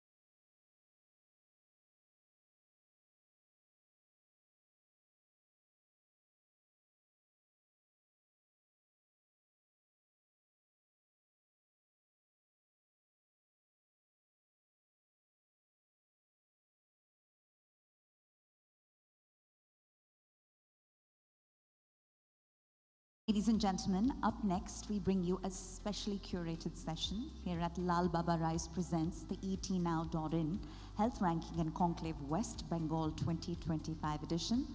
I ask that you please put your hands together for a highly celebrated, loved personality, fitness enthusiast and actor, Nusrat Jahan. Huge round of applause, please. Ma'am, it's our pleasure to have you with us.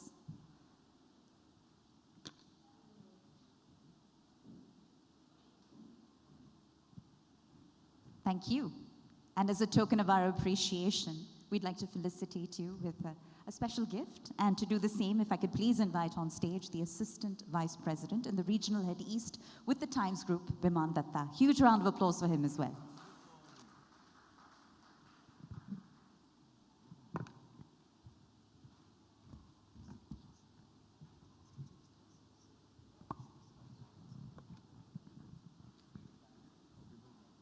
Nusrat, thank you for being here. We're truly honored. We're deeply humbled.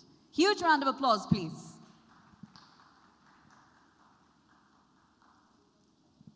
Thank you, Biman.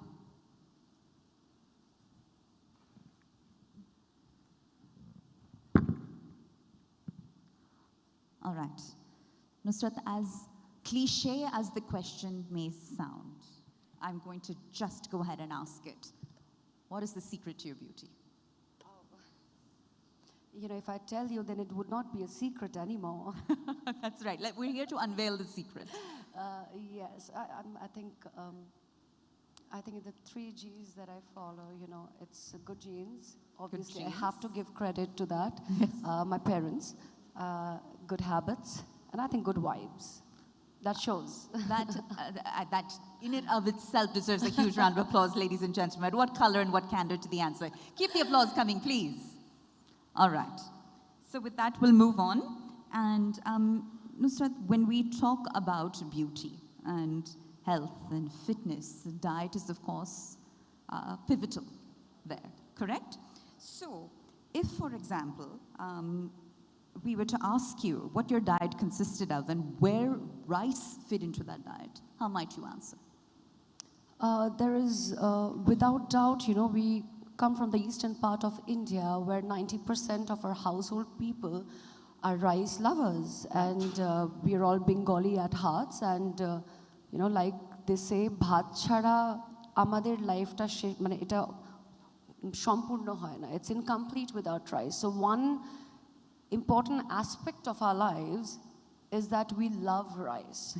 And you really cannot avoid that, even if you are a health enthusiast or a fitness enthusiast, where people say that having rice is a big no when you're about to, you know, when you want to lose weight or when you want to look in a particular way. Mm-hmm. But that's not how it is. It's sort of a myth, and these days people are talking about it. There are fitness enthusiasts who are, you know, coming up and speaking about it, that including rice in your, you know, daily meals is a good thing to do, because, you know, our body, we are Indians. We have grown up eating this. Right. So our body knows the importance of rice. And, you know, I genuinely feel, it's something that I feel that, you know, Bangalider মানে আমাদের skin না better glow করে if you have a bit of rice included in your meals. So rice is a part of my meals also. I have never given up on rice, especially in the afternoon. You know, my lunch does include parboiled rice. It does. It's important. Well, then let me ask you this. Say you had to limit your rice intake to a single dish and a single dish only. I know it's a very difficult scenario to imagine, but say you found yourself in such a scenario, what might that dish be? Can I just restrict that single dish per day? Then I can have, you know, like... No restrictions. Go for it. No, I think my comfort food would be dal chawal. Dal chawal. That's the, you know, that's my comfort food. On my bad days and on my, you know, when I come back traveling from work, if I'm traveling away from home for a long time, I would come home and I would have a simple bowl of parboiled rice and dal, and I think that is so, you know, satisfying. Comforting. That is so comforting. You know, it's like that warm blanket that you get when you come back home. So definitely that would be my first preference. And Moreover, I'm a Jahan. I come from a Muslim family, so rice always reminds me of biryani. Well, since you brought up biryani, all right, India has so many regional rice dishes. Yes, yes. You talk about any, I think I like almost all. You talk about from the southern, cuisines. You talk about curd rice. You talk about bisi belabhat. You talk about pongal.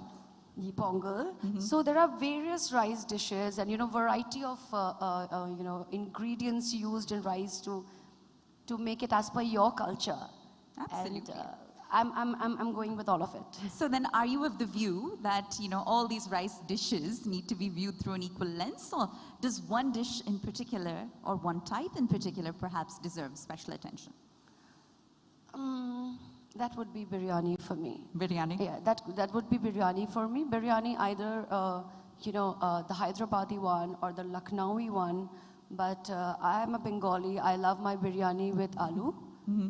Potato is very important. So that is my favorite, variety of biryani. So it has to be biryani. All of this is very refreshing to hear, by the way, from someone yes, in the it's entertainment mouth-watering, world. actually. All right.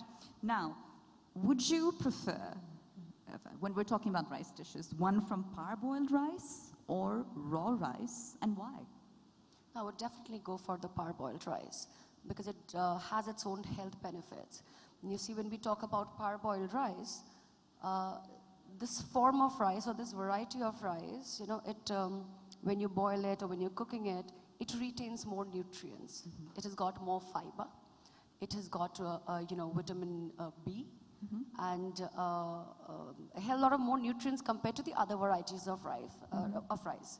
So, and also it has lower glycemic index, which makes the glucose, you suddenly don't get an insulin spike when you have a rice intake, which normally happens, people who are diabetic. So this sort of controls blood pressure. So it's great for health, and it's more fluffier. It's more fluffier, and if you're making items like biryani, you would not prefer clumpy, sticky rice. Right. And the variety of parboiled rice does not, make the food more clumpy or mushy when cooked. So you can store it in the fridge. It's great for storage, and you can take it out. You can warm it, toss up your own, with your own favorite ingredients, and voila, you can have a great meal. Well, it seems like, Nusrat, that parboiled rice is here to stay. It is a part of my daily, rice consumption. Well, if that's the case, then does the name Lalbaba Rice strike a bell?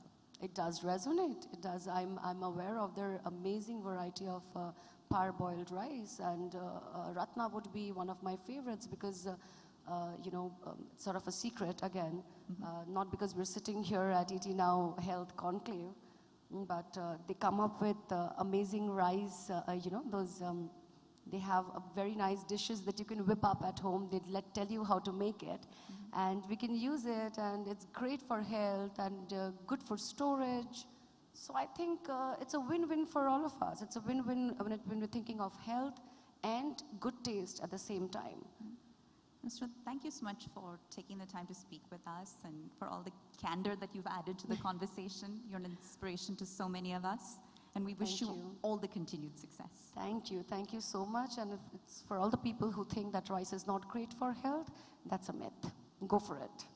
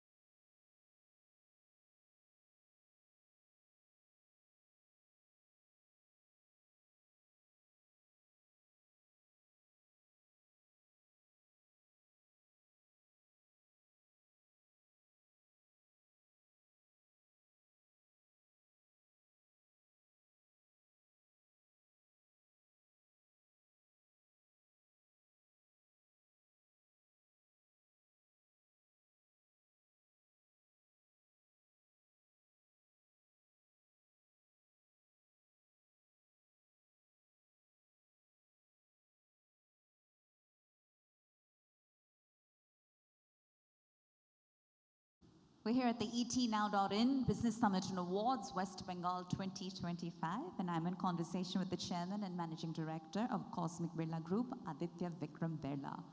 Aditya. Yeah, hi.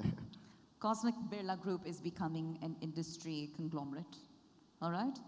But amidst it all, which are the verticals that you think will emerge as the biggest value creators, perhaps in the short term as well as the long?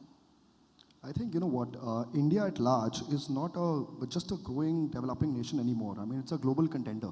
Yeah. And in that scenario, we'll have to align ourselves with things that the world is moving towards. Sure. When we talk about that, I think with the mid-cap sector, where we are progressing towards a larger sector, we have to understand that if we align ourselves with what is going to happen in the future, things like the AI, the renewable energy, the sunrise sectors at large, that is the sector that we are always focusing on. Having said that, we are a 50-year-old legacy which basically stems from manufacturing sponge iron, steel, ferroalloys. So that's something that's gone to the back burner today.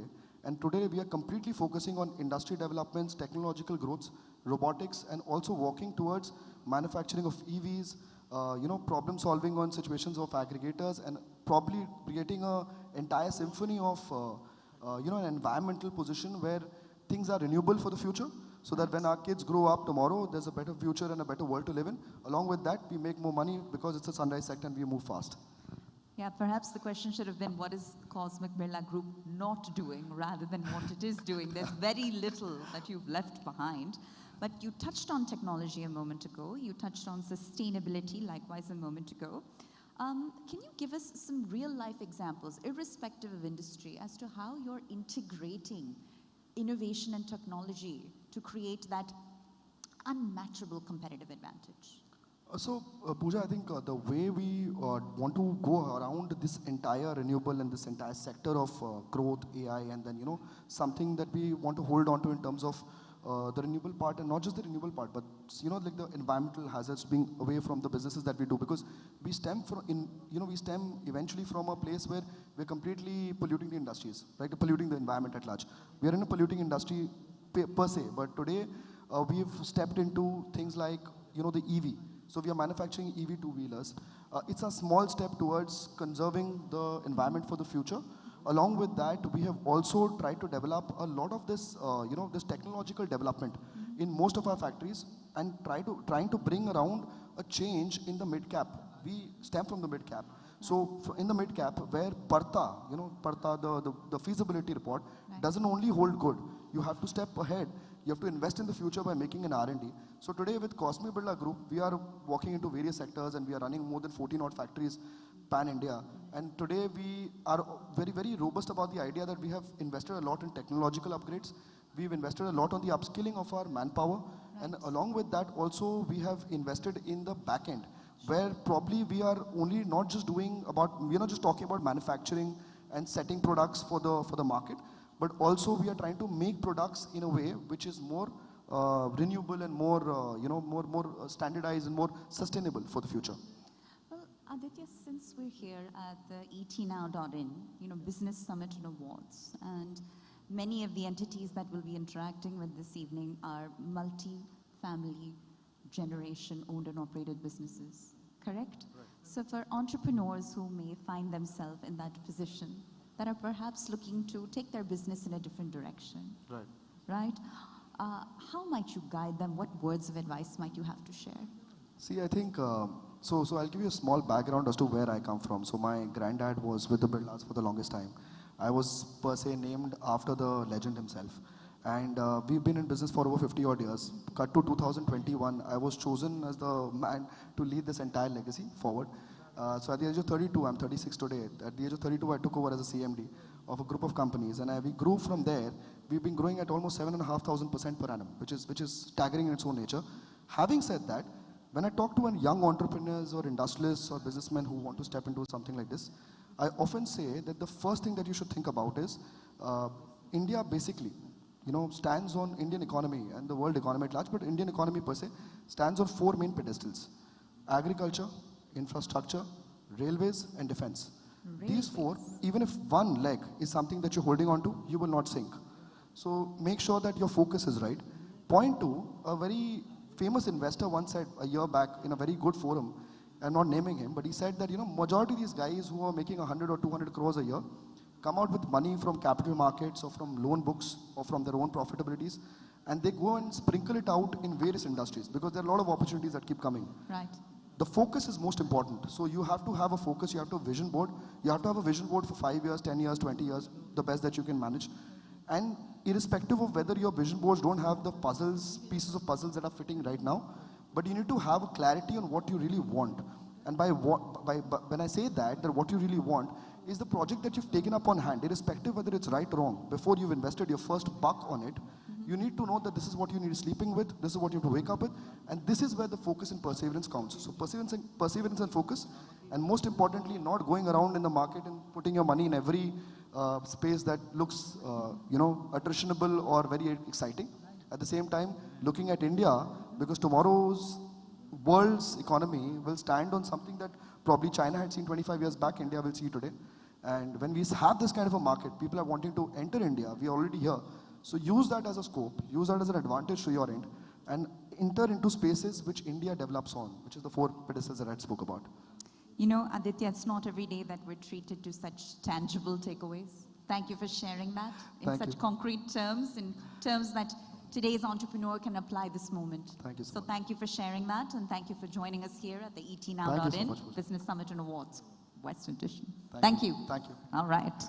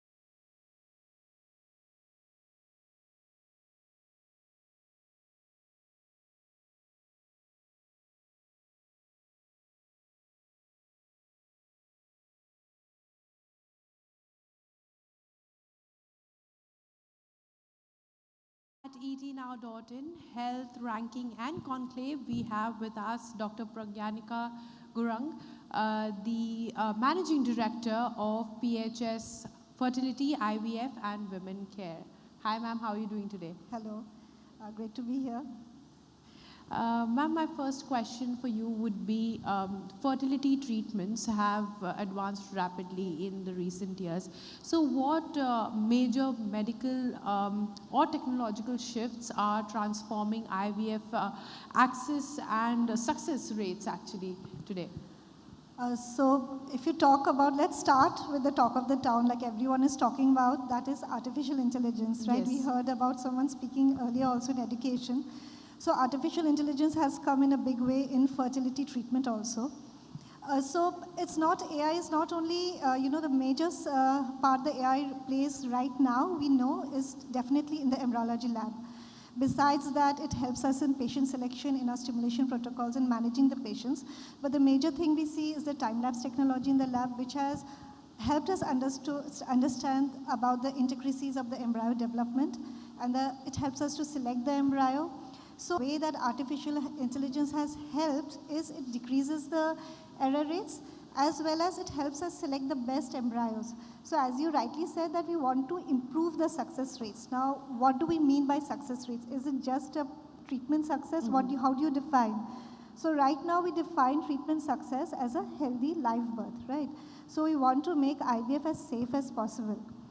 But AI is, I would say right now, it's a hype as well as a hope. Okay. We exactly don't know how much it increases the live birth rates. But yes, it has a great potential in future. So now everyone is talking about artificial intelligence, so I also started with it. Yeah. But if you ask me, in the last 25 years, what are the things that has improved success rates in IVF? So we can start with a very integration of very basic procedures such as ICSI and blastocyst culture and laser technology in the mainstream. Even when I was a student in 2000s, early 2000, even I will say in 2010 or like 5-10 years back, everyone was not doing it. It was only few IVF centers who were doing it. So there has been an integration of the basic lab procedures such as ICSI, blastocyst culture, laser into the mainstream IVF. Now everyone is doing it. Second improvement has been in the vitrification procedures. Yeah. So this vitrification procedures, it has come, you can say, in the early 2000s and has been adopted widespread. So it has improved the success rates by improving the embryo survival rates. So earlier we had slow freezing, the embryo survival rates were not good, so definitely the success rates were not great. But with vitrification procedures, the success rates improve. We now have genetic testing of embryos. We can test the embryos genetically, give the healthiest embryo and the normal embryo to the couple. So in that way, we are also improving success rates. So the simple procedures such as ICSI, blastocyst culture, genetic testing, along with you can say the proper gamete selection, also advances in our medicines, the you can say the medicines which we have nowadays in the protocols. These have improved the IVF success rates, and AI may improve IVF success rates. That is yet to be seen in future. Fertility care, it's a very sensitive area, and counseling and emotional support also plays a very big role. And in India too, there's a lot of stigma around it. So how does your approach set you apart from the other institutes that are doing it? So you see, like PHS stands for Patience, Hope and Success. Okay. So when we started it, we were searching for a name, right? So kya naam rakhe, ye naam, wo naam, all the names are taken. So then we just thought, like, let's think from the patient perspective. So what we tell the patients, have patience, don't give up hope, and let's work as a team to ensure success. So fertility journey is not only a medical journey. You have to understand that it is an emotional journey for the couple. And as doctors, we have to understand that part. We just cannot write a medicine and say, ye kha lo, bachcha aa jayega. Aisa nahi hai. We have to understand their emotions. And all, as you rightly said, in India, fertility is still stigmatized. So in our center, you can say we have integrated that counseling and emotional support. So one thing is we train all our staff to be empathetic towards our patients. So you know what, there's a difference between empathy and sympathy. We just cannot say, oh, tumhara bachcha nahi, I'm very sorry for you. No, that is not, that is, in a way, it's more stigmatizing her. Yeah. So we should, whenever we are talking to the patient, it should be that, approach should be that we understand what she wants, and we are there to guide you. So all our staff are trained as such. Second, we have counselors, proper trained counselors who are counseling the patients, guiding them emotionally. It is not only the, you can say, not only the medical counseling, it is also the psychological support and counseling. Many a times, I myself say, you stop your treatment here, you're emotionally too distraught. You should take a psychological help. So the thing is that IVF care is different from other medical treatments. We should have a holistic approach towards it. So it is just not, you know, medicines and taking injections and getting a baby. So it starts with your lifestyle. How can you manage your stress? And how can you cope up with the treatment? For some, the fertility journey is quite long. and it may not be very successful in the beginning. So we have to understand that. And the third thing we do is we educate our patients. So at PHS, every decision is a shared decision making. It is not that the doctor is telling you do this treatment. We say that, okay, these are the treatments available, so what do you think will be the best for you? So that is how we have a relationship with our patients, right? So the shared decision making, the patient education, because at PHS we believe that knowledge always gives you choice. Yes. If you know that what is your problem, it will give you a choice. And choice will always empower you to make the correct decisions. So that is important. So besides success, it's just not, success can be defined in many ways, but I always say that whether the patient is successful from our place or not, the patient must always be happy with us. Yes. And for every treatment or any sort of person, everybody should be healthy. Nutrition is something that everybody should focus on. Fitness is something that everybody should focus on. So what is your take on the nutrients that everybody should take, since carbohydrates is something that everybody says is not healthy, you should not be eating a lot of rice or roti. What is your opinion? How does it help in maintaining overall health in physical and mental fitness? Yes, I think this question everyone asks. What diet we should follow? What should we do? Yes. This, whether we should do intermittent fasting, whether should we take the fertility diet, the Mediterranean diet, falana tikana bahut sara diet hai. But I always say, is our Indian diet bad? We should think about it.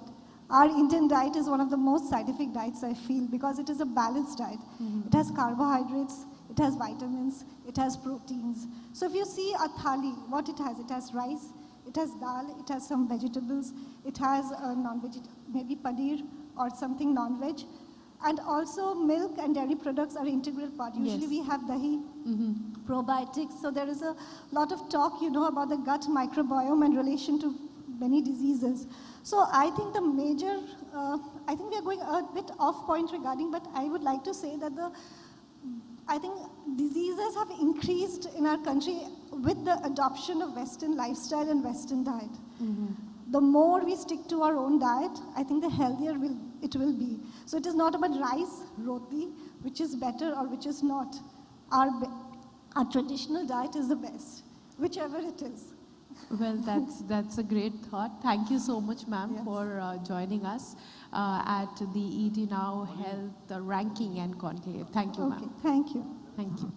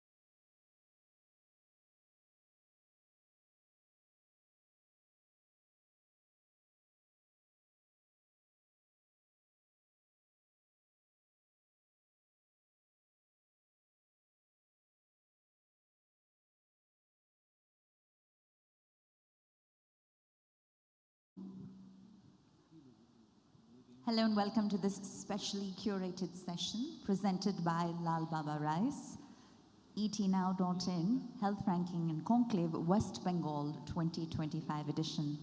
Up next, we're joined by a highly celebrated decorated personality, actor and fitness enthusiast, Tota Roy Chaudhary. Huge round of applause for him, please.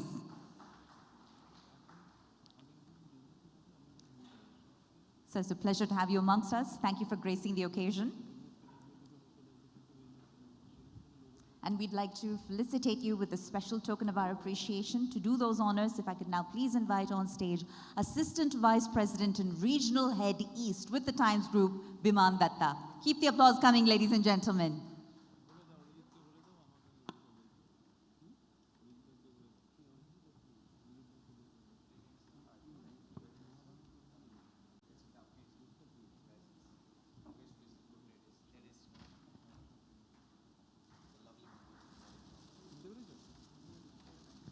Special moment in our way of saying thank you from the etnow.in team.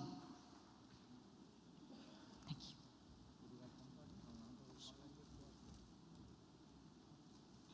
Kindly have a seat, sir. All right.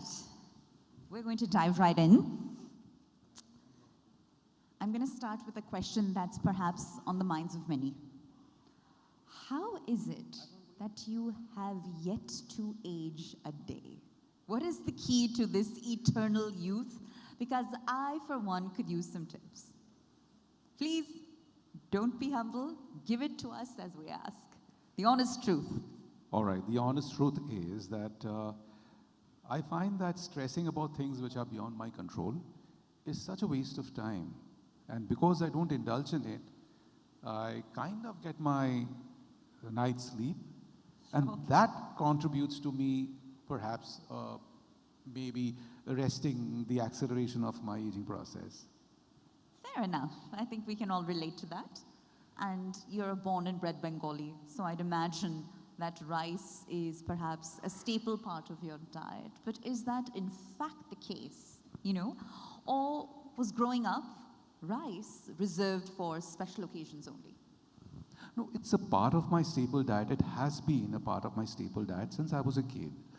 Now, I was also a fitness enthusiast. As in, when I was a kid, I was a very active child. And I studied in a boarding school, so I was into games and sports. And I had a voracious appetite because of all that running around. Right. And I was there in my boarding school from the age of 8. And we used to be served rice twice a day. Sure. And I used to consume copious quantities of it. And somehow it agreed with me, and it has remained with me. In the interim, when I was researching about so-called nutritional advice, there was a lot of Western philosophy, it still is, being shoved down our throats. And I tried that diet, and it was more counterproductive.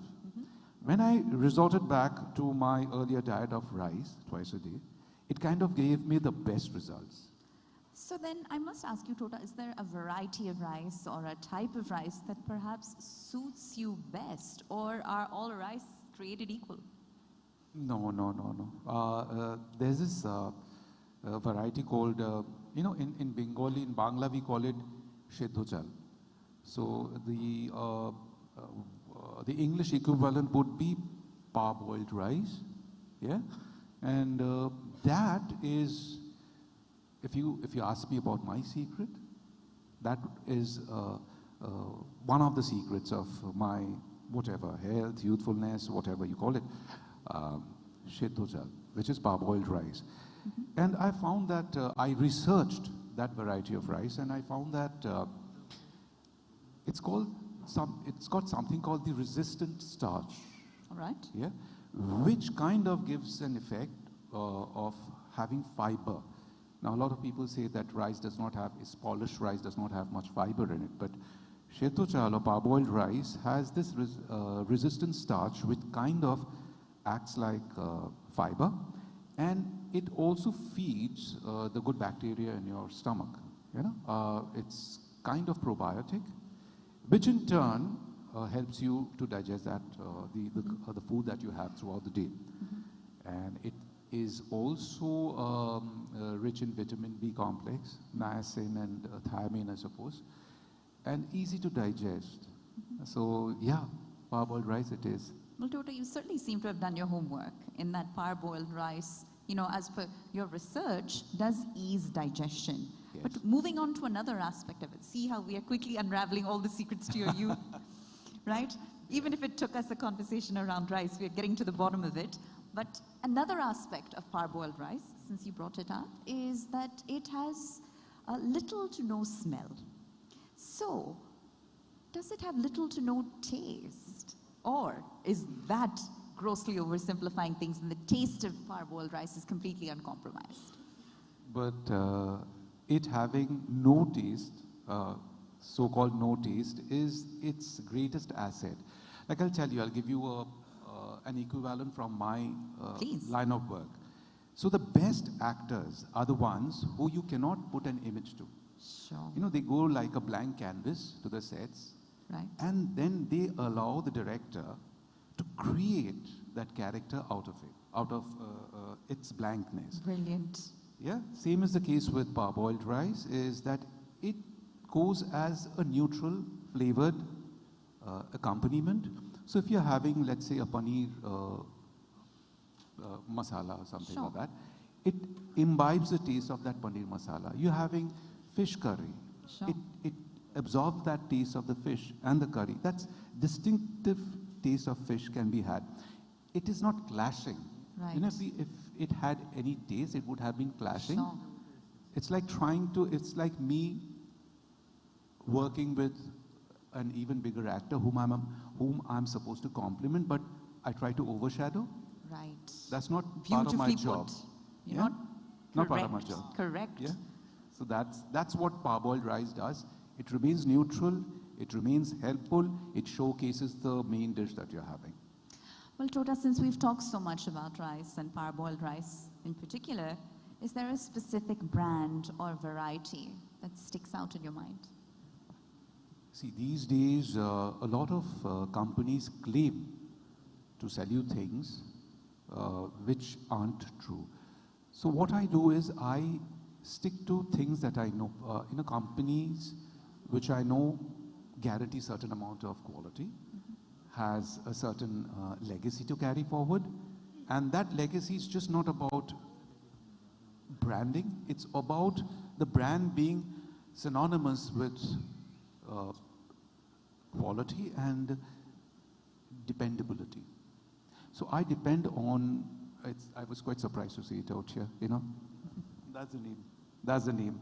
Right. Yeah, Lalbaba. I rely on that because they are the pioneers. I've tasted the rice. They give what they claim to give, and I get what I have paid for. So yes, that's my go-to brand. Tota, thank you so much for adding the color to this conversation that you have and for choosing to be here at the etnow.in Health Ranking and Conclave. It's such an honor, it's such a pleasure. You're loved among fans all over. We wish you all the very best for what lies ahead. Thank you very so much. The pleasure is all mine. Thank Pleasure. you. Thank you.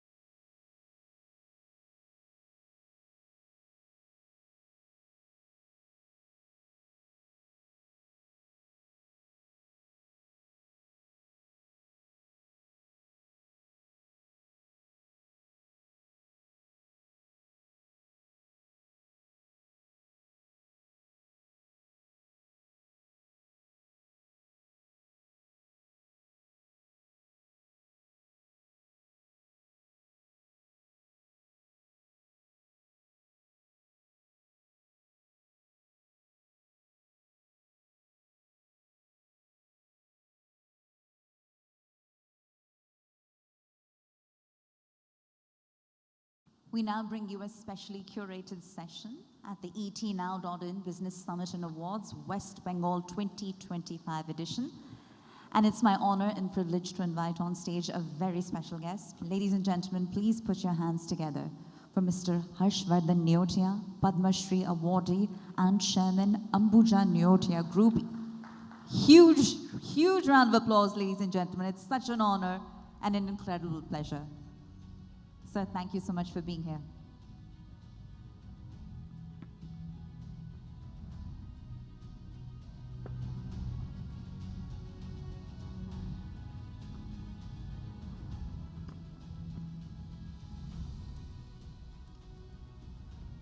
And sir, as a token of our appreciation and our way of saying thank you from the Times Group, if I could now please invite someone else very special on stage to present a token of our appreciation. Can we please have Assistant Vice President and Regional Head East with the Times Group, Biman Datta, kindly present Harshvardhan sir with a small memento.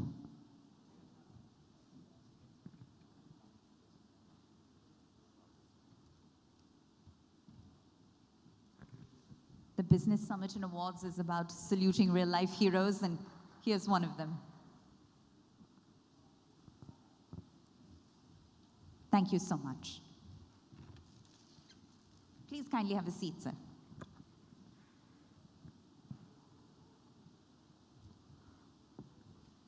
Sir, across your personal and professional trajectory, you're uniquely positioned in that you seem to have intertwined entrepreneurship with art, culture with consciousness, if I can call it that.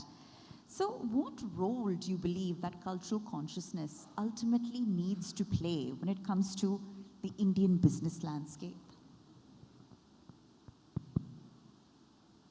Well, I think it's the nature of my work. I'm in the building of buildings business. That's right. And I'm in hospitality, and therefore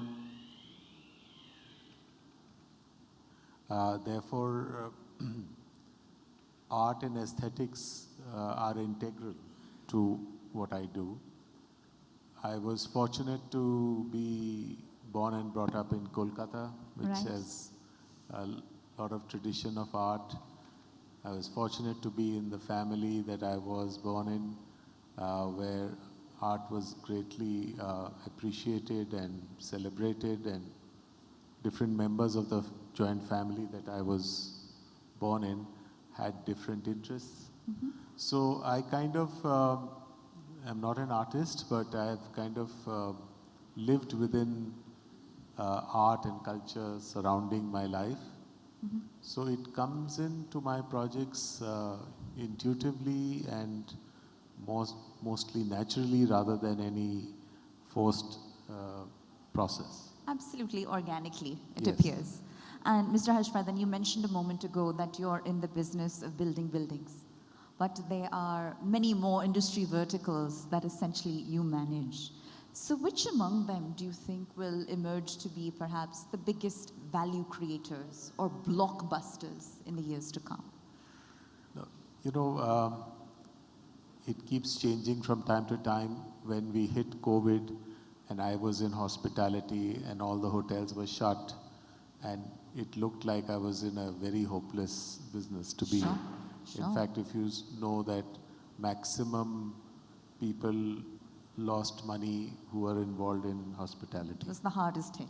Yeah, today when we see the recovery post-COVID, it's probably doing extremely well. Mm-hmm. So these things change from time to time, but generally, if you look at our country, we have just scratched the surface on hospitality. We have very few foreign tourists compared to even our neighboring countries. Sure. So there is a long distance to go, and therefore this, for at least the foreseeable future, will be a promising industry for India. Housing is another area where we are definitely much short and would continue to remain both at the affordable level and at the more luxury level, a lot of demand. Healthcare is another area that I'm involved with, and we have seen that the beds to people ratio in India is much, much lower than most other developed countries. So we have a long way to go there also. And of course, with insurance and various initiatives like Ayushman Bharat and Swasthya Sathi, insurance has brought quality healthcare to become more affordable to the common man. Sure. So when you put all this together, all the businesses that we are fortunately involved with seem to have a fair amount of growth potential. Well, Mr. Harshvardhan, since you brought up the dimensions across which India has a long way to go, many might say sustainability is one particular area, correct? So the integration of sustainability in business begins with today's entrepreneurs. What do you consider to be some of the absolute must-haves or non-negotiables such that sustainability genuinely takes center stage across the business landscape? I think as responsible builders and developers, we are all becoming more and more conscious of the carbon footprint that we are creating, and therefore the need to minimize it to the extent possible. Sure. So whether it is in power saving devices or technologies of building or water harvesting or solar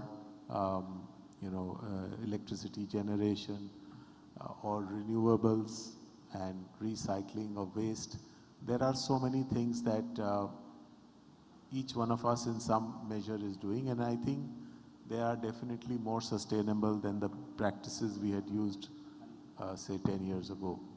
But having said that, we can do a lot more. As technologies improve and the costs come down, I think we'll be able to afford more sustainable practices. Well, sir, to switch gears for a moment, you're very well known for having engaged with the creative community. You know, everyone from artists to actors and poets to painters, right? You truly enjoy brushing shoulders with them.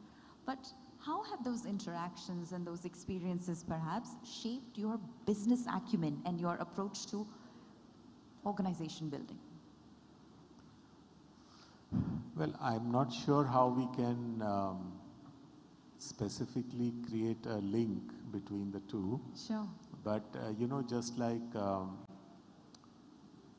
when we look at life, we have to look at how we work, how we enjoy life, how we experience the climate, how we interact with people. I think art and culture are integral to our nourishment of our soul. And projects that embrace that will hopefully have a greater appeal to people. I would like to believe that our projects get some additional premium because they are endowed with a lot of artistic sensibility. Sure. Some may disagree, but that's how I believe. But it's not always that you look for profit in every action that you do. Right. You do what you think is right, and you do what you think is sensitive and maybe uplifting. Right. Sometimes it may lead to some additional value and sometimes not. But I think we should just do beautiful things because we can do beautiful things. Beautifully put. And sir, you of course are part of a very small pool of hand-selected individuals in that you are a Padma Shri recipient, all right? If I had to ask you to look back for a moment, was there a defining time in your life or perhaps a particular defining moment that you believe put you on that trajectory of impact? Awards and recognition come by, you can't work towards them. Right. You just do a few things, and some of those meet with the imagination of the people who are at that time looking at giving the award or recognition. And I happen to be one of the lucky ones to fall into that, I would say, focus at that moment. It's not to say that other people who have not got the award have done any lesser work. Sometimes you just happen to be noticed for what you do, and somebody else might have done equally well but didn't get noticed. So I just look at it as one of those happenstance, which is a pleasant one. Sometimes you do good things and you don't also get recognized for it. So that's a happenstance, which is not a good one. But such is life. I mean, you get some, you don't get some. Wow. So it's a very humbling conversation. But by way of closing comments, all right, in your interactions with entrepreneurs from tier 2 communities or even tier 3 or tier 4 localities, and perhaps those entrepreneurs want nothing more than to move on, right? Enjoy a better standard of life.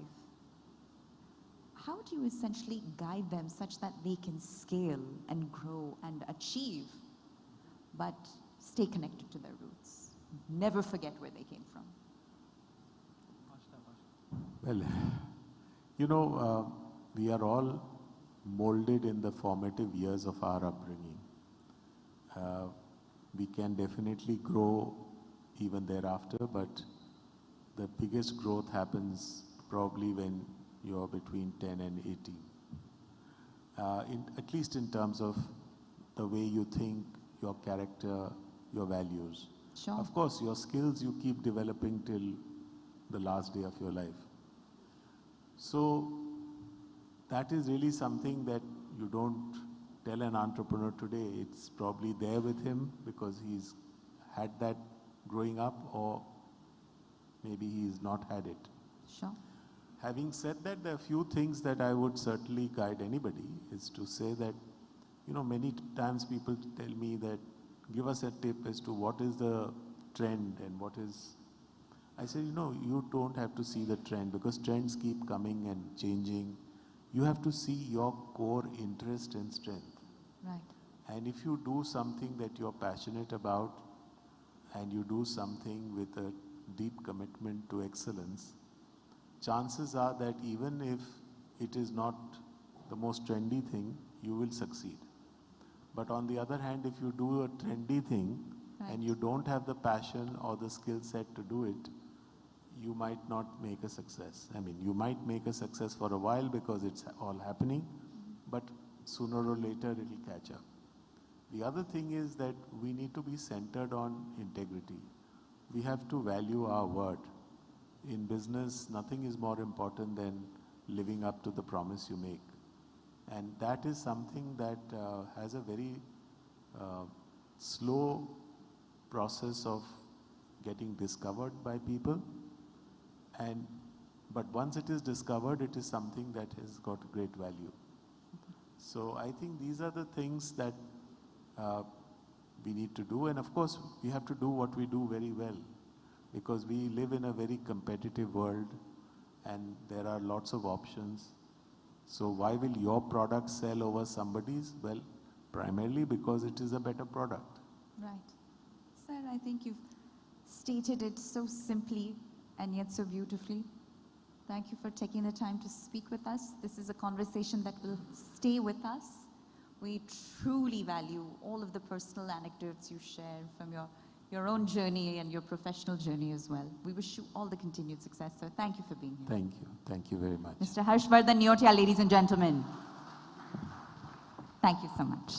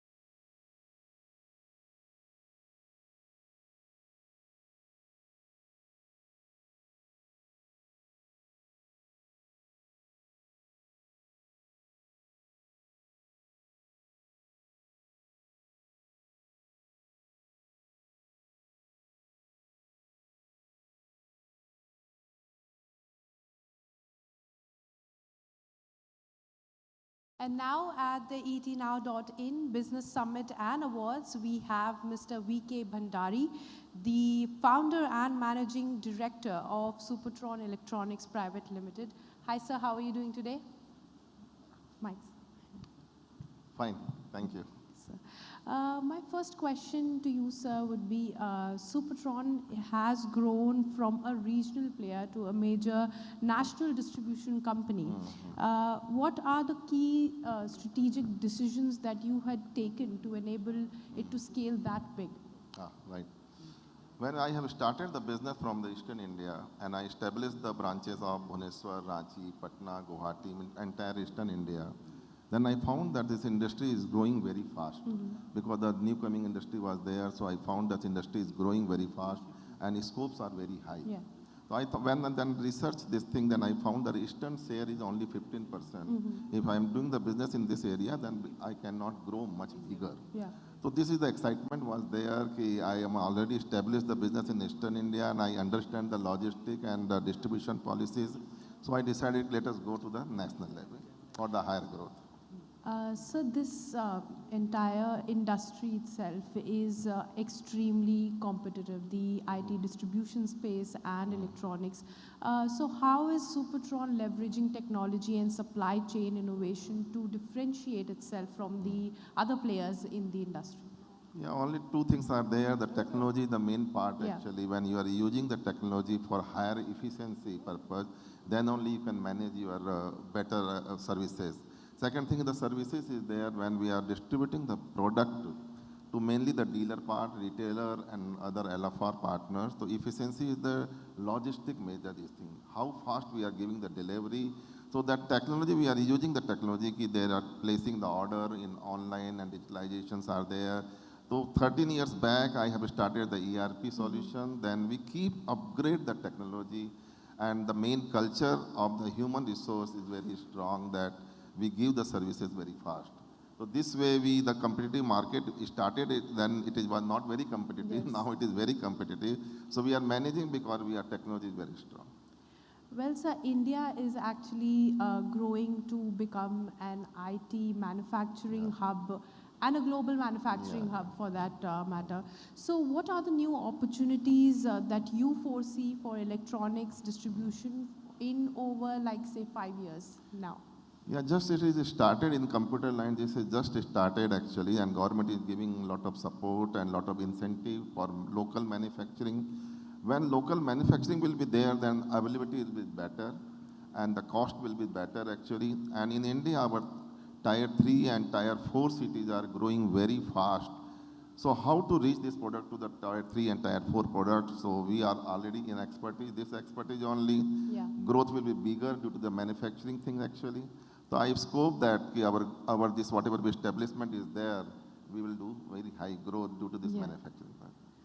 Sir, that's great, and many young entrepreneurs also look at Supertron's journey as very inspiring. So what leadership lessons and principles would you like to share with emerging entrepreneurs? It is very difficult to this young entrepreneur. They have a lot of energy, creativity and knowledge, technology. This is very difficult, but with my experience, I'm always telling to the young entrepreneur, when you are starting the business, don't focus on the sale and profit. You must focus on the system, process, transparency, ethics, and human resource. If you are establishing this thing, actually, you are focusing on the system, process, and human resource, then your sale and profit will be the byproduct only. So let us focus on that line, but have the patience for that. Yeah, definitely their patience is very important for do the business, but have patience, don't do the overnight things, and establish this thing actually. Well, patience is key to success, and that's a great advice. Thank you so much, sir, for joining us at the ET Now Business Summit and Awards. Thank you so much for your inspiring words. Thank you.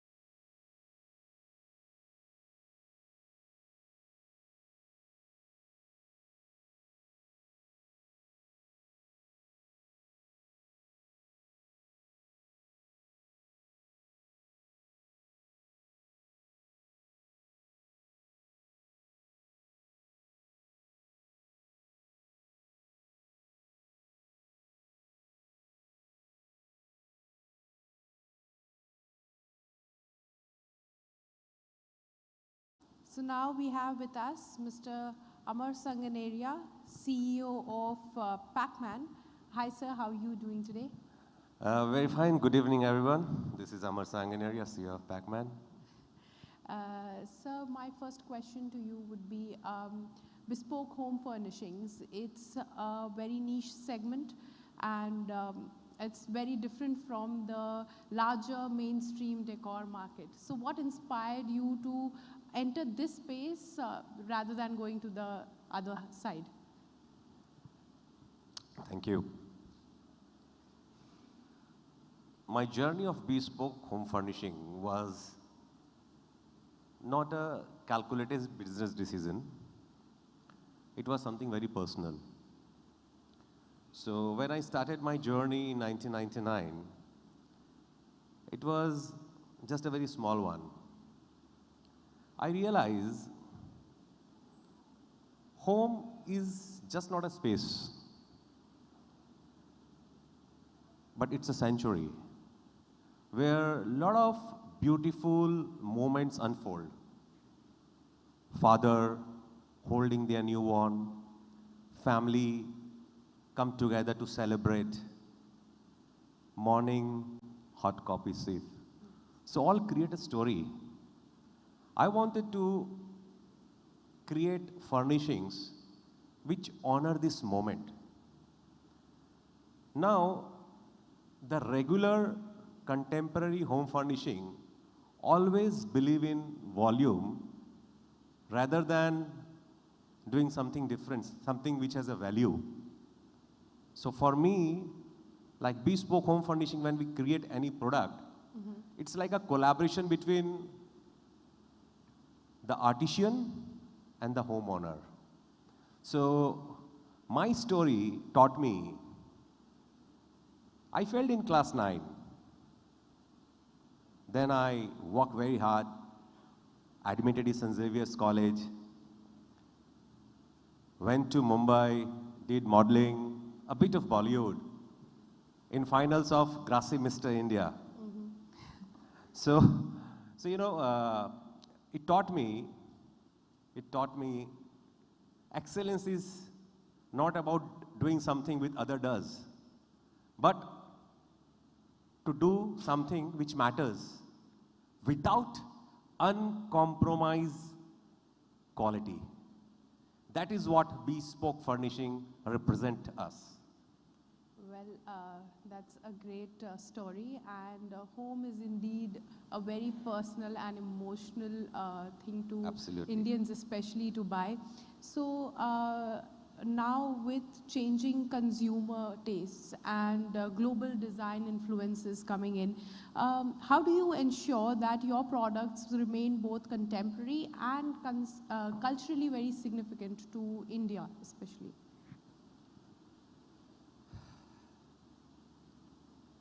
कहते हैं ना, old is gold. और Indian textile industry is 5,000 years old. Starting from Banaras weaving to Kashmiri embroidery. So as a Pacman, we never wanted to be all this technology all these techniques be displayed in the museum. So when I came into bespoke furnishing, it was very personal. So I wanted to use these all artisans into the home furnishing, not in a very elaborate way, because ये घाघरा और ये कपड़े नहीं है. It has to be used in a very minimalistic way, so that it goes very well with the ethnic style as well as a modern style. Because we have to respect our tradition. Because tradition has to be seen everywhere. Because when I am designing some soft furnishing for a house where all different kind of generation stays, grandparent, parent, and children. Grandparent has their story from their childhood where they have seen all this ethnic style. Parent have seen something modern. Now the young generation is looking towards all the bolder stuff. So I think combination of ethnic and modernism is the call for the day. Well, that's really great. But even the premium home furnishings market, it's actually growing in India. And customization is also something that people want because it's their home, it's personal to them. So customization is actually the core of bespoke luxury. So what are the challenges in customizing a home for a particular person? And in the future, how do you see this industry growing? Now, no one is ready. Basically, everybody is bored with anything which is available in the self. Everybody wants something to be created for them personally. Yeah. They don't want to create a piece for the season. They want to create a piece, we stay along with them. So that means what? Customization is the call for the day, and to make this customization affordable, economical, which everyone can afford, there we have to see. If I am doing a customization and if I start charging bomb, the customization will fail. But we as a Pac-Man always try to take customization beyond. Well, also the second question, how do you see the industry growing in the next 5 years? And do you also have any expansion plans? Okay, so home furnishing market is growing like a hips and bomb. The building is becoming tall, the windows are becoming bigger. So the biggest challenge for everyone is to cover this window. When I used to start conceptualizing the window 10 years back, it was a different thing. Now the home furnishing has become the primer aspect of any home because you have to cover 20 feet wide window.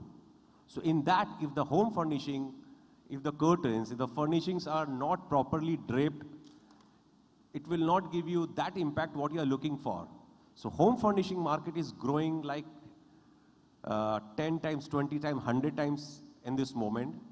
And after the pandemic, people have realized home is just not a place to live. It is a place where you recover, where you live, where you enjoy. So they have value what home means. They are spending everything. They are spending everything for their better lifestyle. And similarly, they are spending very much for their home furnishings. They are looking for a new product. They are looking for a new style. So that become the integral part of their life. As far as Pac-Man is concerned, we are poised for the new chapter for the global expansion. Already we are working in 5 countries. And we are coming up with a world-class facility for stitching and manufacturing of window blinds, because any product without perfection and without quality, it does not grow. So we are poised towards making a global expansion. We want to take our Indian home furnishing, Indian heritage globally, where people are reluctantly looking for something new, something cultural, which is made in India, make in India. So as far as success is concerned, Pac-Man never look or measure success in the terms of revenue. We always look forward towards the empowerment of our artisans, number of homes we are transformed, and the legacy we are building for the next generation. That success what means to us. With that, we have come to the end of our conversation. Thank you so much, sir, for all your insights, and we wish you all the best for the next path that you're entering into and your expansion plans as well. Thank you so much, sir. Thank you so much. Thank you, Iti now. Thank you.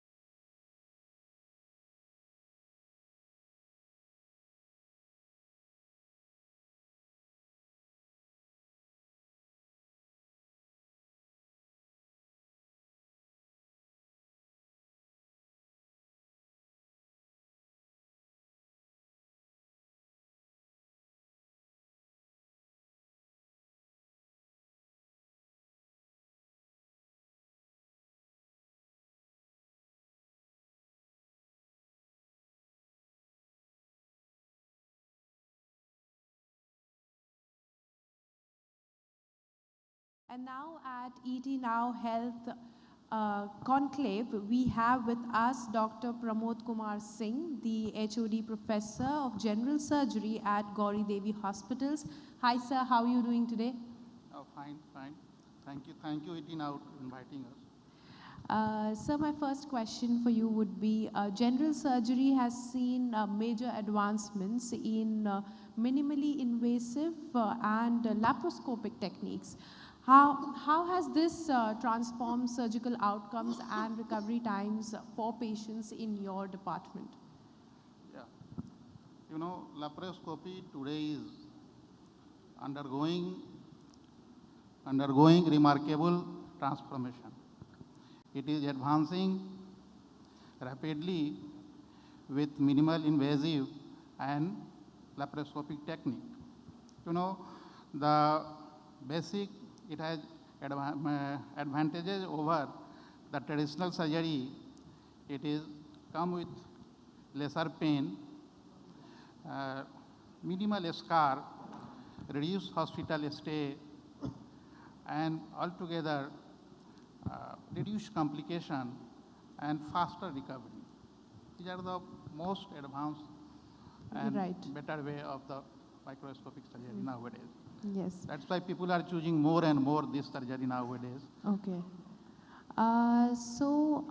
What are the most common surgical conditions that you encounter today? And have you noticed any significant change in patterns post the COVID pandemic? Yeah, that was a challenging situation. We are seeing more lifestyle related changes, disease condition like delayed cancer diagnosis, detection, and rise of gallbladder disease and hernia basically.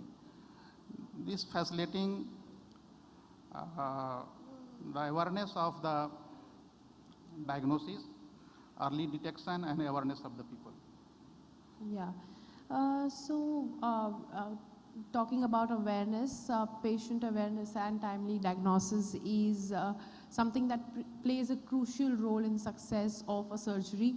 So what are the initiatives that the hospitals and communities are undertaking to improve early detection? Yeah, our hospital taken a drastic step to take a strengthening the community screening program. Yeah. And digital health follow-ups as well as public education. These three things our hospital is focusing more and more. Day to day we are working on that. Okay. Hopefully it works more for the public and the society also. Yes, sir. Of course it should. And looking ahead, what innovations or surgical technologies do you believe will be the most important ones that shape the next decade of general surgery in India? Yeah. In the next 10 decades, I believe that was definitely an era of number one, robotic surgery. Okay. Second one is AI diagnostic tools. And third one is imaging based procedure. Okay. And fourth one is enhanced recovery system. That will help the surgery more precise, safe, and accessible across the country. Well, that's a great insight. Now, coming to any surgery or any treatment, a patient should be very healthy. He should be fit.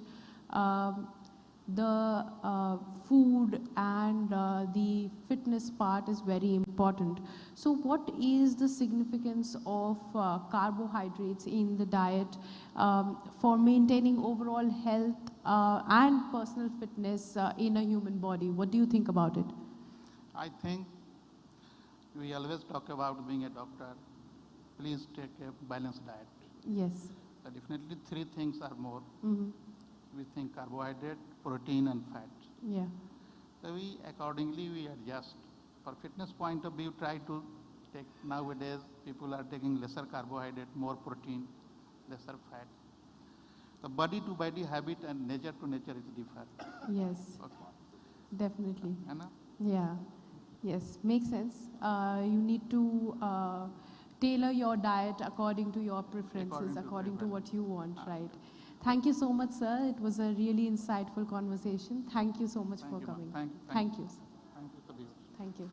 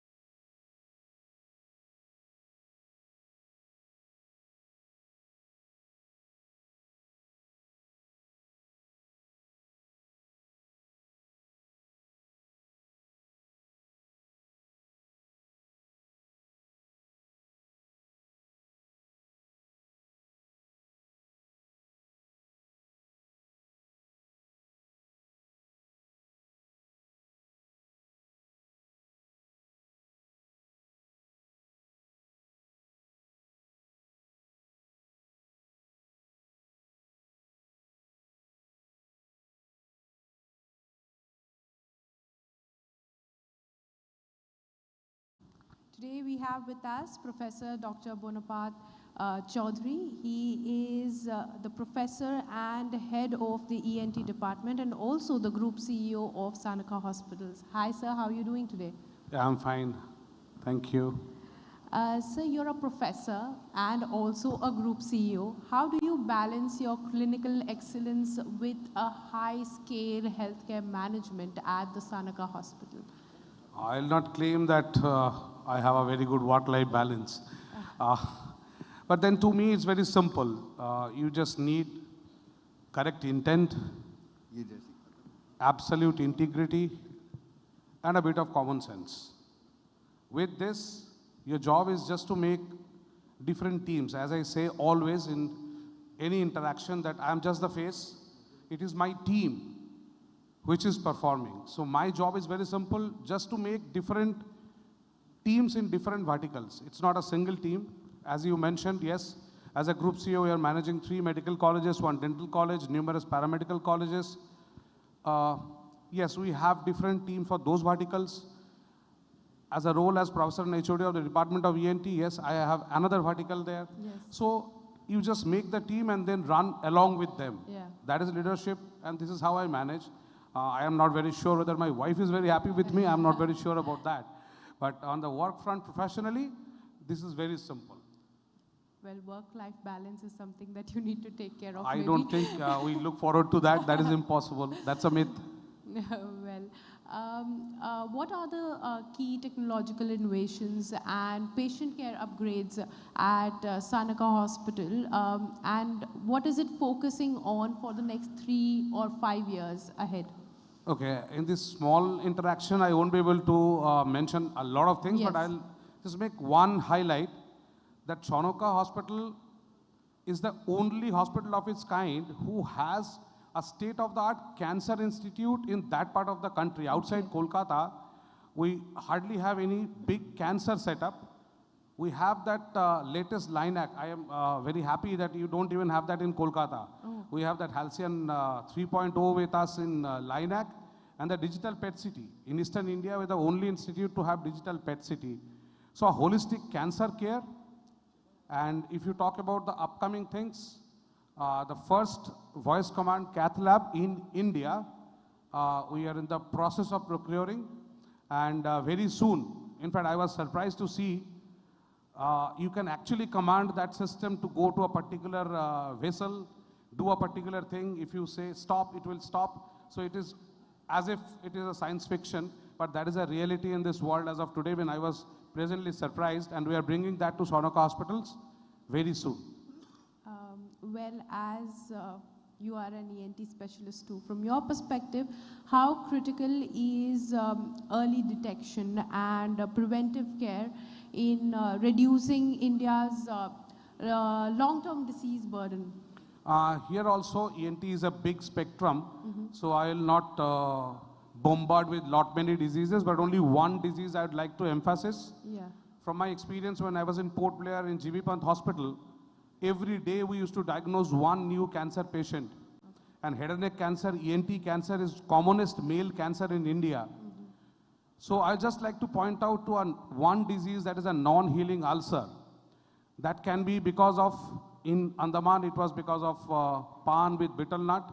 Even a sharp tooth can give you a non-healing ulcer, which can ultimately turn into squamous cell carcinoma. The early detection and treatment can bring you back to a near normal life. And if you ignore it, squamous cell carcinoma doesn't give you much time. So next time you have a non-healing ulcer anywhere, in the oral cavity, in the tongue, buccal mucosa, GB sulcus, wherever, please visit an ENT surgeon, get a biopsy done, and if it is squamous cell carcinoma, get treated at an earliest. Okay. Also, well, many young doctors, now that we've touched upon work-life balance, it's very hard for them as well to look at work-life balance, because there are hours of duties. So many of them are now shifting towards leadership roles in hospital administration, or say they want to start their own venture. Even that's not easy. That has a lot of cons coming with that too. So what is your advice to them? If you are looking for work-life balance, remain a doctor, don't think about entrepreneurship. Believe me, the moment you become entrepreneur, there is nothing called personal life. Jokes apart, I personally believe that leaders are born, they cannot be created. But yes, if you are looking for a managerial role, if you want to go into administration, there are structured curriculums, though I don't believe, I believe very less in this structured management curriculum in hospital administration. Entrepreneur, most of the doctors are entrepreneurs at different scale. If you are having your own chamber, having a small setup, that is also an entrepreneurship. But again, if you are really interested, first ask yourself, are you game for it? If yes, then I'll give only one advice. Just think every crisis is an opportunity. If this is your approach in life, and if you are ready to sacrifice everything else in life, welcome to the world of entrepreneurship.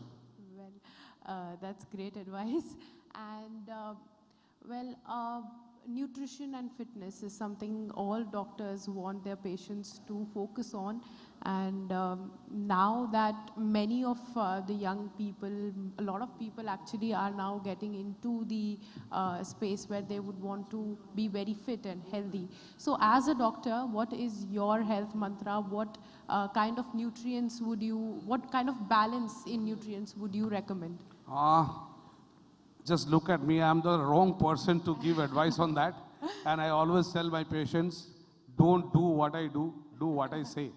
But I think I'm being an ENT head neck surgeon, I'm not an expert to comment on that, but it is available in public domain. People are fitness freak nowadays. They have balanced food habit, they have balanced lifestyle, none of which I personally have. So I don't think I'm the right person to take this question. Well, that's all for the evening. Thank you so much, sir. Thank you for joining us at etnow.in Health Conclave. Thank you so much, sir. Pleasure was all mine. Thank you. Thank you.